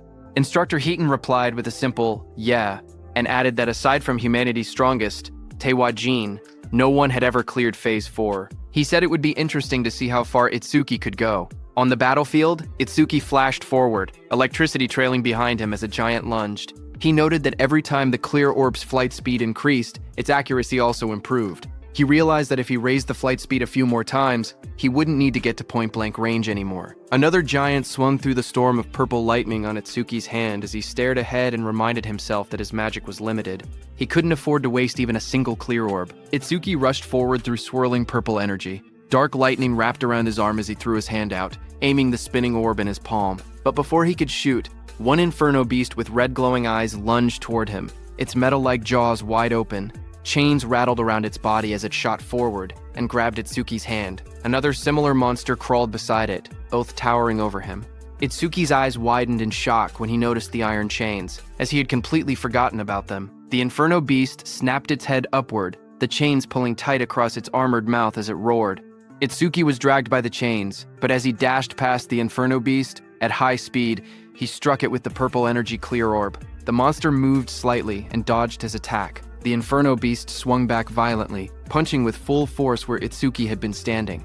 The Inferno Beast's massive armored hand pinned Itsuki down. He struggled beneath it, his body crushed against the cracked ground. Then the giant tightened its grip, dragging him upward as dust and debris scattered everywhere. Its claws clamped around his torso, squeezing harder. Itsuki was in very bad shape as he couldn't put any strength into that position. A sickening crack echoed as the giant's grip twisted violently. A skeletal image of Itsuki flashed, showing all the bones in his body snapping under pressure. The giant then slammed him brutally into the ground. The impact split the earth, sending shards of stone flying. His body lay inside the crater, blood covering his clothes as smoke rose around him. Both his arms and legs were completely broken. Back in the control room, Instructor Soryu panicked and shouted for Instructor Hiten to go help quickly. Instructor Hiten watched the screen with worry. Sweat slid down his face as he stared forward. He murmured that this must be Itsuki's limit. A memory flashed before his eyes. Just like Itsuki, he himself had once collapsed at the same point. Determined, Instructor Hiten turned away from the monitor. He said he was going to help right now, but before he could move, someone called out for him to wait. It was Commander Nento, who looked at the large screen. He said that Itsuki hadn't given up yet. Hearing that, Instructor Soryu stepped forward urgently. He told Mr. Izumi that this wasn't the time to talk about such things. Choa agreed, saying that if they didn't act quickly, Itsuki would die. Instructor Hiten beside him also said that Itsuki's situation was desperate, but Commander Nento kept his eyes on the screen. He spoke with certainty, saying he could tell Tenma still had a trump card left. Instructor Soryu looked surprised and asked how Commander Nento knew about a trump card. Commander Nento answered quietly, saying it was because of his eyes. The scene shifted to Itsuki's face. His eyes glowed fiercely. Commander Nento said these were not the eyes of someone who had accepted death. Itsuki stood, battered and bloody, remembering the looming blue phantom, Ringa, behind him. He thought about how he had exhausted every method to grow strong enough to kill that Ringa who had killed his parents. Just then, a system window appeared, showing Overmimesis activated, resuming the analysis. This happened because during the battle with Kinoshita, Overmimesis had activated from Kinoshita's skill, a B-rank skill called Lightning Cannon. But Itsuki had chosen to stop the analysis at the very last moment. At that time, the system displayed analysis progress at 99% when Itsuki paused it. Now, as the analysis resumed, the progress reached 100%. Blue energy wrapped around Itsuki's body. As he rose upward, he stated that he had prepared exactly for a situation like this. A system window appeared, showing B-rank skill Lightning Cannon analysis complete. Thunderbreaker Level 2 acquired. Choa suddenly pointed at the screen with excitement. She said that the usual blue lotus had appeared again. Beside her, Instructor Soryu stared in shock and asked if that blue lotus was also one of Itsuki's skills, but he wondered aloud what use it could possibly have in Itsuki's current condition. Instructor Hiten looked toward Choa. He noticed how happy she seemed and wondered whether she knew something they didn't. A system window appeared, explaining Tenma's new power. It showed the details of Thunderbreaker Level 2. Active effect: he could absorb B-rank and lower lightning attacks into his body. When releasing the absorbed lightning energy, his agility would increase by 100%. Absorption count, 0/5. Passive effect: each time a B-rank lightning attack was absorbed, his agility increased by 10%. Blue energy swirled around Itsuki's body. His legs lit up first, then his hands slowly clenched as the power surged. Another window appeared, showing that Thunderbreaker Level 2 had been acquired. All stats plus 20. All debuffs removed and injuries fully healed. Just then, the Inferno Beasts attacked the blue energy lotus as lightning burst outward, but Itsuki pushed himself up from the shattered ground, covered in swirling energy, and blocked their attacks. He declared that his warm-up was over. From that moment on, he said he would be going all out. A status screen appeared beneath him, showing that his attack, agility, defense, and magic had increased from 310 to 330 points each. The total rose from 1,240 to 1,320 points. Instructor Soryu stared in shock. He said that Itsuki had been brutally beaten yet had recovered completely in just a few seconds. He shouted that the healing was stronger than what a dedicated healer could do. He continued, saying that along with that absurd area attack, he couldn't understand how many abnormal skills Itsuki actually had. On the battlefield, Itsuki moved with lightning speed and attacked the Inferno Beasts with his clear orb before they could even react. A notification appeared, showing that an Inferno Giant, level 15, had been defeated, and the clear orb's flight speed had increased by 200%. More flashes filled the scene as another giant fell. Again, the display said, Inferno Giant, level 15, defeated, and clear orb flight speed increased by 200%. As all the Inferno beasts fell, another pop-up appeared above the arena, saying that Nightmare Class Phase 4 had been cleared successfully. The time used was 31 seconds, and 20,000 points were earned. Itsuki stood confidently as two large Inferno Giants fell down. He shouted that the current him would not lose, no matter how many Inferno Giants attacked. As time passed, another giant was pierced by Itsuki's purple beam of clear orb. The system message repeated the same result. Inferno Giant, level 15, defeated with another 200% boost. Another notification followed, showing that the clear orb's flight speed was now 27 meters per second. Flight speed increase, 2,700%. Itsuki killed another Inferno beast. The Nightmare Class Phase 5 message appeared. The system stated that Phase 5 had been cleared in 57 seconds, earning 25,000 points. Then another beam of clear orb pierced straight through the back of another giant. A second later, Itsuki's clear orb again pierced straight through another Inferno Giant's body, splitting it from top to bottom as chains shattered around it. A system window appeared, announcing that Nightmare Class Phase 6 had been cleared successfully. The time used was 1 minute and 34 seconds, and 30,000 points were earned. In the control room, the instructors, Commander Nento and Choa, watched the results in shock. Instructor Soryu's eyes went wide, and his mouth hung open. The scene shifted to the battlefield, which looked like a distorted landscape filled with countless Inferno Beast corpses stacked across the ground. Instructor Soryu's voice echoed faintly as he asked, "Is this hell?" Itsuki sat in the rubble of corpses, chains wrapped around his arms, as enormous clawed limbs loomed over him.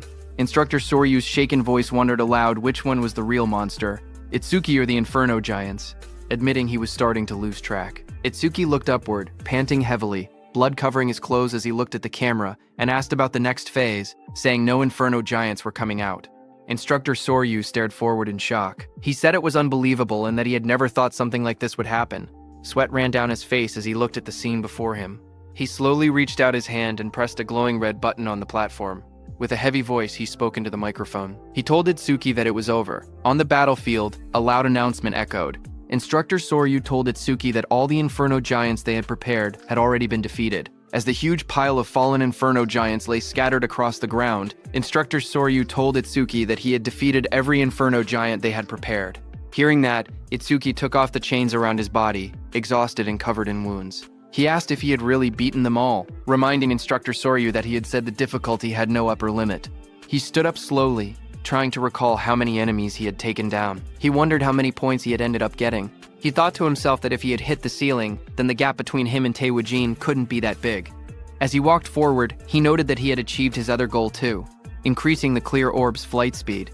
He considered it not a bad haul at all. A glowing panel appeared, showing the results. It listed that he had defeated 11 level 15 Inferno Giants, and the clear orb's flight speed had increased by 1,100%. Another notification appeared, showing the orb now moved at 38 meters per second, faster than an average car. But just as he was about to exit the training ground, a bright blue energy swirled behind him. Itsuki froze in place, staring ahead as the light rose around his body. A sharp glow flashed in Itsuki's eye as he turned his head, his expression tense and alert.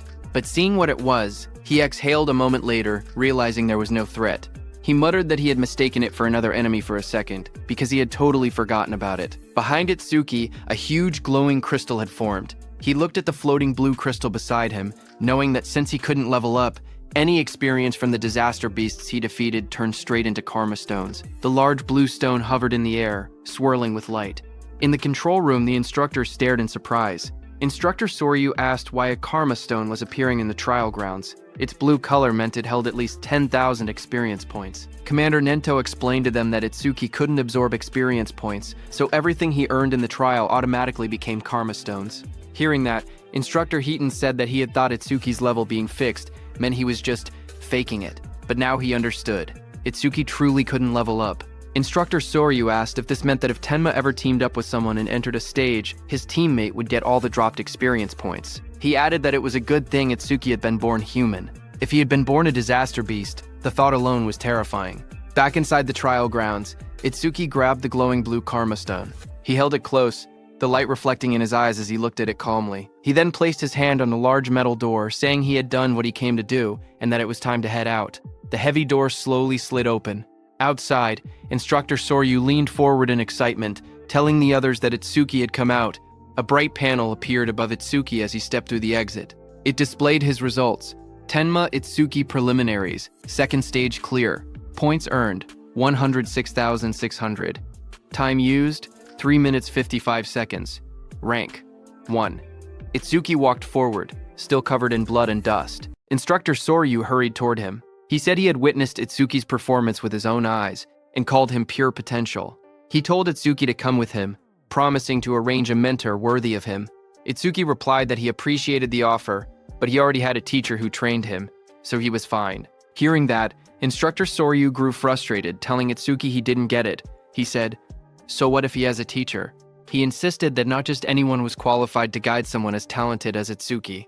He said Tenma would be better off following someone like him, someone with connections and resources. Itsuki repeated that he was fine. Instructor Hiten, beside Instructor Soryu, leaned in and warned him that if he kept pushing, Itsuki would start disliking him. But Instructor Soryu refused to back down. He shouted that he couldn't give up so easily and told Instructor Hiten to talk some sense into Itsuki. He asked if he was really okay letting someone waste Itsuki's talent. When Itsuki looked toward Instructor Hiten, he recognized him as the one who had handled Kinoshita's lackeys before. Instructor Hiten waved it off, saying he had only judged someone who broke the rules. He then smiled and told Instructor Soryu that Itsuki was the disciple of Izumi, so there was no way he wouldn't help him. Hearing that, Instructor Soryu froze in shock. He asked Instructor Hiten what he had said. Whose disciple was Itsuki? Itsuki thanked Instructor Hiten for what he had done in the past. On the other hand, Instructor Soryu stiffened as he repeated the words. Itsuki is Commander Izumi Nento's disciple. Commander Nento, standing behind, confirmed it with a confident smile. Hearing that, Instructor Soryu muttered that an out-of-spec youngster had appeared, and of course he had turned out to be Izumi's pupil. Itsuki looked at Commander Nento and called him sensei. Commander Nento stepped forward and praised Itsuki, saying he had watched his performance closely.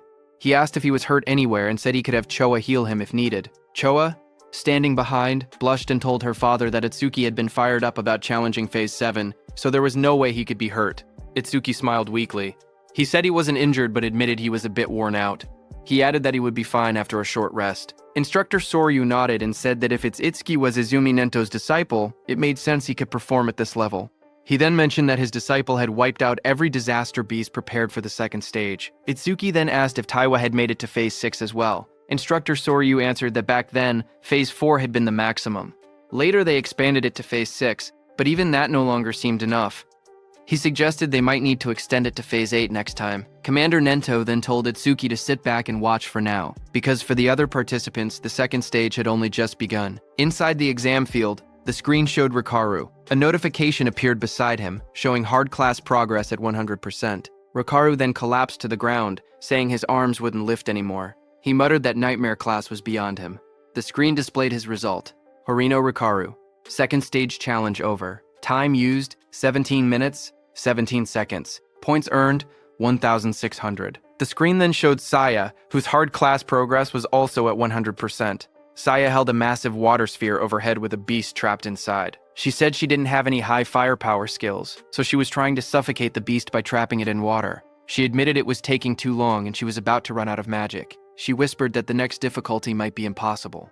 A notification appeared beside her, showing her result. Kisaragi Saya, second stage challenge over. Time used, 19 minutes, 1 second. Points earned, 1,600. He said Rikaru and Saya had both capped out at hard class. He thought they would get a bit further. Instructor Hiten told him not to assume everyone was as strong as him.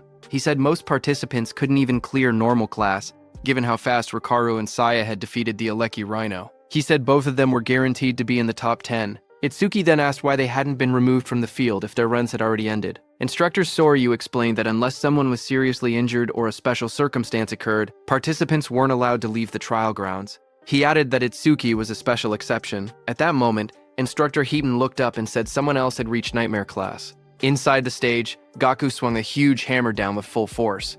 Instructor Hiten explained that, with a rare karma tool, Gaku should be able to take down at least one Inferno giant. Another scene showed a silver-haired girl fighting an Inferno beast.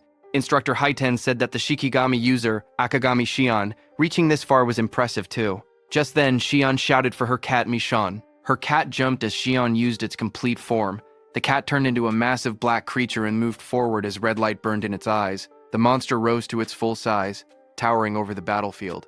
Across from it, Xion stood calmly, watching as the creature roared. The beast then charged and struck down with overwhelming force, fighting the Inferno Beast. Their claws crashed with destructive power. Itsuki watched all this from the control room. He asked if Shikigami could change into different forms. He asked Choa if her Tamacho could do the same. She replied with a simple no, explaining that it was her first time seeing one that could transform. She said Shikigami came in many types, and their abilities were still full of mysteries. She warned him to be extra careful if he encountered Shikigami users from now on. Itsuki looked at the scene and said Shikigami were unexpectedly strong. He thought about the black dog he had taken from Charles and said he had been leaving it alone until now.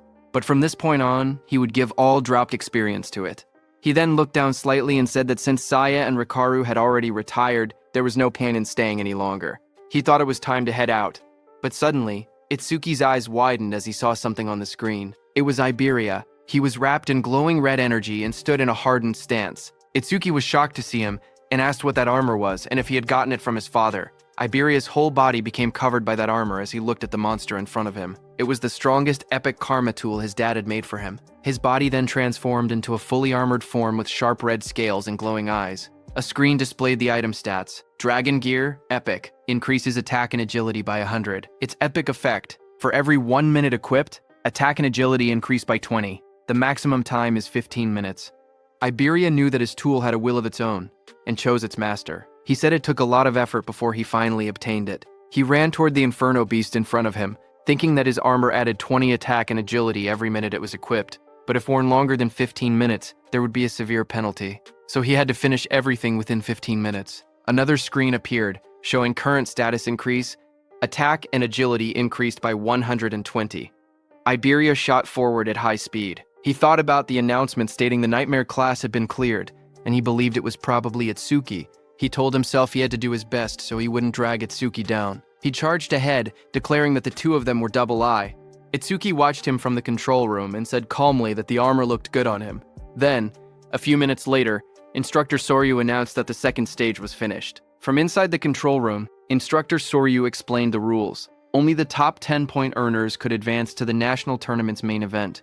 He added that the top 2 would receive special rewards in the main event. Lying on the ground, Gaku smirked. He said that aside from Hanayu, there was no way anyone had more points than him. He laughed to himself, claiming those special rewards would be his. Instructor Soryu then stepped forward and announced that he would now reveal the top 10 results. A large screen displayed the rankings. First, Tenma Itsuki. Clear time, 3 minutes 56 seconds. Points earned, 106,600. Second, Hanukana. Time, 23 minutes 43 seconds. Points, 16,600. Third, Gaku.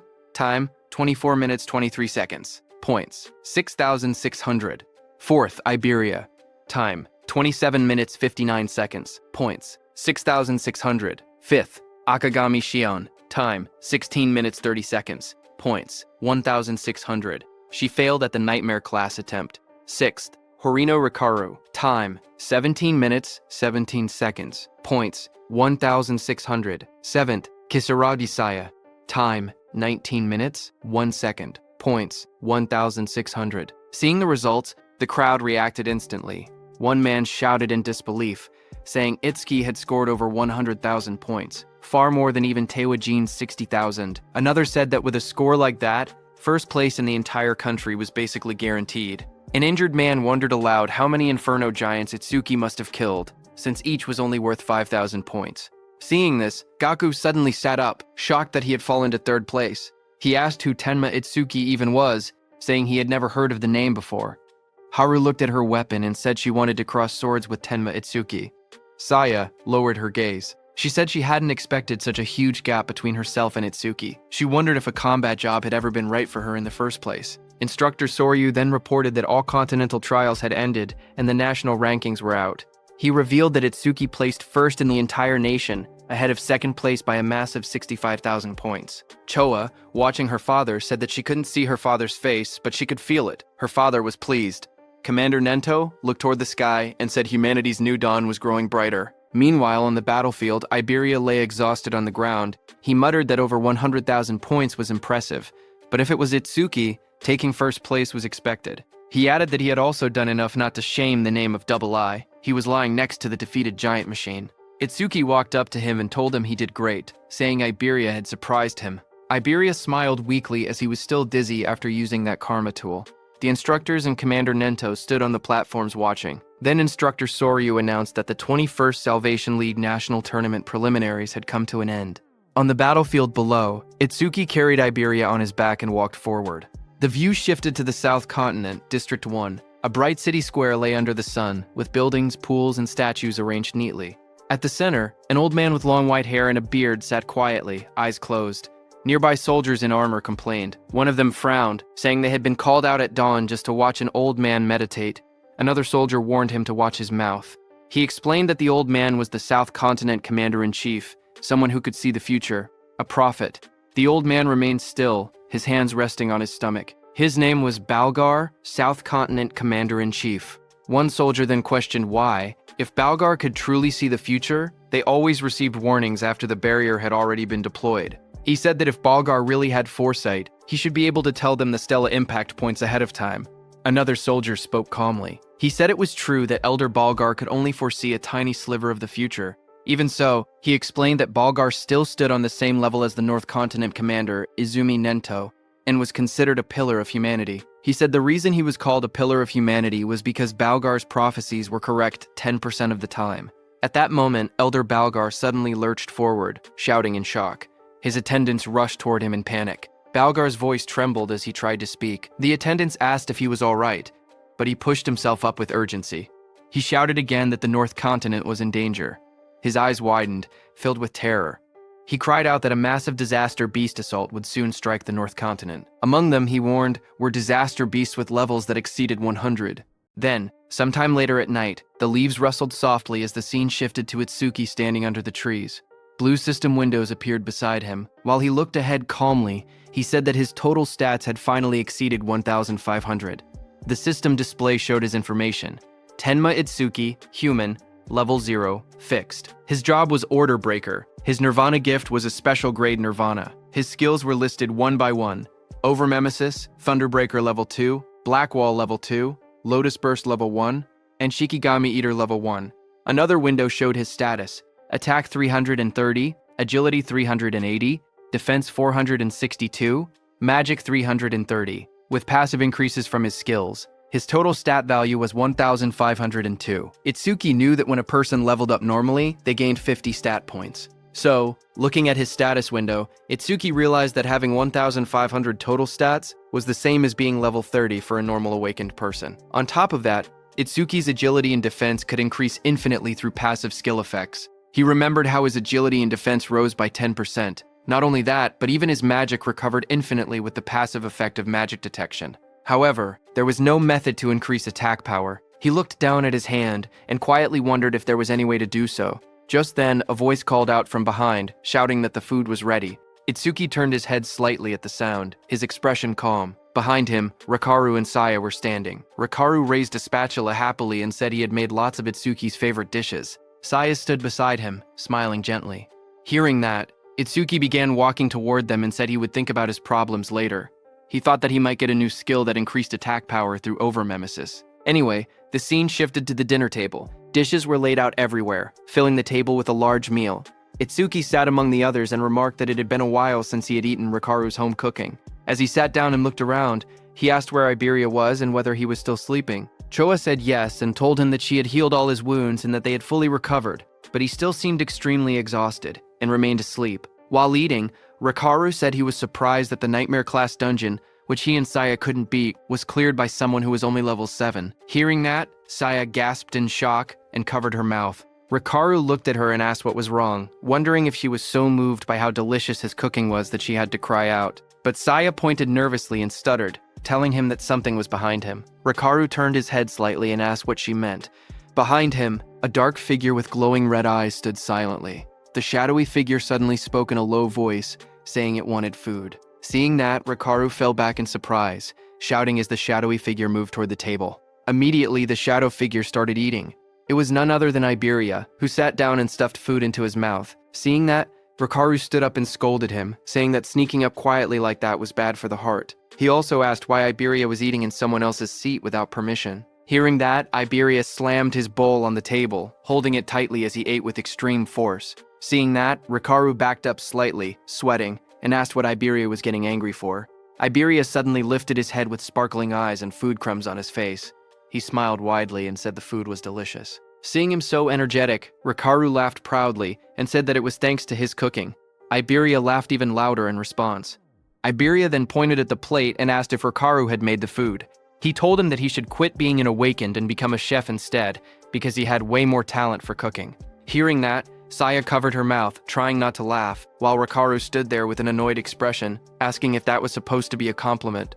Across the table, Commander Izumi Nento leaned forward with folded hands. He said that since all of them were aiming to become saviors, he had one question for them. Everyone looked at Commander Nento as he asked what they feared the most. Hearing that, everyone paused. Rikaru thought for a moment and said that the thing they feared was probably the opposite of what they looked forward to. He explained his own dream, to become a savior, earn money, and enjoy gourmet food while traveling the world while he was still young.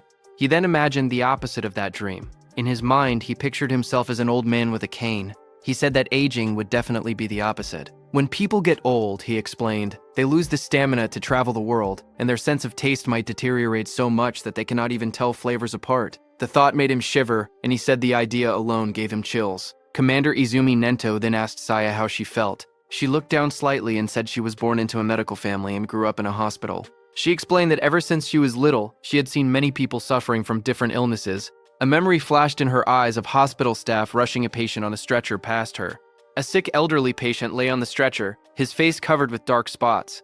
His weak voice escaped as he looked toward Saya. Standing there, Saya had been frozen in fear. The sight had become a deep trauma for her. She explained that even a simple cold or fever now filled her with overwhelming fear. Hearing that, Itsuki remembered something. He wondered if that was why she ran away the other day after he let out just a small sneeze. Memories from the past flashed in his mind. Saya jumped back in shock every time Itsuki sneezed loudly.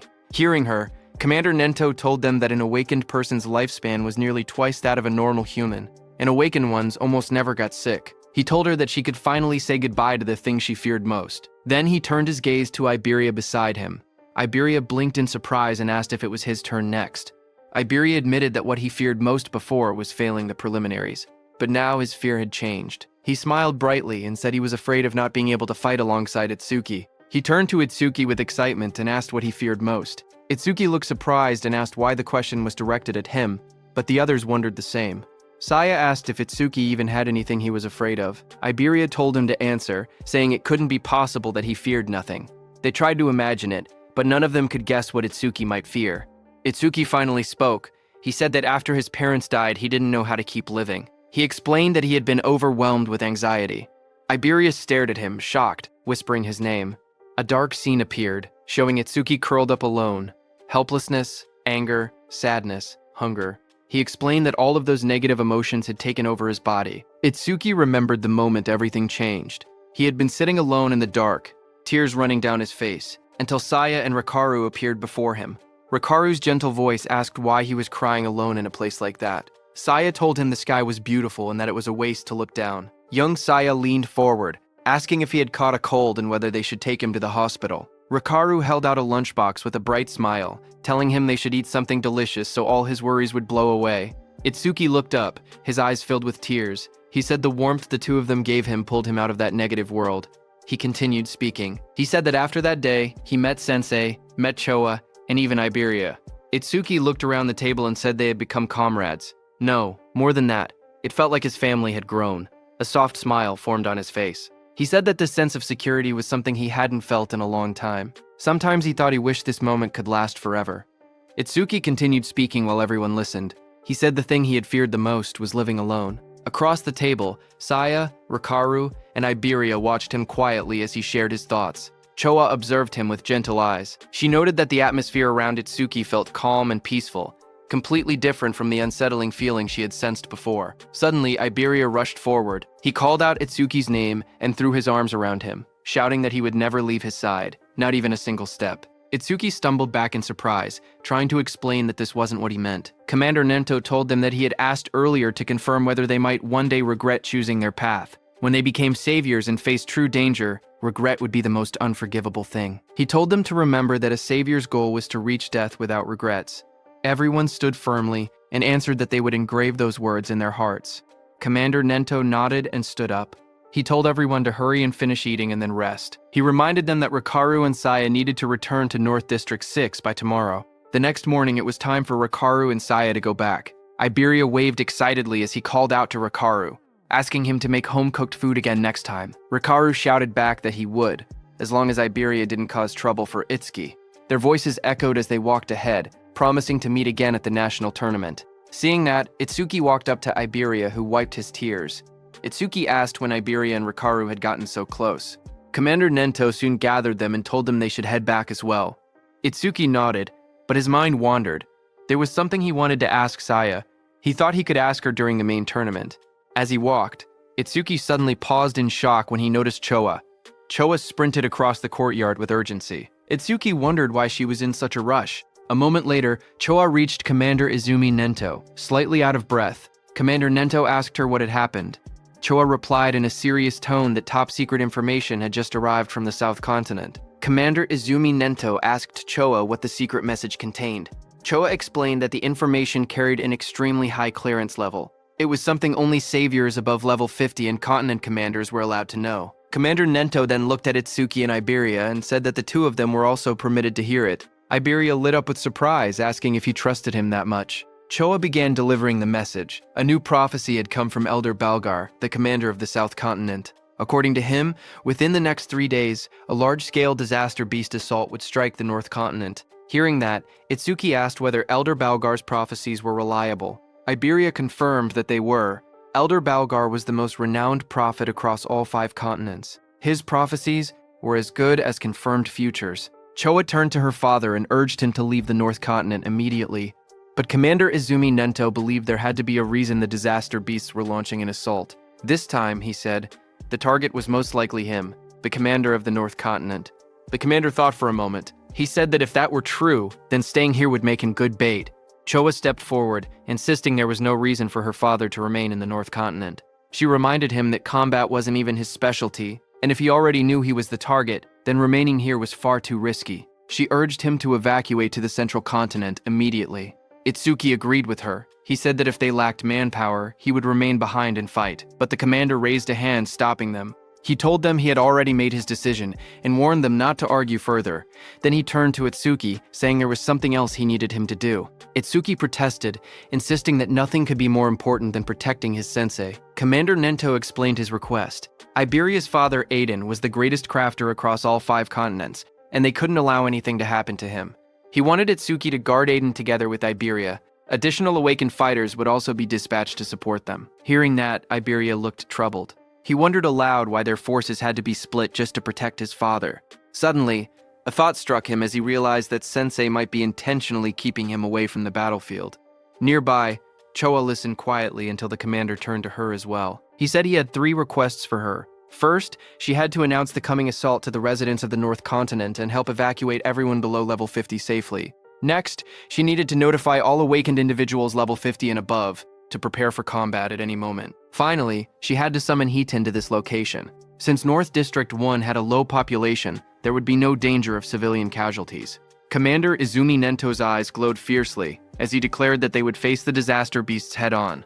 Right there, Choa returned to her father and reported that she had completed every arrangement he had instructed. She told him that Hiten would be arriving soon. Commander Nento thanked her for her trouble and said she could rest for now. Choa hesitated. Her expression softened as she looked at him in silence. Her father noticed her worry. He asked whether she was anxious about Itsuki, even though Aiden already had skilled guards accompanying him. He added that if that was the case, then, as her father, he simply needed to defeat all the smaller threats and lure out the main enemy.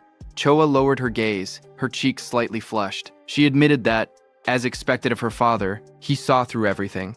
Commander Nento continued speaking. He said a prophecy had revealed that a disaster beast of level 100 or higher would appear this time.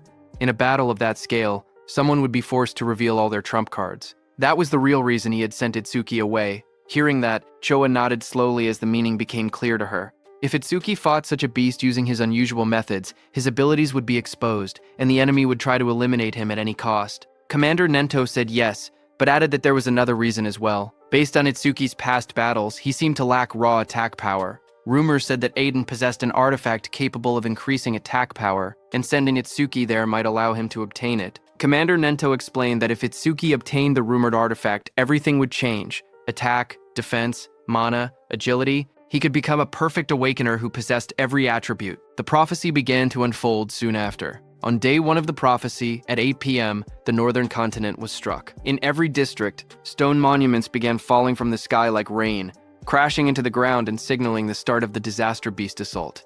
In North District 2, the skies were dark as Itsuki and Iberia sprinted through the cold winds. Itsuki asked how much farther Iberia's home was. Iberia estimated another 100 kilometers. Hearing that, Itsuki narrowed his eyes, thinking that a disaster beast could appear at any moment. They had to reach Iberia's father as fast as possible. Suddenly, from behind, Iberia shouted for Itsuki to look, pointing ahead in shock. Hearing that, Itsuki stopped and looked forward. Iberia's trembling voice barely formed the words. A blazing object was falling from the sky. It was a stone monument. Itsuki realized that the attack had already begun, and the monument had landed right in the middle of a populated area. The two watched as the fiery structure crashed straight into the city. The impact sent a massive explosion of light through the skyline. Itsuki's expression tightened. The warning had only been released moments ago. Civilians were still evacuating. If a disaster beast appeared now, the situation would become catastrophic. Elsewhere in the city, awakened warriors stared at the monument that had descended. Chaos erupted as they shouted that massive casualties were unavoidable and that a disaster beast was already approaching. Someone recognized the scene. It was exactly as Elder Balgar had foretold. They cursed at how early the event had arrived. Back with Itsuki and Iberia, a glowing barrier began forming around the impact zone. Iberia panicked as he watched it rise. Itsuki was also panicking inside, thinking that if they left the citizens behind, many would die. But if they stepped in to help, their main mission would be delayed. Itsuki glanced at Iberia and thought quietly to himself. Iberia had traveled a long distance, yet he hadn't asked for a single break. He must have been that worried about his father. If he suggested stopping to save citizens now, Iberia would surely hate it. But before he could decide, Iberia suddenly pointed forward, shouting for them to go help. The barrier had trapped a disaster beast inside the city, and he insisted they couldn't ignore it. The creature inside was at least level 20. If no high-level awakeners were present, countless people could die. Hearing that, Itsuki's worries vanished. Then, with a firm voice, he agreed to change the plan. They would take care of the disaster beast in the city first. Just then, the ground shook violently as the stone monument split open. Flames burst out, and a massive creature emerged from within. It was a flame golem, level 21, its entire body wrapped in blazing fire. Nearby, the awakened fighters assessed the situation. They counted their strength, 3 level 15 and 1 level 16. It would be difficult, but against a level 20 disaster beast, they believed they still had a chance to win. A defender stepped forward and activated his C-rank skill, Rock Shield. Jagged stones shot up around his arms as he braced himself against the incoming flames. He shouted for the others not to break formation, promising to hold off the monster's attacks. The flame golem roared and hurled fire straight at him. Through the heat and sparks, the defender yelled for his teammates to find an opening and counterattack. But the creature's power was overwhelming. It struck with massive force, smashing the ground and scattering debris across the street. The defender was thrown violently backward, crashing into a wall. As the dust settled, he struggled to lift his head. His armor was shattered. His voice trembled. He couldn't believe what had happened. It was impossible. The other Awakeners froze in terror because the Earth user had the highest defense among them. Yet he had been killed instantly. If even he couldn't survive, they stood no chance at all. Panic spread across their faces as they backed away, their weapons shaking. One of them cried out, asking desperately what they were supposed to do now. The group fell into panic. One of the men shouted that fighting a creature like this was suicide and that they needed to run.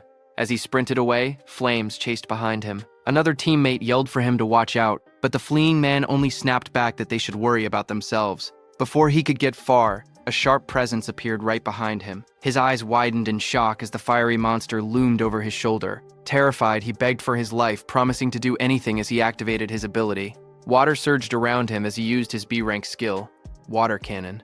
A massive stream of water blasted toward the creature. For a moment, he caught his breath. He wondered when the beast had gotten behind him and regretted shouting something so pathetic. But now, he stood firm. He was a water elementalist, the natural enemy of fire disaster beasts. This attack should have been its end. The others watched from a distance, unsure. One asked whether he had really defeated it. Another stepped forward, saying he would finish it off just in case. In the midst of drifting steam and smoke, the monster's dark silhouette still stood. The water elementalist stepped forward and warned the others not to interfere. He insisted that since he had defeated the disaster beast alone, he should be the one to finish it. But before he could act, the charred body of the creature suddenly twitched. Flames surged across its cracked surface as it rose again. The man froze in shock as the beast returned to life, its fiery aura burning hotter than before. Someone shouted for them to kill it quickly. A massive burst of flame erupted from the monster's mouth, lighting up the entire street. One of the fighters stared at the blazing heat, confused and terrified, asking what this enormous flame was. Another voice shouted that it was over, but the flames only grew larger. A violent explosion followed and the fire shot outward like a shockwave, but before it could hit those awakeners, Itsuki appeared. Using his black ice wall skill, he created an ice wall that blocked the monster's fire attack. As Itsuki was stopping the fire, Iberia turned to those awakeners. Calm and fearless, he told them to leave the creature to Double Eye. Clad in black armor, Itsuki told Iberia not to worry about the monster and instructed him to evacuate the citizens. Iberia acknowledged with a Roger. A blue screen appeared, displaying new information. Itsuki's black wall defense increased by 10% due to blocking a B-rank fire element skill with black ice wall. Those awakeners stared at Itsuki, who had blocked the giant flames so easily. One of them asked Iberia if he and his companion were saviors. Iberia explained that they weren't saviors yet, but he declared that someday he would become one stronger than Tewajin himself. Hearing that, the awakeners were shocked, saying he talked big for a kid. Iberia walked over, annoyed, and asked what they were doing being saved by a child. One of the awakeners immediately argued back, insisting that no one had asked for help and that he was going to defeat the beast anyway. Someone else wondered aloud if a mere awakener could really handle a disaster beast like that. Their eyes shifted to Itsuki. One man whispered whether the ice-like armor covering his body was some kind of artifact. On the other hand, Itsuki narrowed his eyes, remembering something his sensei had told him before they left. In his memory, his sensei warned him about the black sphere he could release. Its power was immense, but it required chanting time, and its flight speed wasn't fast compared to strong disaster beasts. Missing the first attack would only put enemies on guard, making them harder to hit afterward. His sensei advised him to avoid using the black sphere unless absolutely necessary, keeping it as a trump card for critical moments. The memory ended with his teacher's voice telling him to listen carefully and only use that black sphere under the right circumstances. His teacher's words echoed in Itsuki's mind. He should only use his strongest attack when he was certain he could take down the opponent. Looking at the crowded battlefield below, he realized he couldn't use the penetrating true sphere here. There were too many people around. Down on the streets, civilians stared up at him in shock. Some wondered if he was an awakener who had come to help. Others pointed out the equipment he wore, guessing he must be a high-level awakener. High above, the fiery disaster beast roared as it swung its massive body. Itsuki, covered with lightning, shot forward, slamming straight into the creature's rocky surface. He made up his mind. If he couldn't use his special skill, he would suppress the beast with brute strength instead. With full power, he punched the beast. Explosive impacts echoed through the buildings as he drove the monster backward. His movements blurred with speed as burning fragments scattered everywhere. A bright system window flashed, showing that Itsuki's Thunderbreaker activated Thunderclap Wave. Lightning surged across his entire body as he appeared above the beast. The beast raised its head, its eyes glowing red, fire swirling around it. Itsuki struck again, driving the massive creature through the ground with overwhelming force. Dust and flames erupted as the beast crashed hard, its body half buried in the shattered street. The ground trembled from the impact. Lightning wrapped around Itsuki as he rose into the air, his entire body glowing with blue energy. Flames raged around him, but he shot downward like a meteor, slamming into the massive creature below with overwhelming force. The impact shook the entire street. A huge shockwave burst outward, cracking the ground and sending flames scattering. A crater formed where the blow landed, smoke rising from the broken asphalt. People watching from a distance stared in disbelief. One person said the disaster beast was being pushed back completely, even though it was supposed to be powerful. Another mentioned that the awakener looked like he was only 18. Someone else suggested the beast must have been injured beforehand, but an awakener nearby could only stare with wide eyes, whispering in shock that this couldn't be real. Even a level 21 flame golem couldn't fight back at all against that young man. He wondered who the young man facing it truly was. When the smoke finally cleared, the battlefield was quiet. The golem lay smashed into the ground. One of the awakeners looked around in confusion and asked where the young man had gone. Another man explained that as soon as the young awakener had defeated the disaster beast, he left the area with the blonde boy. That water-type awakener claimed that the only reason a level 0 awakener could do something like that was because he had already weakened the flame golem's health beforehand. But the first awakener looked uneasy. Even he, a level 15 awakener, couldn't track the young man's movements with his eyes. He said that the power to send a flame golem flying with bare hands was unbelievable. He added that if the young man's status showed level 0, his real strength had to be comparable to level 30. On the other hand, Itsuki and Iberia were already running. While running, a thought troubled Itsuki. If a beast of that level couldn't be killed instantly, things would only get harder in the future. He muttered that he had to increase his attack power somehow. Just then, a system window appeared, displaying Itsuki's current stats. Attack, 330. Agility, 760, plus 100% due to Thunderclap wave activation. Defense, 495, increased by 50% due to Black Ice Wall. Mana, 330, recovers 10% of mana upon detecting one enemy unit. Itsuki stared at the numbers, knowing he needed to grow stronger as quickly as possible. On the first day of the prophecy, at 10:30 p.m., Itsuki and Iberia ran through the rain-soaked streets. Iberia stared in awe and said, Itsuki's speed was so incredible that he couldn't even track him with his eyes. Itsuki replied calmly that speed meant nothing without power. While they were running, Iberia suddenly started panting heavily, admitting that he had never thought of Itsuki that way before. When they stopped, he told Itsuki that if he wanted to raise his attack power, he knew a good method. Itsuki looked at him and asked what he meant. Iberia explained that his dad's warehouse contained tons of artifacts, and there had to be one that boosted attack. He said Itsuki was strong and was also Sensei Izumi's student, so his dad would definitely be happy to let him have one. As he spoke, he imagined Itsuki wearing a powerful artifact, standing tall in a dark, glowing armored suit. The thought made him laugh to himself in a strange way, but Itsuki looked unimpressed and asked what that creepy laugh was about and what exactly he was imagining. Iberia cheered excitedly and told Itsuki to follow him. Once they arrived, he said he would ask his father to prepare a useful artifact for Itsuki. Itsuki watched him struggle to stand straight and thought to himself that he had already slowed down on the way. But even with all that agility, Iberia must have had trouble keeping up. Itsuki then stepped forward and grabbed Iberia by the arm. Iberia panicked and shouted, asking what Itsuki was doing. Itsuki told him not to push himself if he was tired. If they ran into a calamity, he wouldn't be able to fight properly in that condition. Before Iberia could answer, Itsuki lifted him and dashed forward at full speed. Iberia yelled that he wasn't ready, but the wind tore past them too fast for him to react. The two shot through the city like a blur. Iberia screamed that it was too fast, while Itsuki said they had already wasted enough time and told him to hold on. Later, at 11:05 p.m. on the first day of the prophecy, the moon hung over a quiet set of wooden houses deep in the forest. A gust of wind swept through as they arrived. Iberia collapsed forward, shaking. He gasped that they had finally made it and complained that he thought his arms were going to rip off. As they walked deeper into the woods, Itsuki asked why his father chose to live so far from town when the town was much safer. Iberia replied that his father said the town was too noisy for him to focus on his crafting. Ahead of them stood an old wooden house. Iberia explained that the place might look run down, but its defenses were strong. His father had traps set all around the perimeter. Itsuki nodded, saying he thought he felt a faint magical fluctuation. Iberia told him not to worry. As long as Itsuki followed him closely, he wouldn't trigger anything. Itsuki silently thought that with his detection ability, he could avoid them on his own. Iberia walked ahead proudly as Itsuki asked him to watch his step. But Iberia grinned to himself, happy that it was finally his turn to take the lead. The next second, however, a small trap placed on the ground clicked under Iberia's foot. Iberia froze. He started sweating as he realized he had stepped right on one of the traps. He shouted that he had gotten carried away and forgotten about it. Itsuki stared at him blankly and asked if he was sure this was really his own house. Iberia froze the moment the trap activated. He shouted that this was bad because he had stepped on the nastiest trap of all. Itsuki focused for a moment and noticed the magical fluctuation around them growing stronger.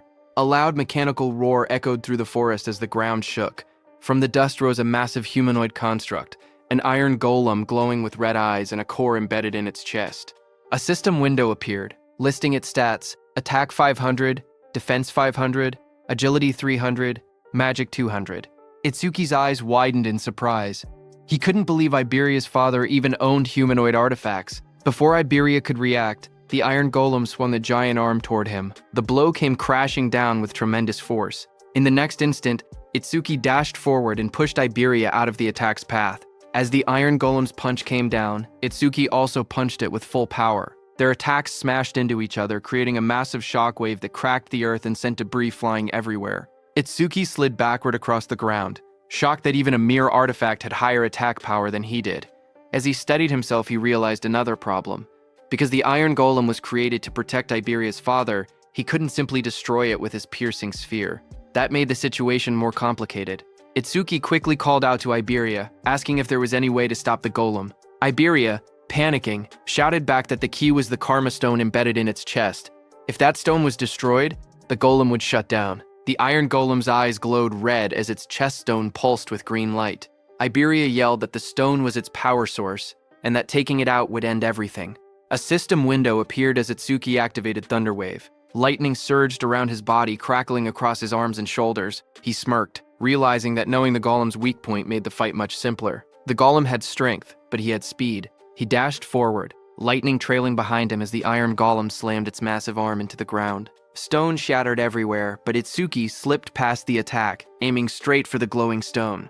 The golem swung again with both arms, trying to crush him, but Itsuki moved in a blur of thunder. Multiple aftermages flickered around the battlefield as he closed the distance, electricity lighting up the entire area. Lightning wrapped around Itsuki's body as he dashed straight toward the iron golem's chest. The golem swung a massive arm down at him, but he slipped underneath the attack, closing the distance in one quick burst. He reached out and grabbed the glowing green karma stone embedded in the golem's chest. The moment his hand made contact, the stone cracked and came free from its socket. The iron golem's body froze. Its red eyes dimmed, and its raised arms stopped mid-movement as all power left its frame.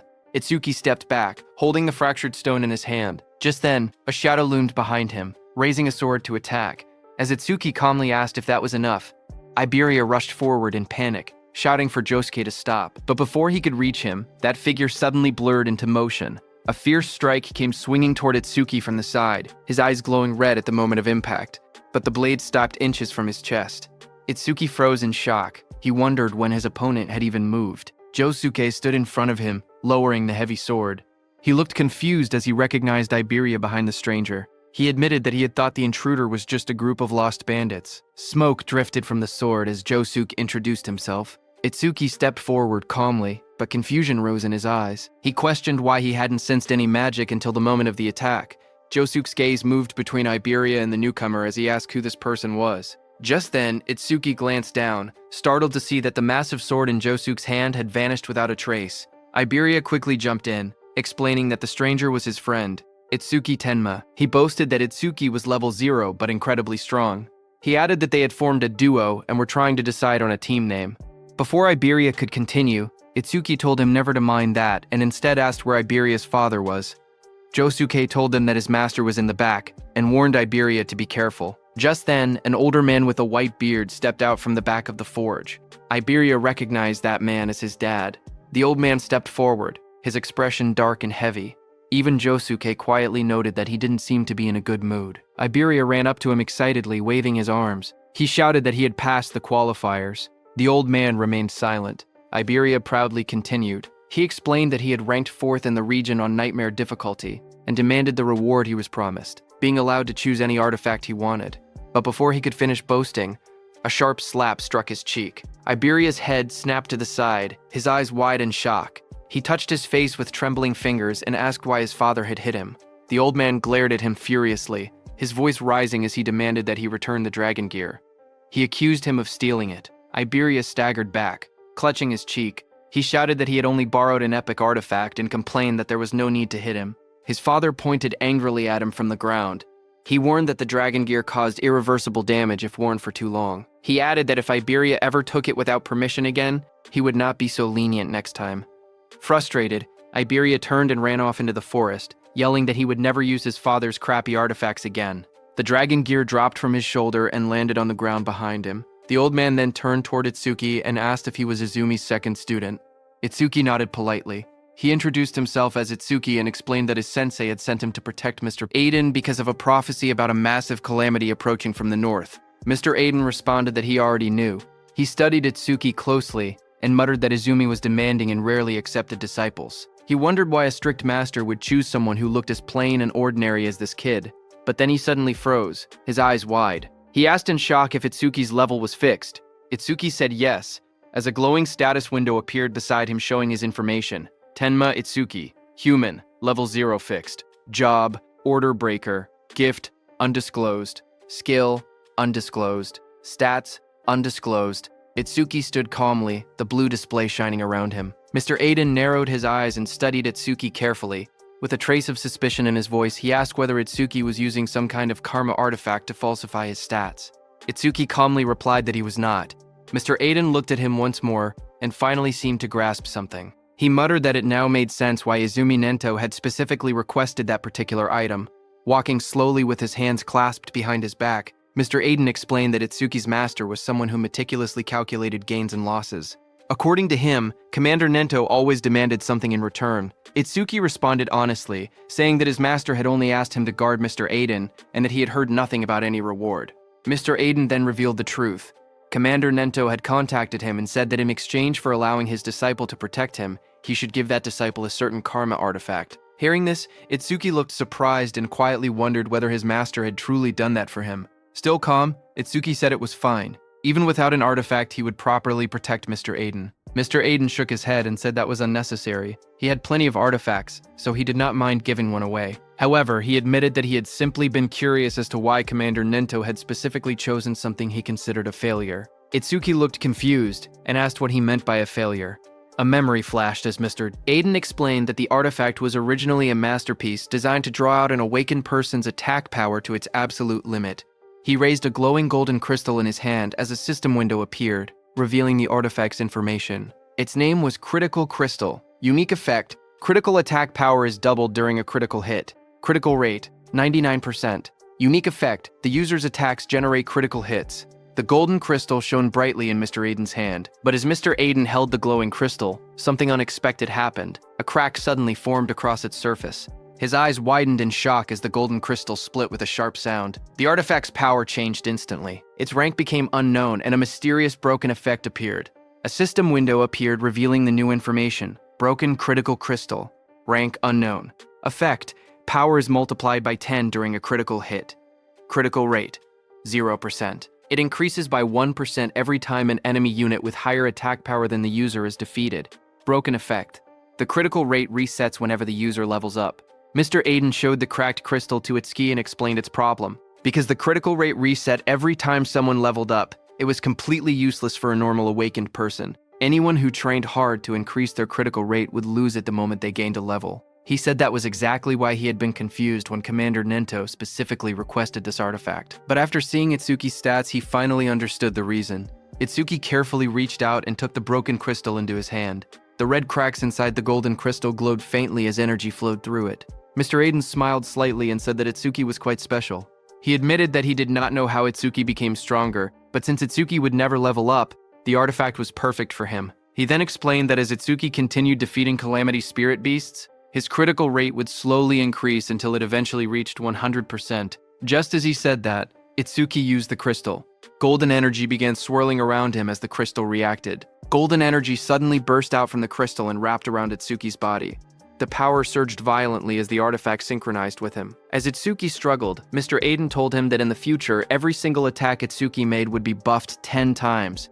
Hearing that, Itsuki clenched his fist as the golden aura intensified around him. With the power flowing through his body, he unleashed a technique: Iron Fist of Destruction. A system window appeared, confirming that the artifact had been equipped. Equipped. Broken Critical Crystal. Itsuki looked at the information and thought about the artifact's conditions. His critical rate would only increase when he defeated enemies with higher attack power than him. He quietly admitted that the condition was a bit harsh. However, he decided not to worry about it for now. He would think about a counter strategy after they finished this raid. Just then, another system notification appeared, showing the crystal's information. Its effect was that it increased attack power 10 times on critical hits. Its current critical rate was 0%, but it would increase by 1% for every kill of a stronger enemy. The broken effect was that it reset upon leveling up. After observing the artifact's reaction, Mr. Aiden spoke again. He said the artifact seemed to be equipped properly and that it was truly compatible with Itsuki. Itsuki then admitted that he had actually been struggling because his attack power was low. He thanked Mr. Aiden, saying the artifact helped him a lot. Mr. Aiden waved his hand dismissively. He explained that he created the artifacts while others used them to fight the Calamity Spirit Beasts. Both of them were simply doing their part for the survival of humanity, so no thanks were necessary. As he spoke, Mr. Aiden turned and began walking away. He added that unless someone already knew his location in advance, there was no reason for beasts to attack such a remote place. For now, he told Itsuki to rest. Just as Mr. Aiden finished speaking, something strange suddenly appeared in the sky above the forest. His eyes widened in shock as he noticed a massive pillar of energy descending from the sky. The atmosphere trembled as the force rushed downward. A loud impact followed as the energy slammed into the forest. The force spread outward like a shockwave nearby. Itsuki and Josuke instinctively raised their arms to shield themselves as the powerful energy burst through the air. Iberia, who was inside the house, opened his window and stared in disbelief, shouting in confusion and asking what had just happened. He looked toward the sky with wide eyes and realized something unexpected. A barrier had appeared. Looking up, they saw a massive green dome covering the entire area. The strange barrier surrounded the forest, glowing with an eerie green light. Seeing the enormous dome above them, Iberia shouted in shock, wondering why there was a green barrier there. Mr. Aiden looked toward the sky with a serious expression. In his mind, a troubling thought appeared.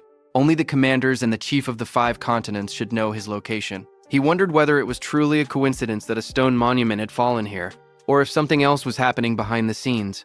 Before he could think further, Josuke suddenly shouted loudly, quickly warning everyone to get back. The Calamity Spirit beasts were coming, and they were already heading straight toward them. Itsuki stood quietly and focused his senses. His eyes sharpened as he felt a powerful presence approaching. He calmly said that he could feel it. Something was moving toward them at an incredible speed. Moments later, the ground began shaking as multiple creatures rushed forward through the forest. At first, Itsuki counted 6 of them. Then they realized there were even more. The monsters burst out of the trees, charging straight toward them. One of the creatures revealed itself clearly. A system window appeared, identifying it, one horned demon from the Horned Demon tribe, level 14. Seeing the monster rush forward, Itsuki shouted that they were here. The demon lunged toward Itsuki with its massive arm raised, aiming a brutal strike at him, but Itsuki stopped its attack with his bare hands. The next second, Itsuki pierced the monster's body with his black ice wall. Blood burst out as the blade tore through its flesh. At the same moment, a system notification appeared, activating Black Ice Wall. More monsters rushed forward from different directions, opening their jaws wide as they attacked together. Electricity crackled around Itsuki's body as he moved calmly through the battlefield. Inside his mind, he thought that enemies at this level were not a problem. No matter how many came, he could finish them instantly with Lotus Explosion. However, he hesitated, thinking that Josuke might not be able to withstand the shock of a Lotus Explosion, and it was still risky. Itsuki glanced behind him and remembered that Mr. Aiden and Iberia were hiding in the shed right behind him. If he used Lotus Explosion recklessly, the blast might catch them as well. Because of that, he held back his power and continued fighting the monsters directly instead. After defeating the surrounding monsters, Itsuki stood quietly among the fallen enemies. Looking at the battlefield, he calmly admitted to himself that he was probably more suited for fighting alone. Just then, he suddenly paused, sensing something unusual. Itsuki frowned slightly as he felt another surge of mana spreading through the area. This new wave of power felt far stronger and more intense than the ones that had appeared before. Moments later, a massive creature revealed itself. A system window appeared, identifying the monster, 2-horned guardian beast of the Horned Demon tribe, level 24. At the same time, far away in a dark and terrifying realm, towering demonic structures stood beneath a crimson sky. Inside a sinister palace, the most powerful demon emperor, Ringa, sat on the throne. An orange-haired figure standing in front of him spoke calmly. He reported that the first wave of the advanced party had already been teleported to the human realm, consisting of lower-class slave demons. Then he asked another question. Among the 8 demon kings, which one should be entrusted with leading the main force? At that moment, Demon Emperor Ringa said that thanks to the eye he had left behind during the last descent into the human realm, the demon race had already discovered the existence of a certain important person. With a cold command, the Demon Emperor told him to capture them. This orange-haired figure was Enmaraku, also known as Yama, one of the 8 demon kings. He asked whether the task should also be entrusted to one of the 8 demon kings. However, the Demon Emperor sitting on the throne calmly refused the idea. He said that sending a demon king might destroy the very eye that had been secretly left behind in the human realm. Because of that risk, he decided that the matter would instead be handled by a demon general. The order was accepted without hesitation. Demon King Yama simply replied that it would be done as commanded. Then, Demon Emperor Ringa declared that the command of the main force would be completely handed over to Inshokuma, also known as the AP-eating Demon King. This was one of the 8 demon kings, Inshokuma. Demon Emperor Ringa said that since Inshokuma had not eaten a living human in a very long time, he was certain that Inshokuma must be extremely hungry. Meanwhile, on the battlefield, while Itsuki was fighting, a loud scream suddenly echoed throughout the area. Hearing it, he instantly recognized the voice. It was Iberia. His expression changed as he realized something was wrong. He wondered if a disaster beast had broken into the room. But before he could react any further, a disaster beast burst forward to attack. A system window appeared in front of him, identifying the beast as a double-horned guardian from the Horned Demon clan, level 24. The beast attacked with overwhelming force, striking toward him without hesitation. Seeing the situation, Itsuki's eyes sharpened. He realized that things had reached a critical point, and he had no choice but to use that power. As the attack came crashing down, Itsuki quickly glided across the ground and dodged it. At the same time, he aimed at the beast and used Clear Orb. He judged that the creature's attack power was likely higher than his own. However, if he managed to defeat it, he could increase his critical rate. A system notification appeared, explaining the effect of the broken critical crystal. It stated that attack power would increase tenfold during a critical hit, and the critical rate would increase every time he defeated an enemy stronger than himself. However, the critical rate would reset whenever he leveled up. With determination, Itsuki shot the Clear Orb. A beam of purple energy shot into the sky, cutting through the darkness like a sharp spear as the attack was released. Another system message appeared, saying Clear Orb had been activated. After the beast died, another system notification appeared, telling Itsuki that his critical rate had increased by 1%. Looking at the result, he calmly confirmed that it had risen just as he had expected. Without wasting time, he turned and spoke to Josuke. He told him that he would take down the disaster beast that had broken into the room, and that everything here would be left to him. Josuke, who was engaged in battle, immediately accepted the responsibility without hesitation. Lightning flashed as Itsuki ran toward the cabin where Iberia and Aiden were. At the same time, inside that cabin, Iberia was pushed back and hit the wall. He stood there, injured and covered in blood. Lowering his head, he admitted that it was useless. Without his dragon gear, he knew he could not win. Pain filled his body as he struggled to stand, realizing how desperate the situation had become. Iberia quietly muttered that if it had come to this, then there was only one option left. As the monster lunged forward with its terrifying jaws wide open, Iberia cried out for help, calling Itsuki's name. But in the next second, someone appeared behind the disaster beast. It was Iberia's father, Aiden. He swung his massive weapon down with overwhelming force, hitting the beast on the head. Watching this, Iberia was shocked. He wondered how his dad, who was a non-combat class, could face a disaster beast without any fear. Seeing that nothing happened to the beast, Aiden remained calm and called it stubborn. Aiden's attack made the beast furious, and it turned around in anger. It immediately charged at Aiden at full speed. Seeing it coming, Aiden stood firmly and declared that he would leave the rest to him. He was saying that to Itsuki, who appeared there just before the monster's attack could hit Aiden. Itsuki moved instantly, his body wrapped in crackling electricity as he intercepted the attack. The beast tried to strike again, but Itsuki stepped in from behind and using his black ice spike, pierced through the monster's body. A system message appeared, announcing that his black ice wall had activated. Blood splattered as the creature's massive frame was struck down. After the clash ended, Itsuki apologized to Aiden for being late. He explained that it had taken a little time to deal with the lookouts. Aiden then asked about the situation outside. Itsuki immediately used his magic detection skill, but he could no longer sense any magic fluctuations from outside. Seeing that, he told Aiden that Josuke had likely wiped out every last disaster beast.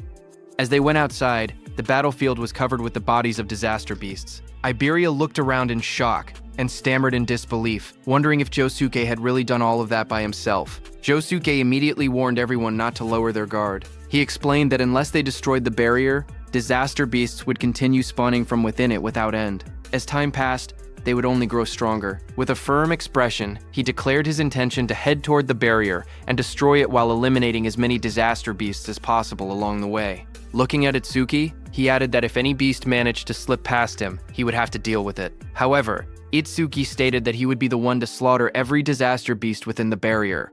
His eyes were filled with hatred as he instructed Josuke to remain there and protect Aiden and Iberia. Seeing Itsuki's expression, Aiden narrowed his eyes. He muttered that those eyes showed no trace of fear. Instead, they were filled with a burning thirst for battle. Finally, with firm resolve, Aiden declared that they would leave the destruction of the barrier to Itsuki. Josuke warned Itsuki seriously. He explained that if the barrier was green, then the disaster beasts inside would be at least level 250. He asked if he was truly prepared for something like that. Without hesitation, Itsuki answered calmly that he was sure. Lightning crackled violently around Itsuki as he ran toward that green barrier. A sharp smile formed on his face as he admitted that finally, he could fight to his heart's content. Seeing him go, Iberia immediately spoke up. He declared that if Itsuki was going, then he would go too. He told Josuke to look after his old man, but his father, Aiden, stopped him. Iberia protested, asking why not. He reminded them that they were a team. Aiden answered bluntly, telling him to stop pretending they were a team. He said it was pathetic. He added that he and Itsuki lived in two completely different worlds. Iberia clenched his fist, anger rising in his voice. He argued that they had walked this path together all this way and demanded to know what he meant by different worlds. Aiden also shouted, telling Iberia that a team was meant to support one another and cover for each other's weaknesses. Aiden's eyes widened with anger as he spoke harshly. He told Iberia that he was not supporting Itsuki at all. Instead, he said he was only dead weight at this rate. His voice grew even colder as he warned that he would end up getting Itsuki killed. Hearing that, Iberia froze, shock spreading across his injured face. Aiden continued, saying that he was not just talking about him alone. He explained that Itsuki was special. No one else from his generation could even stand on the same stage as him. Then he asked Iberia if he had ever truly seen the look in Itsuki's eyes when he faced a disaster beast. He told Iberia that those were the eyes of someone drowning in hatred. At the same time, while Itsuki was running toward the barrier, a system window appeared showing, "Mana, 5 enemy units have been detected. 50% of Itsuki's mana recovered." Itsuki noticed it immediately. He realized that 5 disaster beasts must have just come out of the barrier. He calmly acknowledged that this had brought his mana back to full. Ahead of him, massive disaster beasts with sharp purple spikes and rows of jagged teeth emerged, blocking his path as lightning continued to crackle around his body. Lightning surged wildly around Itsuki as he faced them.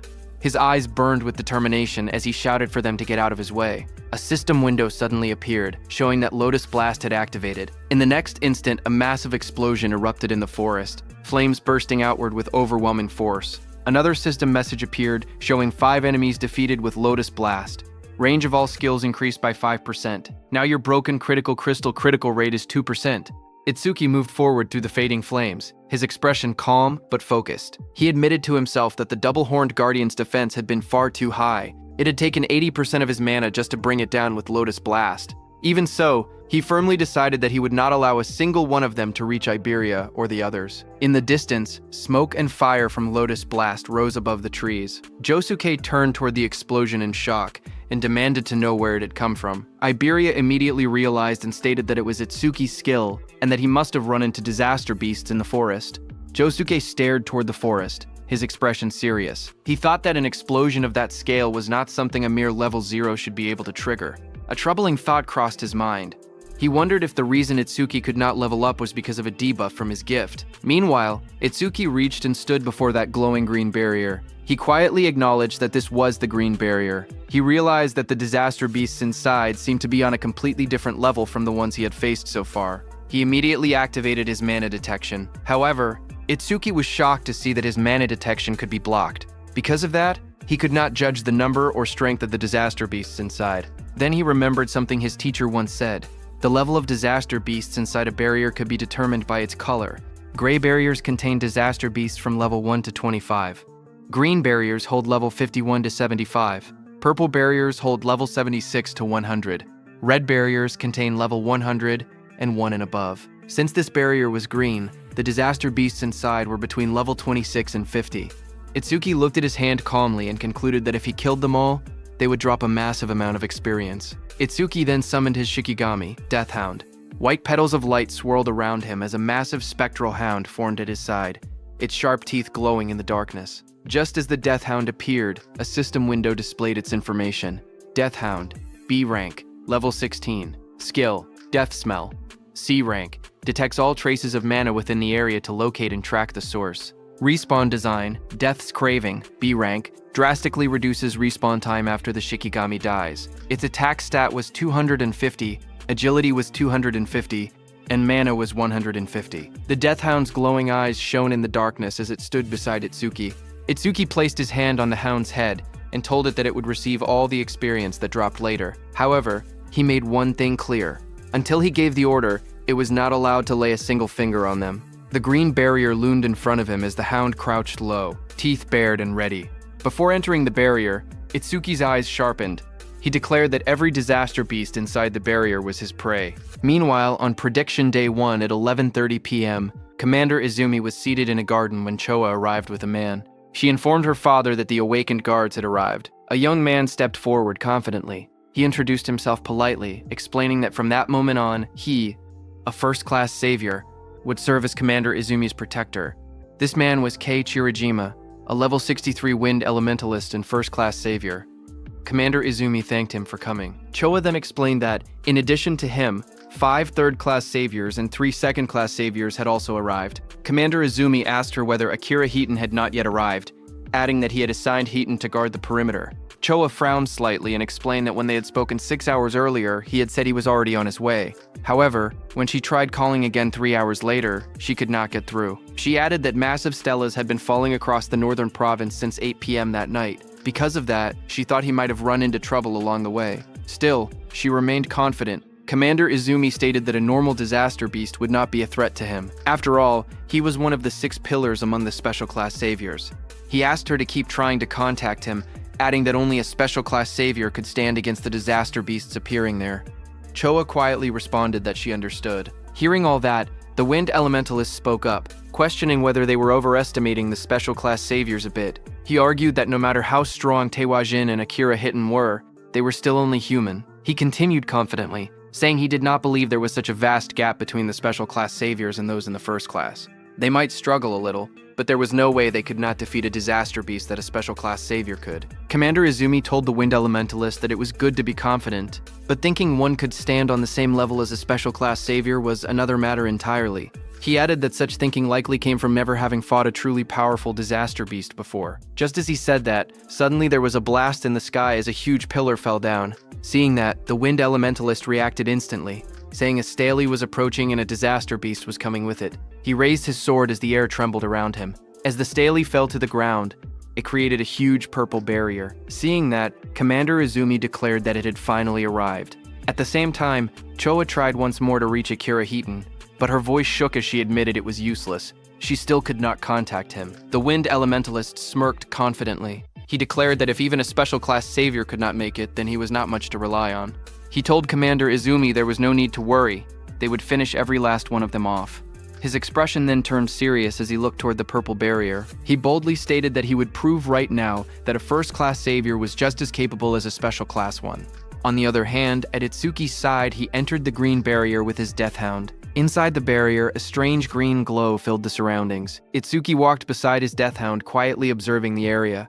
He noted that the scenery inside the barrier was not any different from the outside. However, he admitted that there was an aura in the air that made him feel uneasy. A system notification appeared, saying mana detection activated. Itsuki focused and sensed the fluctuations of mana inside the barrier from where he stood. But, just as he expected, he could not grasp the situation outside. After observing carefully, he concluded that the inside and outside of the barrier seemed to be separate spaces. Just then, his mana detection detected 5 enemy units, which restored 50% of Itsuki's mana.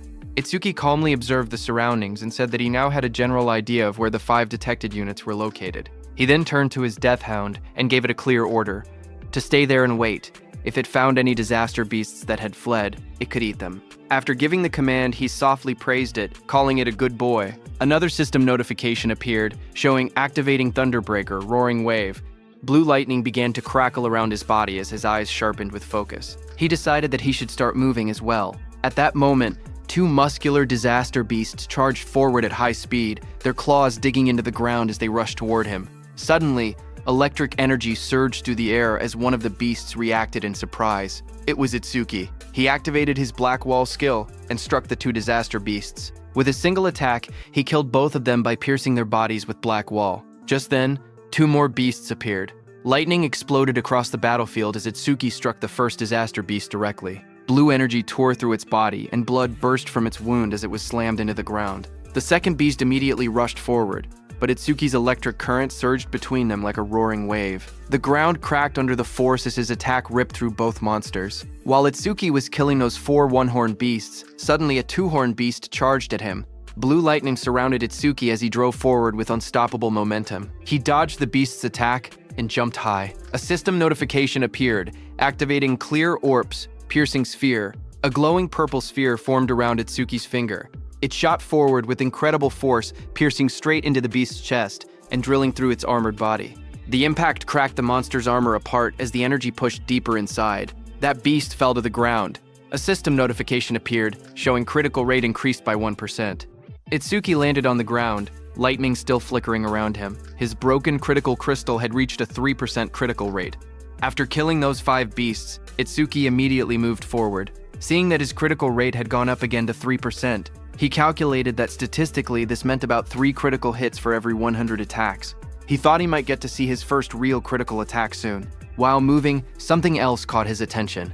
This was the first time he had seen a stele from this close. He narrowed his eyes and thought that if he broke the stele, then the barrier should disappear. He thought, 1 hit should be enough. But at that moment, a system notification appeared, showing 1 enemy unit detected and 10% of mana restored.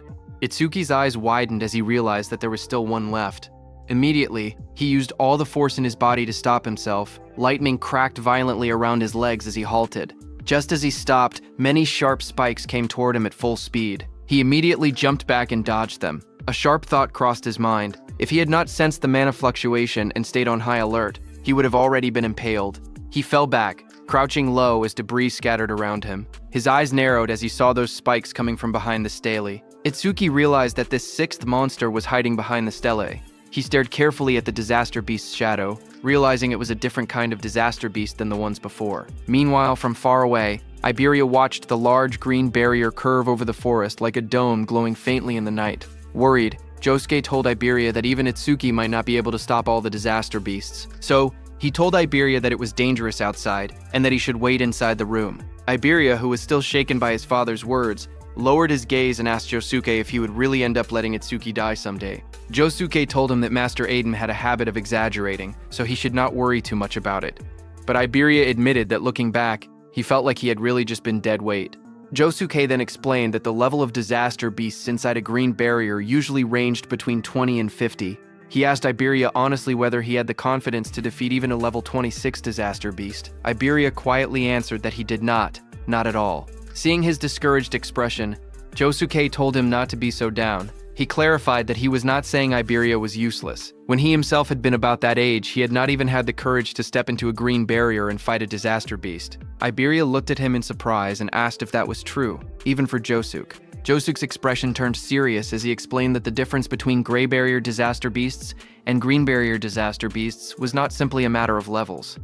Iberia asked him if there was something else. Josuke told him that the disaster beasts inside gray barriers had no intelligence. They were merely creatures that endlessly repeated cycles of slaughter and destruction. They were strong, yes, but with a proper plan, there were many ways to defeat them. Then, with a serious tone, he explained that inside a green barrier, things were different. Inside a green barrier, just like humans, there could be disaster beasts with intelligence. At the same time, on Itsuki's side, from behind the green stele, a towering armored beast surrounded by crackling blue lightning appeared. This was a level 34 square general beast. The beast wondered if it had made a mistake, as it realized that Itsuki possessed a detection type skill. Seeing that square general beast, Itsuki's face darkened. He said that, as expected, the disaster beasts inside this barrier were different from any he had encountered before. At that moment, Josuke told Iberia that among the youth of the same generation as Itsuki, only a few could stand against a disaster beast of that level. And the reason Iberia seemed like a burden to Itsuki was not because of immaturity, it was simply because Itsuki was too strong. On the other hand, when Itsuki saw that the creature had seen through his skill within seconds, and on top of that, it could even speak the human tongue, a smile formed on his face. He said that he had finally met the intelligent disaster beasts he had only heard rumors about. The beast looked down at Itsuki and asked what he was muttering about. Was he begging for his life? The beast sneered, saying it had thought Itsuki was strong, but he was only level 0. To it, Itsuki was nothing more than a coward who could not stop trembling just from looking at it. Hearing that, Itsuki smiled faintly and admitted that he was simply excited. He revealed that he had wanted to ask their kind something for a long time, and since the creature could speak, he asked it to give him an answer. The disaster beast looked down at him and agreed. It declared that if this was his final wish, it would grant it. Flames suddenly flared around Itsuki as his expression changed. His eyes glowed red, and a dangerous smile spread across his face. Then, with burning intensity in his gaze, he asked the creature a single question. "Do you feel pain?" Hearing this, the disaster beast sneered and mocked him. It declared that the idea of a mere human making it feel pain was ridiculous. It warned him not to get cocky. With arrogance in its voice, it proclaimed that inflicting pain was their exclusive privilege. In the next moment, the disaster beast launched itself into the air. Its blue spikes came toward Itsuki with overwhelming force. The attack crashed down violently, sending shockwaves through the ground. But Itsuki vanished from his spot. Lightning crackled around his body as he rushed straight toward the monster. In an instant, he closed the distance and drove his fist into the creature's chest. The impact echoed loudly as his strike connected, sending the beast flying. It hit the ground, kicking up dust and debris. Itsuki watched with wide eyes, wondering if he had gotten it. But then realization struck him. The beast's magic was swelling even more. From the smoke, the beast attacked again with its spikes. Itsuki jumped and dodged, but noticed that even the beast's antennae had grown faster. Still, he remained confident because when it came to speed, he believed he still had the edge. Itsuki used his black ice skill, creating a blade on his hand. But when he struck the beast with it, frustration crept into his thoughts. He cursed under his breath, realizing his power was too low. He could not even cut off the monster's head, and his attacks barely did any damage. The disaster beast stared at him in disbelief. At that level, it said, he should not be able to move that fast. It demanded to know his real level. Then it dismissed the thought entirely, saying that no matter how fast Itsuki was, he was still nothing more than an insect. The beast lashed out again. Its massive tendrils sliced through the air and crashed down repeatedly. It roared arrogantly that even if Itsuki struck it 100 times with that weak power, it would not hurt or even make it itch. But it warned him that if he took even one of its hits, it would be over. As the beast said that, its massive tendrils slammed down with terrifying force. But suddenly, Itsuki made a move. Blue lightning wrapped around his body as he leaped behind the beast. He twisted midair and struck down hard. His attack crashed against the monster's armored head. But the next second, the beast's tendril whipped toward him again at full speed. Sweat rolled down his cheek, but he used his black ice wall skill to defend. The tendril smashed into him and sent him flying backward. His body crashed violently into a tree. Splinters and debris exploded into the air as the force drove him deep against the trunk. The disaster beast didn't stop there. It immediately attacked him with its tendrils again, but Itsuki quickly steadied himself. Lightning flickered around him as he jumped into the air to dodge. Standing firmly against the tree, he looked forward and told the creature to try it if it could. From a distance, the armored disaster beast watched him coldly. It remarked that the lightning surrounding Itsuki was nothing more than a skill that boosted his speed. It declared that it would see how long Itsuki's magic could hold out. Saying that, it continued attacking with its tendrils. Itsuki observed the creature carefully and came to a realization. Those antennae were not a skill. They were part of the monster's body. That was why overmimesis would not trigger against them. He got near the beast and struck again as lightning flickered around his body. He wondered how many attacks it had been so far. The 18th or maybe the 19th. The monster spread its massive frame and attacked Itsuki with its tendrils, declaring that it was useless. At that moment, a status window appeared before Itsuki, showing he only had 97 magic. He understood the situation immediately. He had been pushing his skills non-stop, and his magic was about to run dry. His stamina was being worn down as well. If this continued, his speed would only decrease. Itsuki's red eyes sharpened with resolve as he decided that he would pour everything into offense. Itsuki charged at the disaster beast, thinking he would boost his attack frequency so that if he could land even one critical hit, he would win. Itsuki was trying to use the power of his broken critical crystal, whose effect was that on a critical hit, it increased attack power by 10 times. But currently, its critical rate was only at 3%. With lightning surging violently around him, Itsuki launched forward once more, striking directly at the armored beast. He continually punched the beast with his fists. Sweat rolled down his face as his eyes burned with determination. He told himself that he had to attack more to trigger a critical hit. All he could do was keep swinging. There was no other choice. His fists slammed into the monster's body with explosive force, the impact echoing loudly. But suddenly, a blue tendril flashed through the air as it rushed at Itsuki. It hit and tore through his stomach. Blood spilled from Itsuki's mouth as his body trembled violently in pain. Dark stains spread across his shirt as he struggled to stay upright. The towering beast looked down at him and mocked him coldly. It said that throwing himself at it like that was idiotic. The creature leaned closer, its sharp teeth gleaming as it taunted him again. It asked, "What's wrong? Wasn't he supposed to make it feel pain?" Hearing that, Itsuki simply let out a quiet snort in response. The monster's grin widened. It remarked that he was still alive and admitted that his defense seemed to be quite high. But suddenly, Itsuki's red eye flared brightly. Veins spread across his face as a fierce smile twisted his lips. He felt it at last. Finally, it was here. A system notification appeared before Itsuki, telling him that his critical crystal was activated and his next attack would definitely be a critical hit. Without hesitation, Itsuki moved. In a single explosive step, he closed the distance and drove his fist forward with overwhelming force. Red energy burst outward as his strike slammed directly into the monster's body. The impact shook the air violently. The beast screamed in pain as it was sent flying backward. Its massive body tore through the forest, crashing through trees as splinters and debris scattered everywhere. Smoke and dust rose into the air as the monster landed heavily on the ground. It could only stare in disbelief. It questioned what had just happened and why Itsuki suddenly possessed such terrifying power. Standing calmly amid the fading red glow, Itsuki looked at his fist. His breathing steadied as he admitted quietly that the power was stronger than he had expected. After landing that critical hit, something inside him changed. All kinds of emotions began rising from deep within his chest. Focus sharpened his mind. Satisfaction spread through him. A strange ecstasy followed. He realized he had never felt like this before.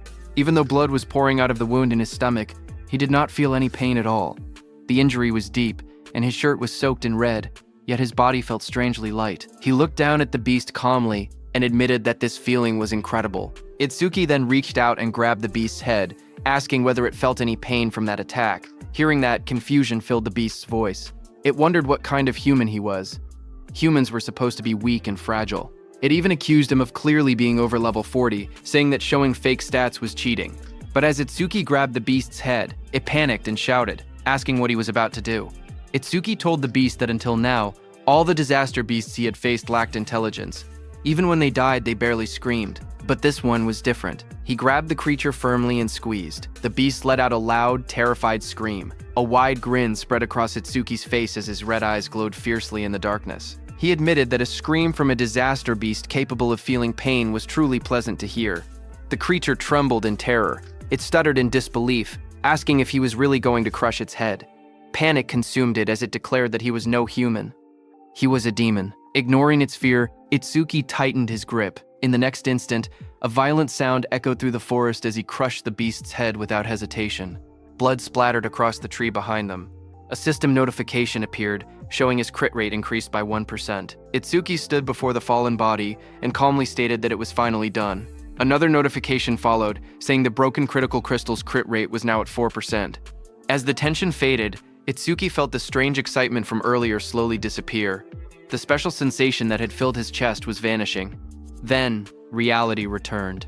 The searing pain from the wound in his stomach began to kick in. He steadied himself and observed the surroundings. The barrier around the area had turned transparent, which meant there were no disaster beasts left inside. He looked at the transparent pillar in front of him and thought that if he crushed it, all that would remain would be the stele. Without hesitation, he pulled back his fist and drove it forward with force. A sharp cracking sound echoed as his punch struck the structure. The ground around the stele shattered. Cracks spread across the area as debris scattered in every direction. Itsuki calmly admitted that it was weaker than he had expected. Exhaustion finally caught up to him. He leaned back against the broken structure. Blood still stained his clothes. Before returning to Iberia, he reminded himself that there was something he needed to check. His expression turned serious as he quietly called his death hound. A dark figure rushed overhead. Itsuki lifted his head slightly and ordered it to show its face. Death stepped forward, its red eyes glowing fiercely in the darkness. It looked larger than before, its claws digging into the ground as it growled. Itsuki, sitting on the ground nearby, looked up at it calmly and noted that it seemed bigger than before. Then he paused for a moment and continued observing it carefully. Then he realized the reason. Its level had increased by 3. Not only that, but it had also gained 150 stat points. A system window appeared before him showing the Death Hound's stats. It was a B-rank Shikigami at level 19. Its skills were Death Smell, a C-rank skill that detected all magic traces in the area and located and tracked their source, and Respawn Desire, a B-rank skill that greatly shortened respawn time after a Shikigami's death. It had 250 attack points, 250 agility, 150 defense, and 150 magic. It also had 150 unassigned stat points. After reading the information, Itsuki understood that as its level increased, its body also grew larger. He realized that it had not been his imagination. This meant that if it gained dozens more levels, it would grow even bigger. He imagined an enormous beast towering over him and calmly admitted that he could not wait to see how large it would become.